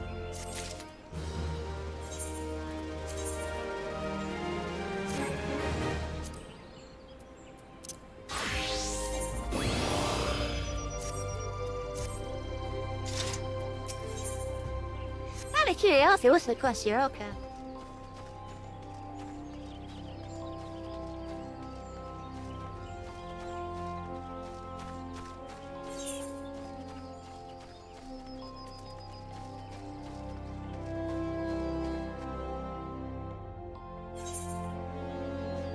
Oh, and suddenly we get sleepy.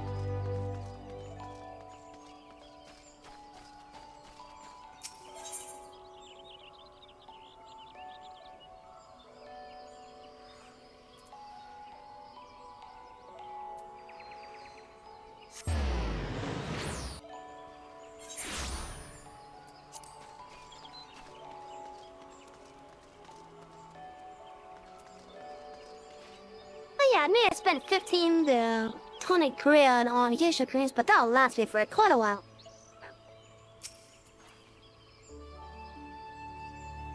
Only the ferry docked at the base of the cell will carry you across the lake to the east route. Once you're sure, head due east and you should find a Hawthorne hut without much trouble.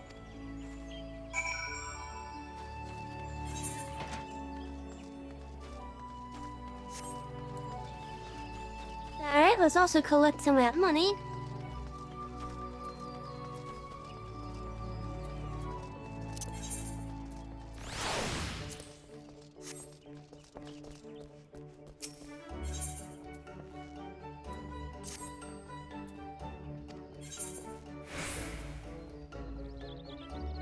Oh, looks like she sold quite a bit, actually. Let's just see how much she has covered so far. Whoa! 22.5. Nice.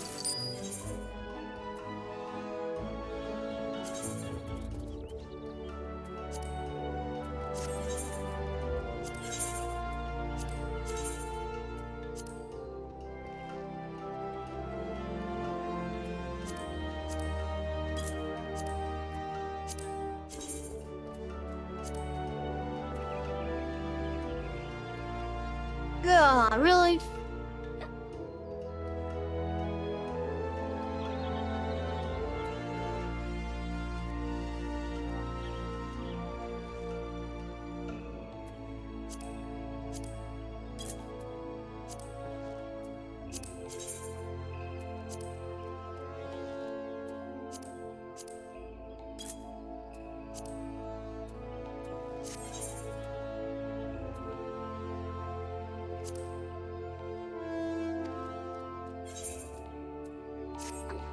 Okay, anyways, before it gets too late, let's do the holiday.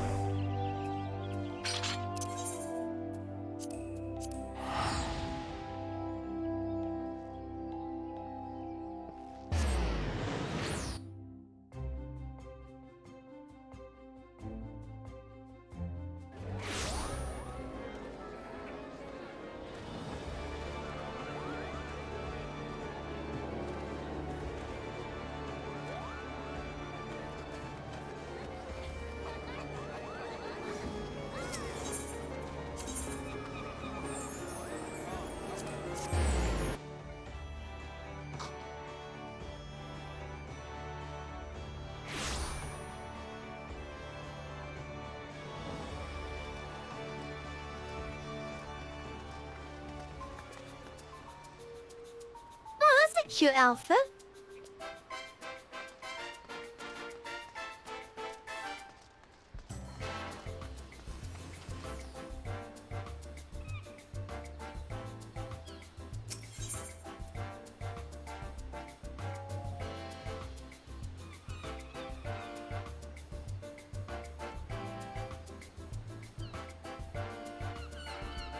Now chat, so in Final Fantasy there are holiday type events.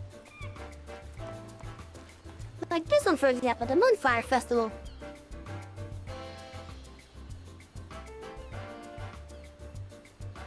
Basically these are events that have really limited time rewards. So I would highly encourage if you try this scheme out, do the holiday stuff. Because often they have gear that you would want. And if not gear, sometimes emotes. Otherwise, you're going to be waiting at least a year before you're able to buy it.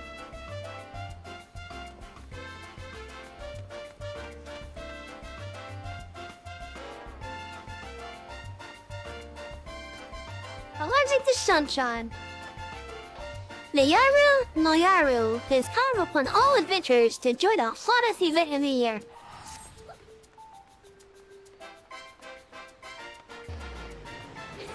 Then one come on, at Moonfire Fair is here to offer the realms beleaguered to citizens a diversion from the sun's scorching rays and seeks volunteers from among the adventuring guild's ranks.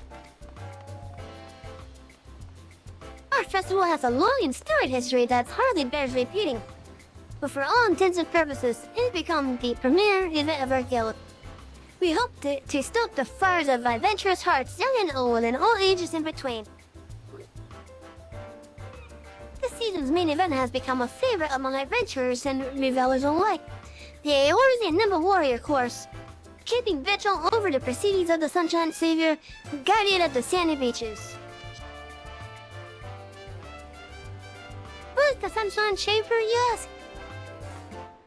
If your interest has been piqued, then I encourage you to make haste to Costa del Sol, where Hermaya stands at the ready to appease eager volunteers with the details.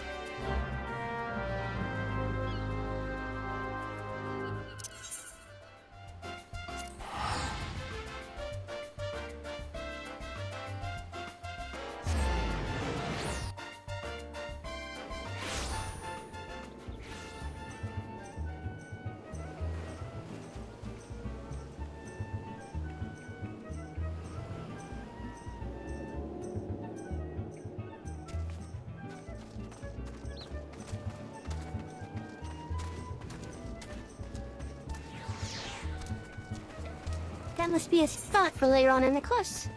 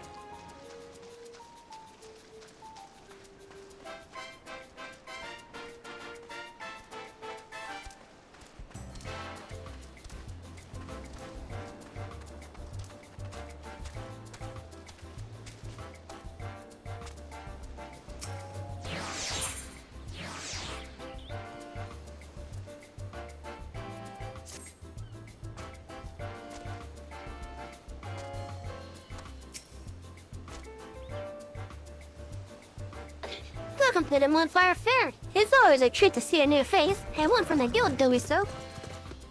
Did Mayaru mention the Sunshine Savior stir the spirit of heroism within you? I don't know. I should hope so, because between you and me, you're in a bit of a bind. If you wouldn't mind lending an ear to our troubles, I'd appreciate the opinion of a fellow adventurer.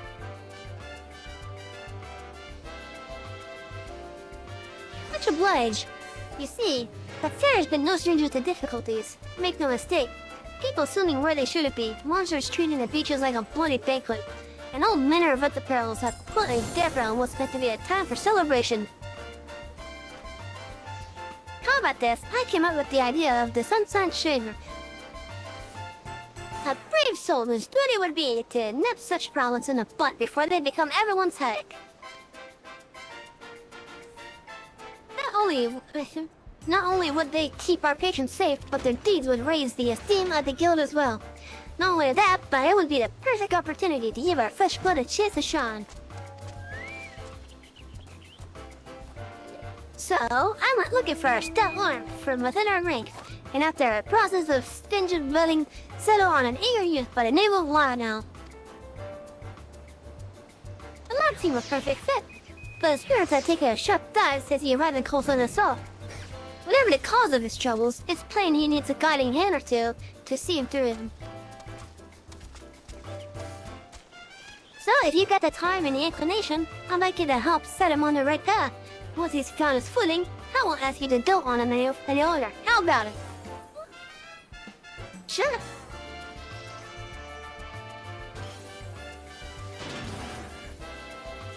You're a lifesaver, friend. Now then, follow me and I'll make introductions. Lionel should be somewhere near the either. Let's go find it, mate.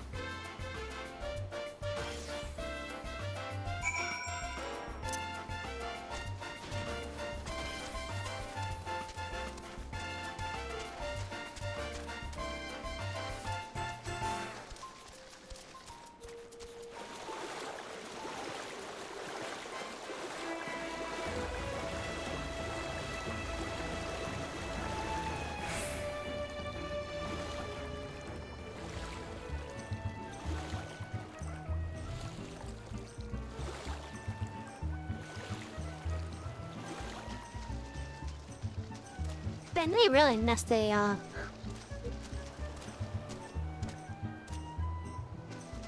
But Chef's still a remastered Tulsa the Soul from Final Fantasy 7 music-wise.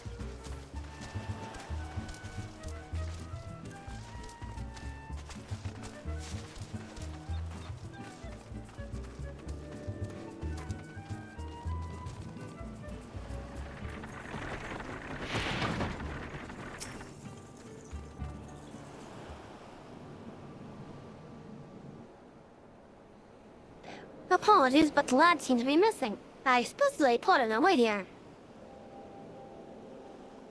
Get your bloody hands off my goods!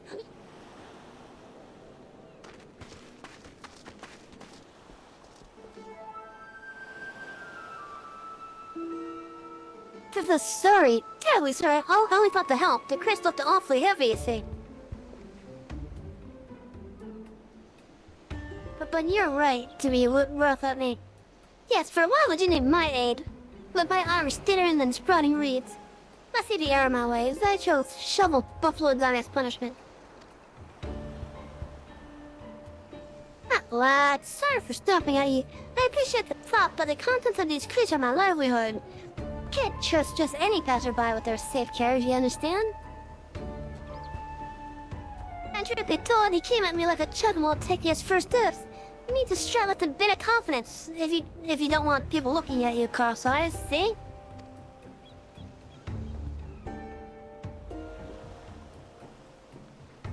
You've got a good heart, lad. Anyone can see that. Work on your manner, and I reckon your next attempt that charity will go just fine.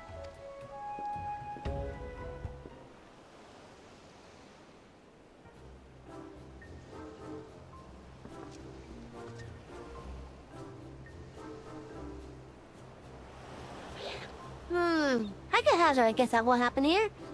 But I'd like to hear your side of the story nonetheless. Mind filling me in, Lionel?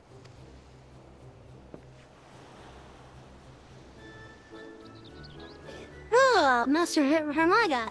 And who's this? It can't be. Is this one my replacement? Heavens forfeit. I've been dismissed before my duty has even begun. What? I'm not here to replace anyone. There's no need for all that. Savia is a member of the guild, but she's here to help. But first, we need to know what's going on.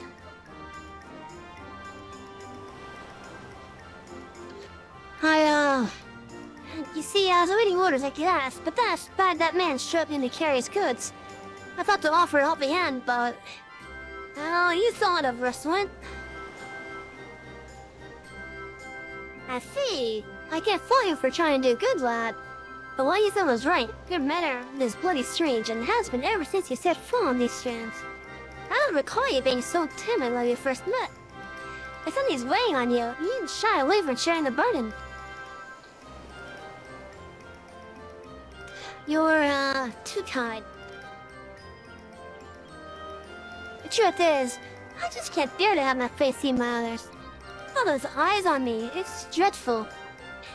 Under a helmet, I have the confidence of a captain. But this heat has left me with no choice but to bare my naked face to all and thundering. I'm afraid I'm not going to do more harm than help if I can't get my nerves under control. But the festivities are due to start soon, and I can scarcely stand to look even you in the eyes. So that's the way of it. I appreciate your candor, lad. If it's as simple as covering your face, we can get you sorry right straight away. Come with me to the storehouse. I have something there that I think you'll like.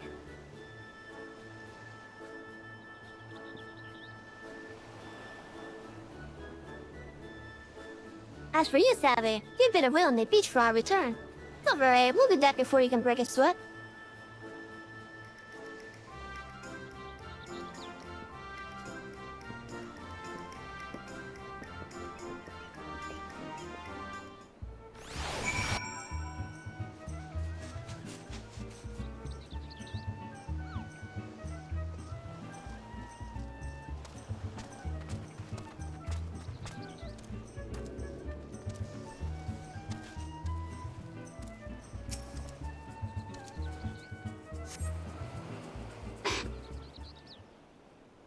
Ugh.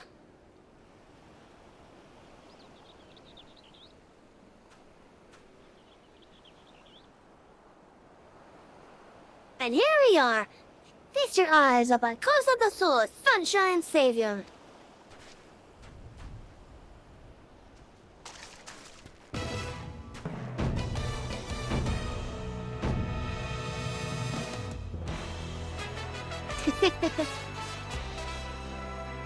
Blinded by its brilliance, aren't you? I had this lovely piece made the moment I conceived of the Sunshine Savior. A special commission from the Weaver's Guild. The genius isn't always obvious. I discovered my colleagues claimed the color was too bold, the design too daring. I believed the word gaudy was tossed about, and so with a heavy heart I set it aside. Until today, that is. Oh the gods, I feel a whole full color. The fabric is so tight, it's like I'm wearing not but my name day suit. I'm ready to take on the world and then some.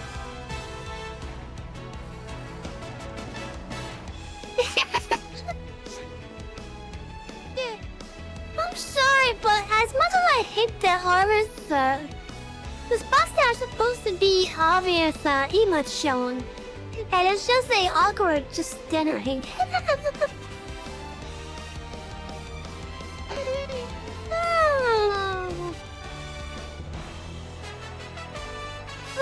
That's amusing. Again, I hate the armor set, but it just makes some amusing, awkward moments. Masks are used for hiding one's true nature, but this is the Lionel I remember. If you ask me, he looks a splitting image of a hero. But what do you think, Savvy?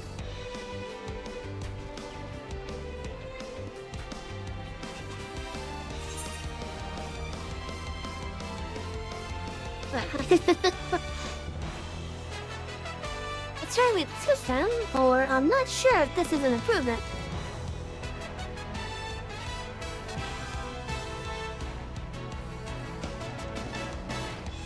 I think I'm gonna go with this. This certainly suits him.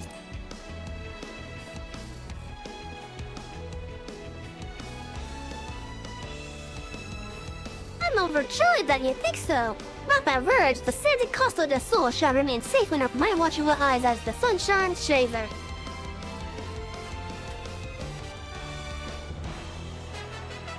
Now then, Lionel, consider this your official appointment as the Sunshine Savior. Go forth and remember that you carry the reputation of the Adventurers Guild on your shoulders. Don't crumble under the weight, lad.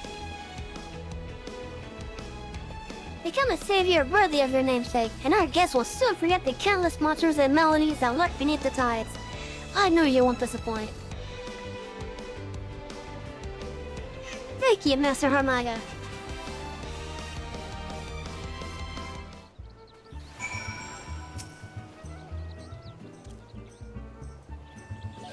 As the Sunshine Savior, I must bear all the responsibilities that the title applies. I can do this. I can become an adventurer that others speak of in awe. By the way, I'd like to apologize for my embarrassing conduct before. I admit part of me is scared almost all the time, but I can't let that dictate my life and my duty. Whatever happens, I swear to do all my power to make this blue fire fair as safe as yet. That being said, I realize I still have much to learn, and would very much appreciate the aid of seasoned adventurers such as yourself. Will you help me? Yes. Or maybe simply a nod? Thank you, Savvy. I look forward to growing under your wing.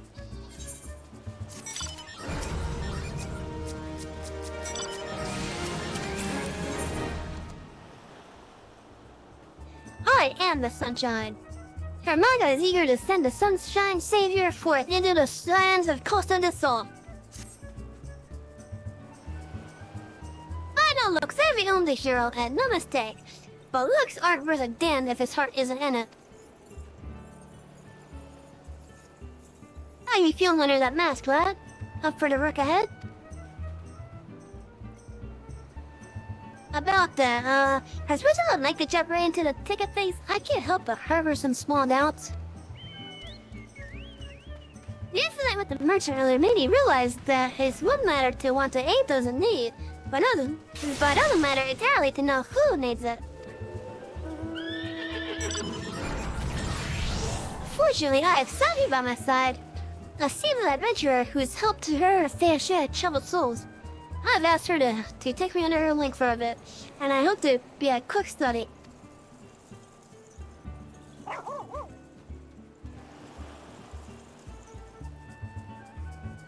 That's a capital idea, lad. Every adventurer has a few stories of being rewarded with scorn instead of coin. Strange as it sounds, a helping hand must be death besides. Well then, let's revise our task, eh? Give you a chance to sharpen that nose of yours to the scent of unrest. Why don't you stand watch over the revelers gathered at the northeast of shores? If you spot trouble around, put a lid on it before it spills over. Navi will attend you in a supervisory capacity. Before leading into action, ask her for advice on how to conduct yourself. She'll guide you well, I've no doubt. But you're volunteering me for that? Okay. Now then, off at you! The battlefield on the beach awaits! Make me proud, you two! Make me proud! I killed a member by the name of... Baldaphon? Is standing by for someone to relieve him of his duty.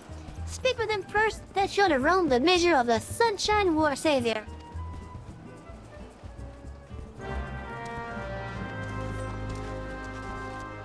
Should I just rename it to Power Ranger?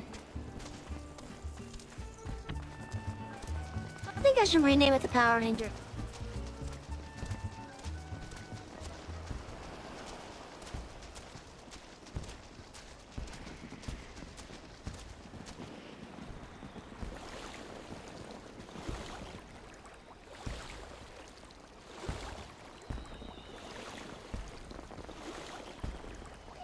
Look, fireworks!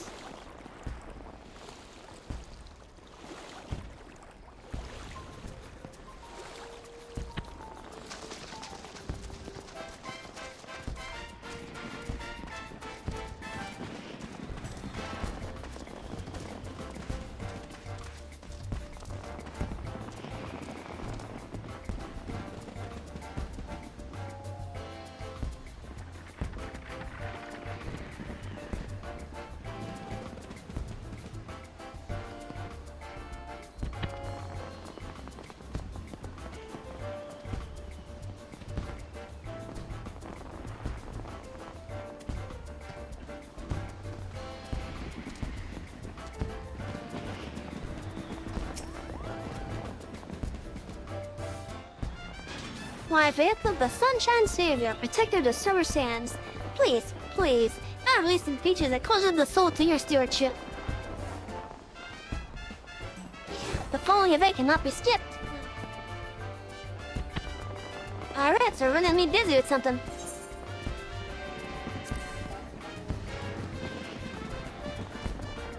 Ah yes, before I go, allow me to furnish you with these think pearls. A crucial tool for a pair of strapping guardians such as yourselves. Godspeed, saviors.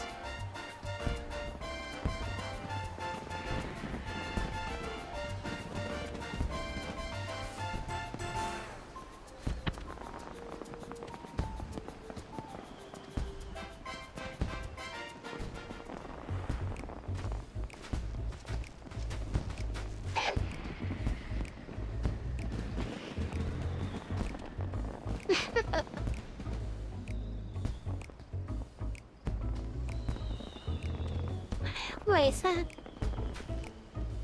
Oh no, it's not who I thought it was, okay. now our watch begins. Go on, Sally, tell me what you see. If there's trouble looking about the Sunshine Savior shall rise to the action.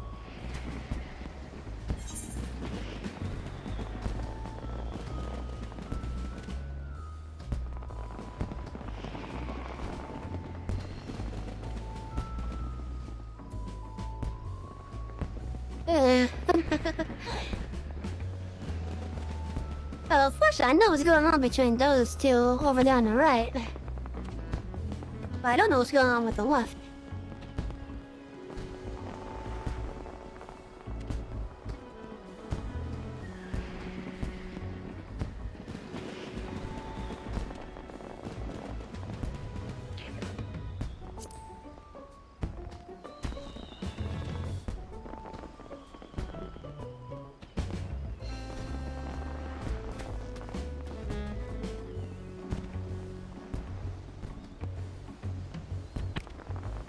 Bloody Kevrolan, this is too good for a pirate, does he?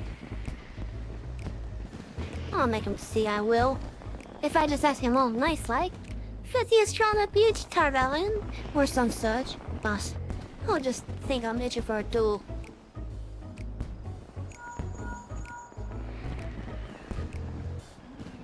She's normally to herself an awful lot. The menacing provocations of a pirate, no doubt. What do you think, Sally?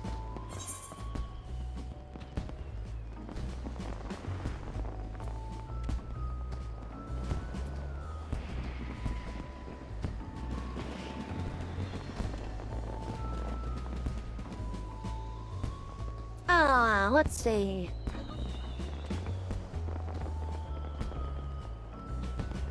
First, I kind of want to get a screenshot of this.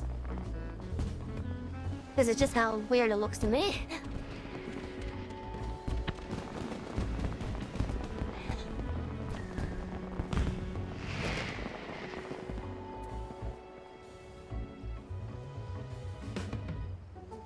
We should watch her at a safe distance.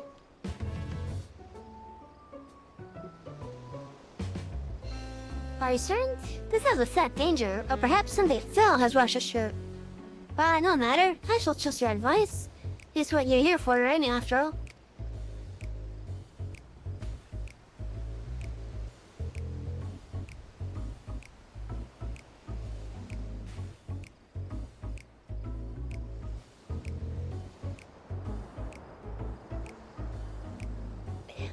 I'm beginning to understand. She wishes to say something, but it's caught her throat like a bone.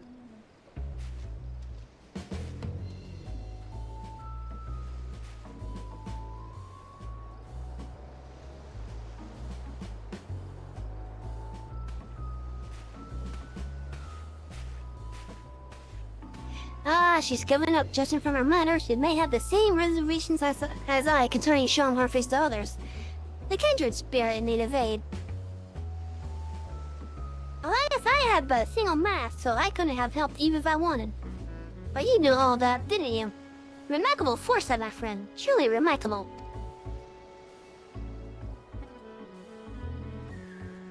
I love how they're continuing some of these things.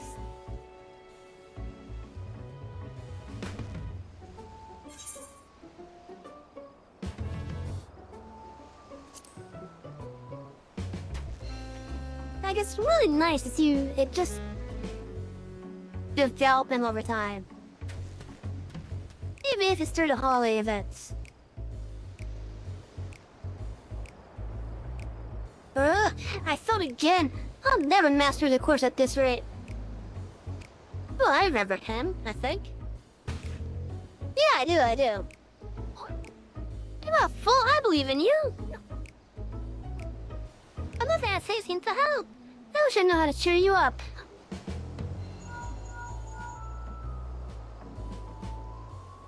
The landlord's absolutely crestfallen. From what I can gather, he's having some difficulties with the Eorzean number water course. I know what it's like to feel success slipped from one's grasp time and time again.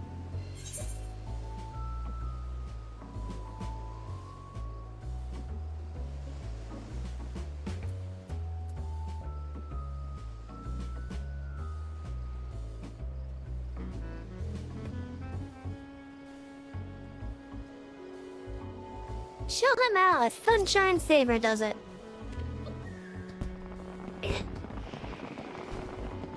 You want me to attempt the course?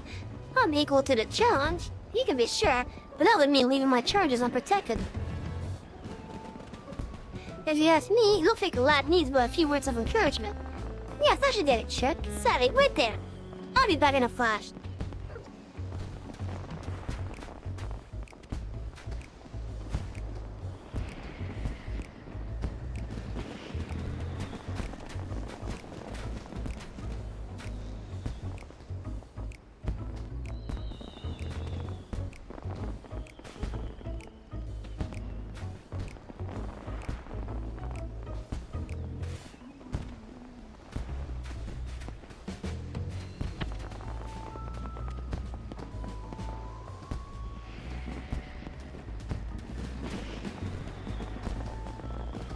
The pair will take for enough, and the lad seemed once again eager to tackle the course. Oh no, a success for the Sunshine Savior.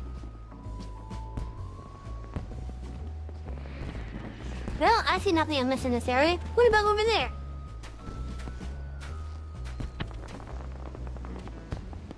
There we go, mail.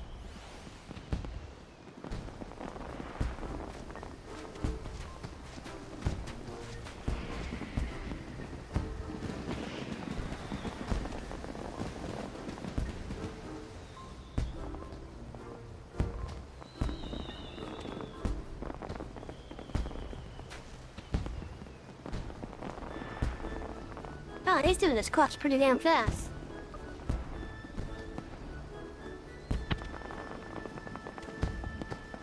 And now our watch begins. Go on, Savvy, tell me what you say. If there's trouble looking about, the Sunshine Savior shall rise to the action.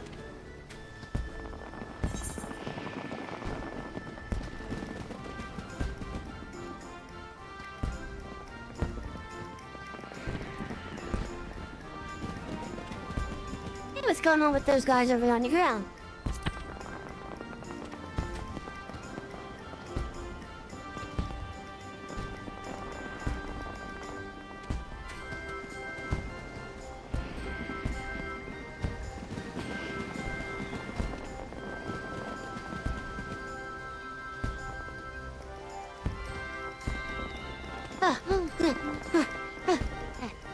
Are you alright, sirs? My muscles burn for more, but gods, I can barely see straight. Oh no, that's not good. Should I call upon one of the chaperones?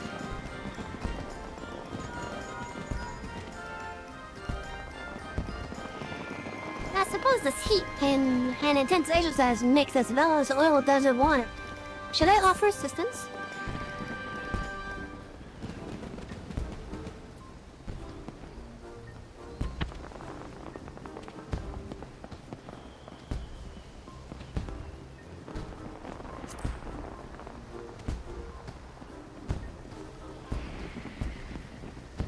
Nicholas, right, even the strongest of us will wither before the sun without water and rest.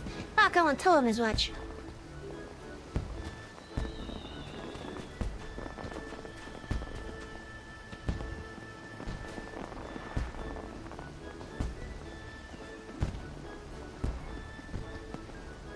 Oh, that's a cute little outfit.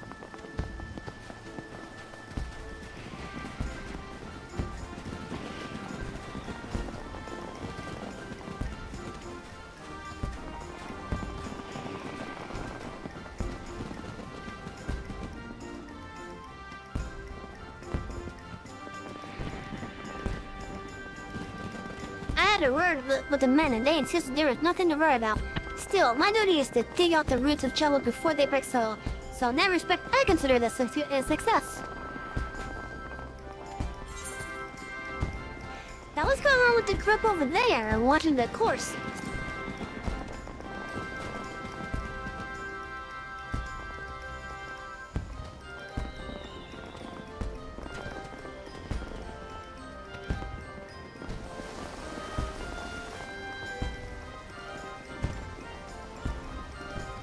Chip! Shop like you left the pins on it! I'll never make it from there. Watch out, you'll eat sand. Oh, he fell off the course. Oh no, is he alright? I think I heard a snap.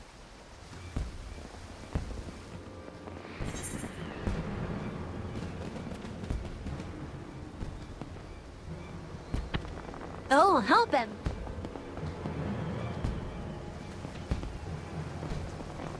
I'm coming.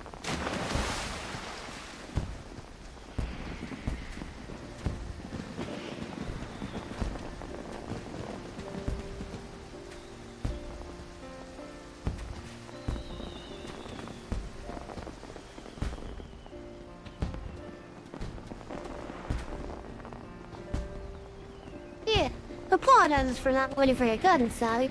I dived into the ocean with all what to come next. Before I knew it, there was water under my mask. I was sure I'd be in there and then there, but somehow I found my bearings and brought that man ashore. I suppose fortune favors the reckless, eh?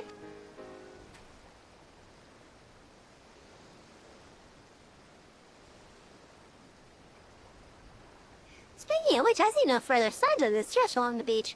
I believe our really should be coming along soon, and truth be told, I'm glad for it. I can't bear this stifling heat for much longer.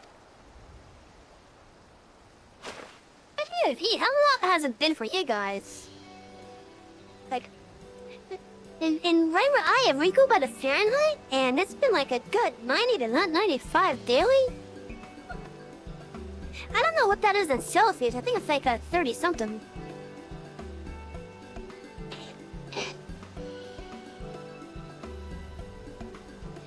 Still better to be baking under the hot sun than drowning under the ocean waves.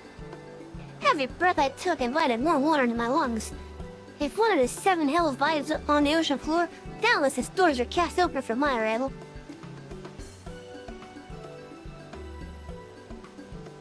I'm grateful to be alive and well. And with a few feats of daring do under my belt besides, that's no small part thanks to you, Savvy. Your sound guidance led me to take action where I might have been paralyzed by doubt. For Omega's custom to think too.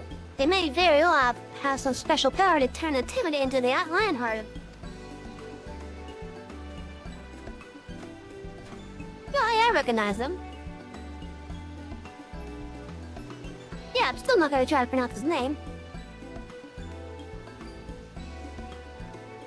Impressive work, you two.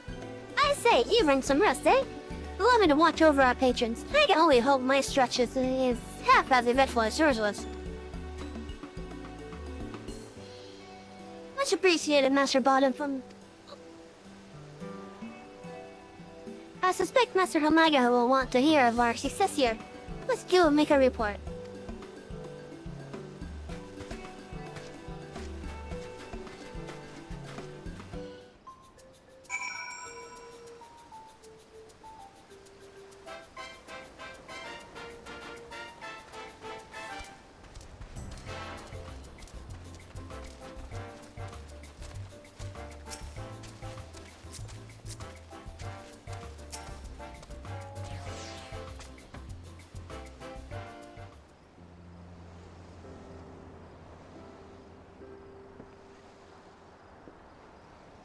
Ah, there you are! The stories are your deeds precede you. Revelers up and down the beaches are taken with your bravery. One you plucked from the sea even can offer us personal thanks. By all accounts, your lost confidence has been restored. And more besides, I reckon you're ready to set off on your own. But I won't force that upon you if you've got lingering reservations.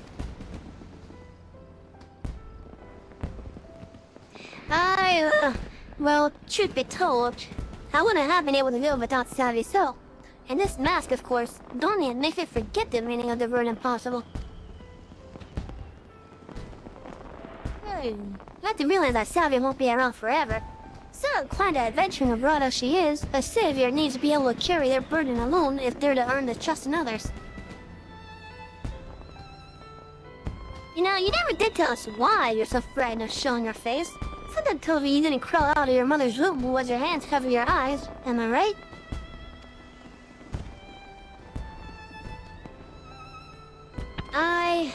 It happened when I was just getting my feet wet as an adventurer, doing a job that should have been unremarkable. We were tested with darting a merchant caravan, which naturally drew the attention of a terrible slavering beast. Instead of stinging it with a spear like I was supposed to, I was knocked senseless within moments.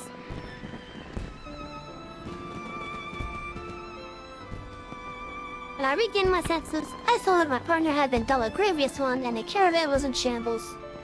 The job was an utter failure. For a blessing, none lost their lives, but I lost all my standing in the eyes of my allies and employers.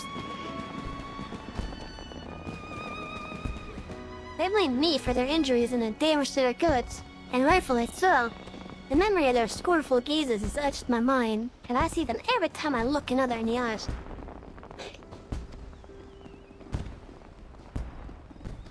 So, you cope with your fear about hiding behind a hill. It's starting to make sense.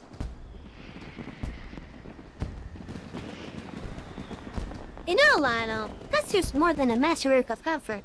There's a meaning behind this design, if you can believe it.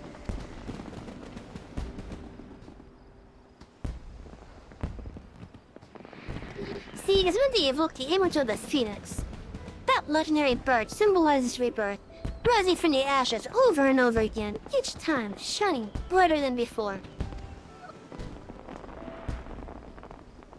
Seeing your triumph as a sunshine savior has made me certain that the phoenix's fire burns within you, Lionel. And when those flames are stoked, you'll be reborn with more courage than you ever could have imagined.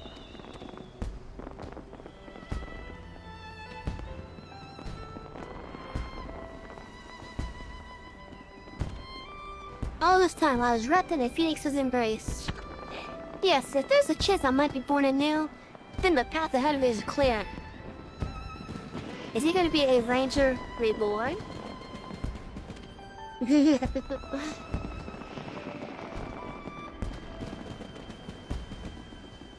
I'm heading back to the beach, this time without a mask.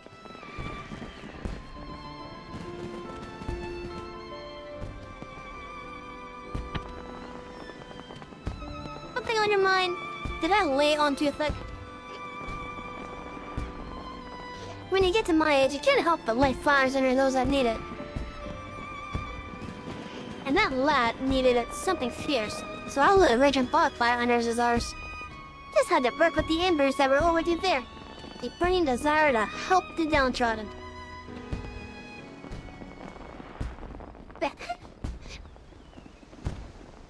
Dad, somebody help! Oh.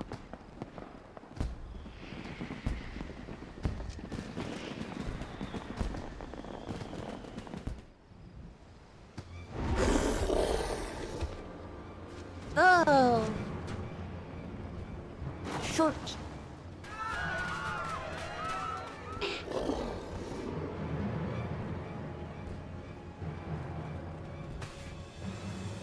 Oh no, not Chloe. No, even Chloe.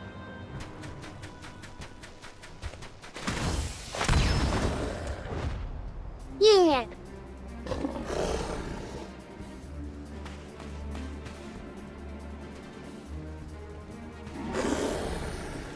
Zoe, get Chloe out of there! Stop lying on deal with the monster.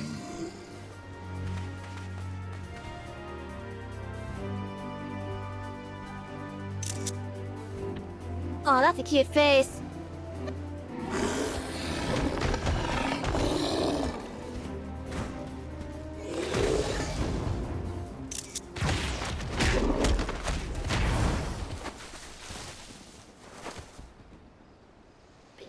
Oh, they got the screenshot.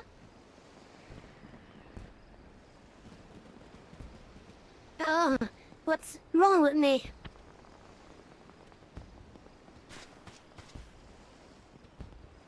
Not so fast, Sally. If someone jumps to his rescue again, that fire I just lit will be snuffed out. We need to think of a way to home that doesn't involve doing all the heavy lifting.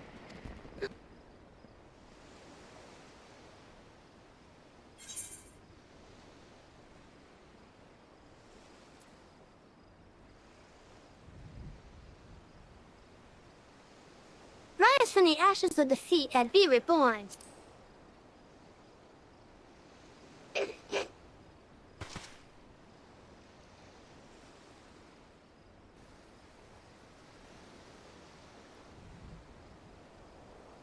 She's right. You're our sunshine savior. So save us. Get that piece of wood for.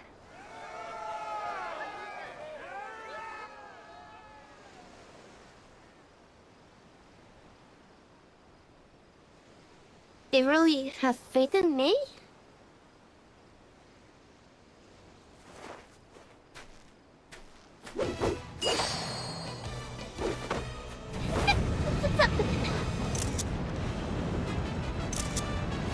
I gotta take a picture of that like that, yeah. I can't let them down. I must uphold the reputation of the Sunshine Savior.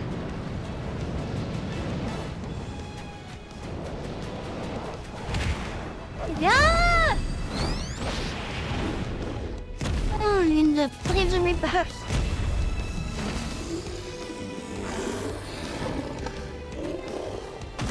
Is it gonna make an explosion?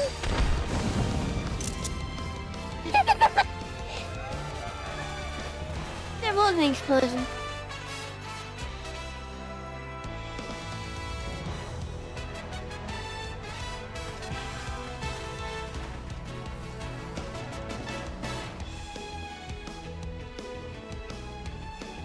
Chloe's face is absolutely adorable.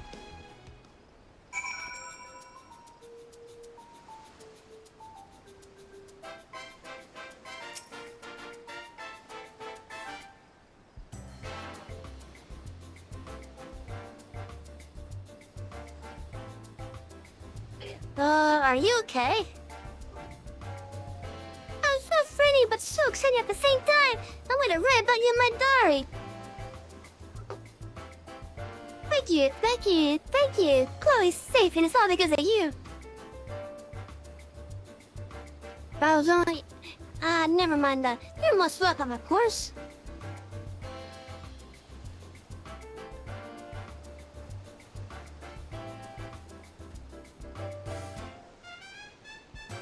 I'm not sure what they call what just happened, but the red manacle comes to mind.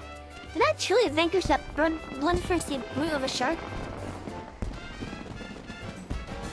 That you did, and without a single scratch on our desk. You showed them what the Sunshine Savior stands for, and gave them a display they won't soon forget. All on your own, too. But even a savior isn't invincible, eh? Go with body following and get yourself checked. Wouldn't want you to be done in a few scrapes.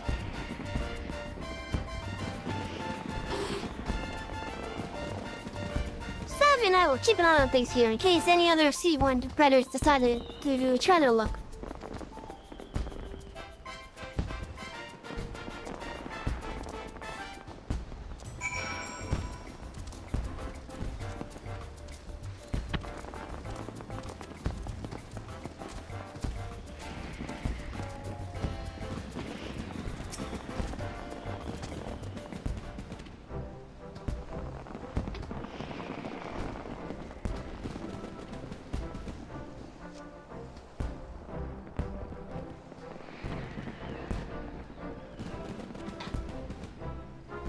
You returned.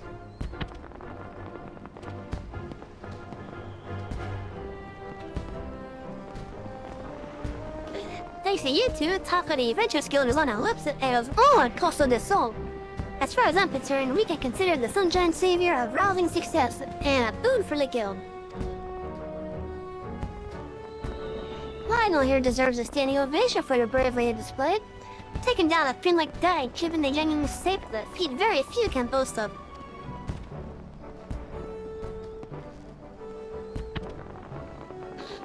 As my vision dimmed, I heard Savvy call to me.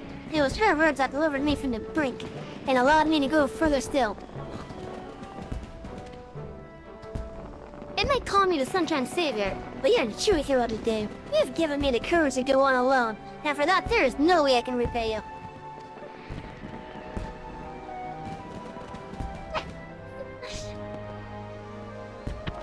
Indeed, our savior had a savior of his own. A fact we're all grateful for. I have a mind to make you an honorary Sunshine Savior. Soon enough. Wear it well, and don't ask me how many more of these I have stashed away.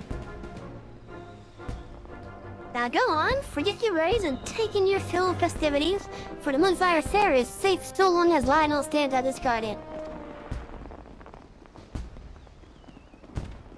I also remain vigilant for any signs of trouble, and if all appears to threaten the peace, I'll be there to stop it. And there he goes.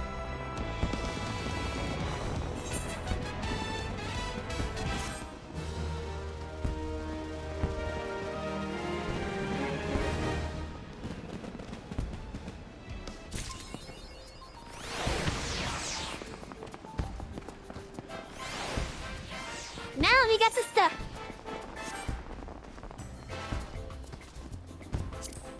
We got the suit.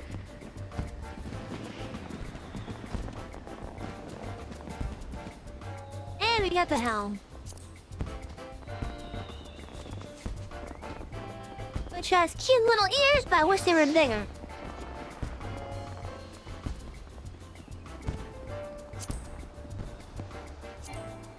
Because if I take off the oh, I can't.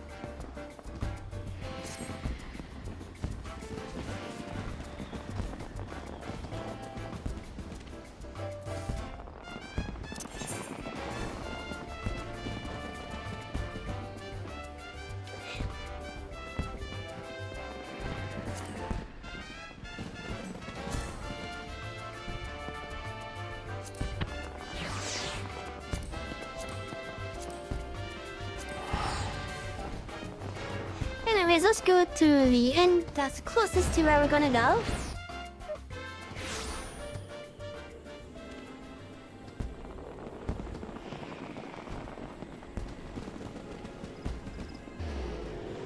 And put that thing away.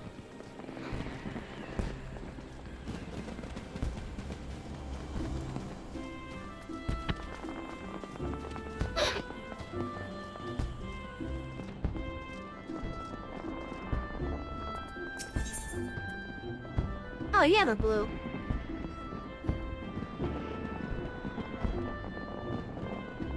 A sight to behold.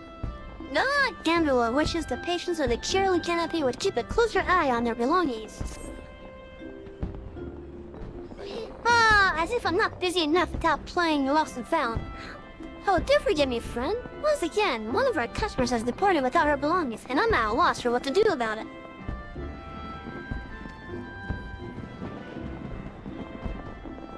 Well, I understand that adventurers have many cares on their mind, so to make my life much easier, if they could keep their personal effects in order. But you did not come here to lend an ear to my grumblings.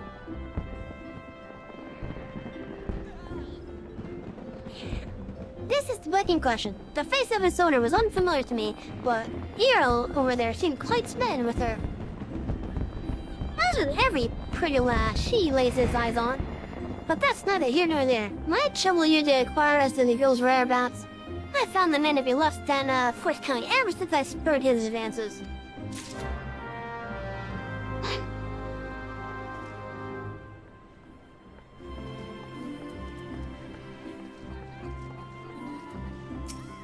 Okay, well, let's go into the inn real fast and put that stuff away.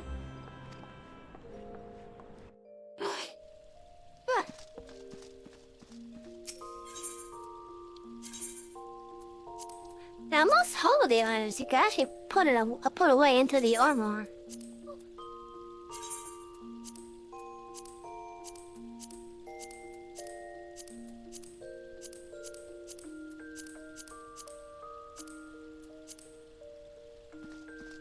Even most holiday stuff.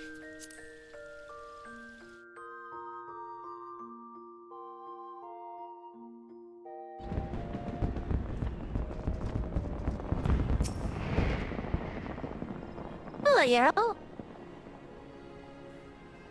Ah, the sweet little thing with the journal. Of course I remember her, and remember her well. Had a smile to warm the heart and a laugh. A lot, one might say. To tickle the depth of the soul, and she was most eager to hear tales of my many travels, which speaks to a keen and sensitive mind. Julie, I believe was her name? No, that's not right. Julia was a redhead from last week. Ah, damn if I can remember. You must understand, no small number of company lads to seek out my company. I dare say keeping all the names of people in the street is an adventure in itself.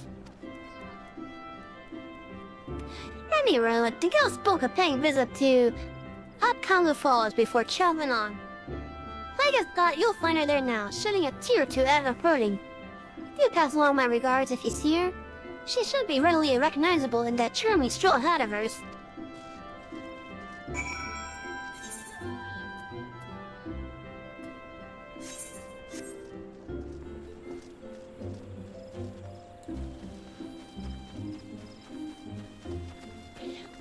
Oh boy.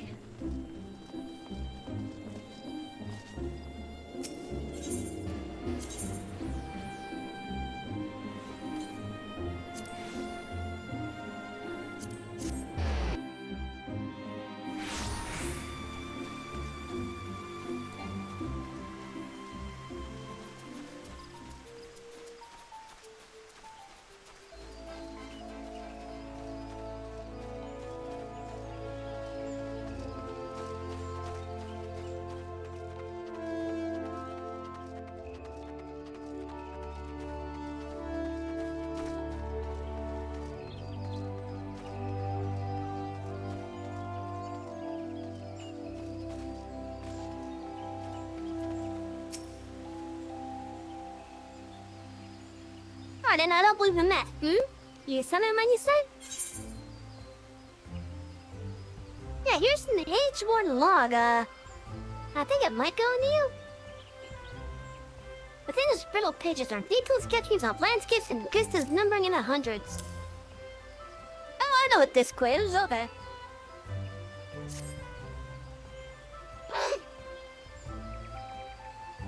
My journal! Think of 12! In my hasty escape to clutch at that inseparable bulletin monger, I slipped my mind entirely. Why be so bold as to ask your name? It's Sally. Have my gratitude, Sally. It may not look like much, but I count this humble diary among my most prized possessions. Its pages brim with tales of the most heart-stirring sights to be seen in our realm. As told by me of the 7 of souls I met in my travels across Eorzea, tales that stuck with me through a most incurable case of wanderlust. How can I venture? You too have seen the realm, I'm sure. But I would ask you, Sally, have you truly seen her? Born witness to Eorzea and her myriads of splendor. Have you stood on the palm French beaches at Costa del Sol just as the sun peeks over the horizon? Its rays kissing the sands beneath your feet. Have you lost yourself in the night sky of the seagull wave, adrift amidst a boundless sea of stars? Ah, but why do I even try to convey in words that which must be seen to be appreciated? To our fortune, whatsoever we wonder, Eorzea's beauty is but a stone's throw away, if I may quote my journal. Yes, this is the one. Afore the same, beneath the two that are as one, her divine cup runneth over the light ethereal. Such were the conjurer's words, and I would see as she saw.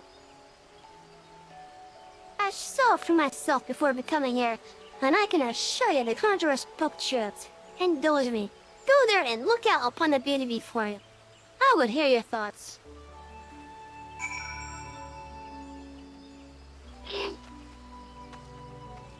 Anyways, considering the time, I'm gonna be calling it a night.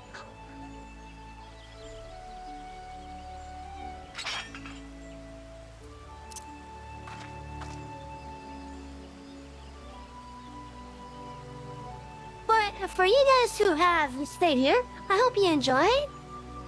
If you're new to the library, and you liked what you've seen, feel free to hit that follow button, and Twitch will let you know whenever I'm going live, alright? In the meantime, I'd ask the socials that you can also follow as well, which you can find down in the info box below. Those socials include a Twitter X account, a YouTube account, and a link to my Discord community for you guys to join. Anyway, Anyways, I'm Savvy, and I thank you for coming with me tonight on this wonderful night. I hope you are all able to relax as I read to you the stuffs. Maybe we'll be back tomorrow. We're gonna do something a little bit different to help, I guess to help with the, keeping the games separate for, YouTube's sakes. Or maybe not, I don't know yet. Anyways, keep an eye out on my Twitter for when I do the announce. But yeah, if you like what you see, hit the follow. And I hope to see you guys next time, my bookies. Enjoy the night, and have a wonderful night. Thank you for coming to my library. Bye-bye.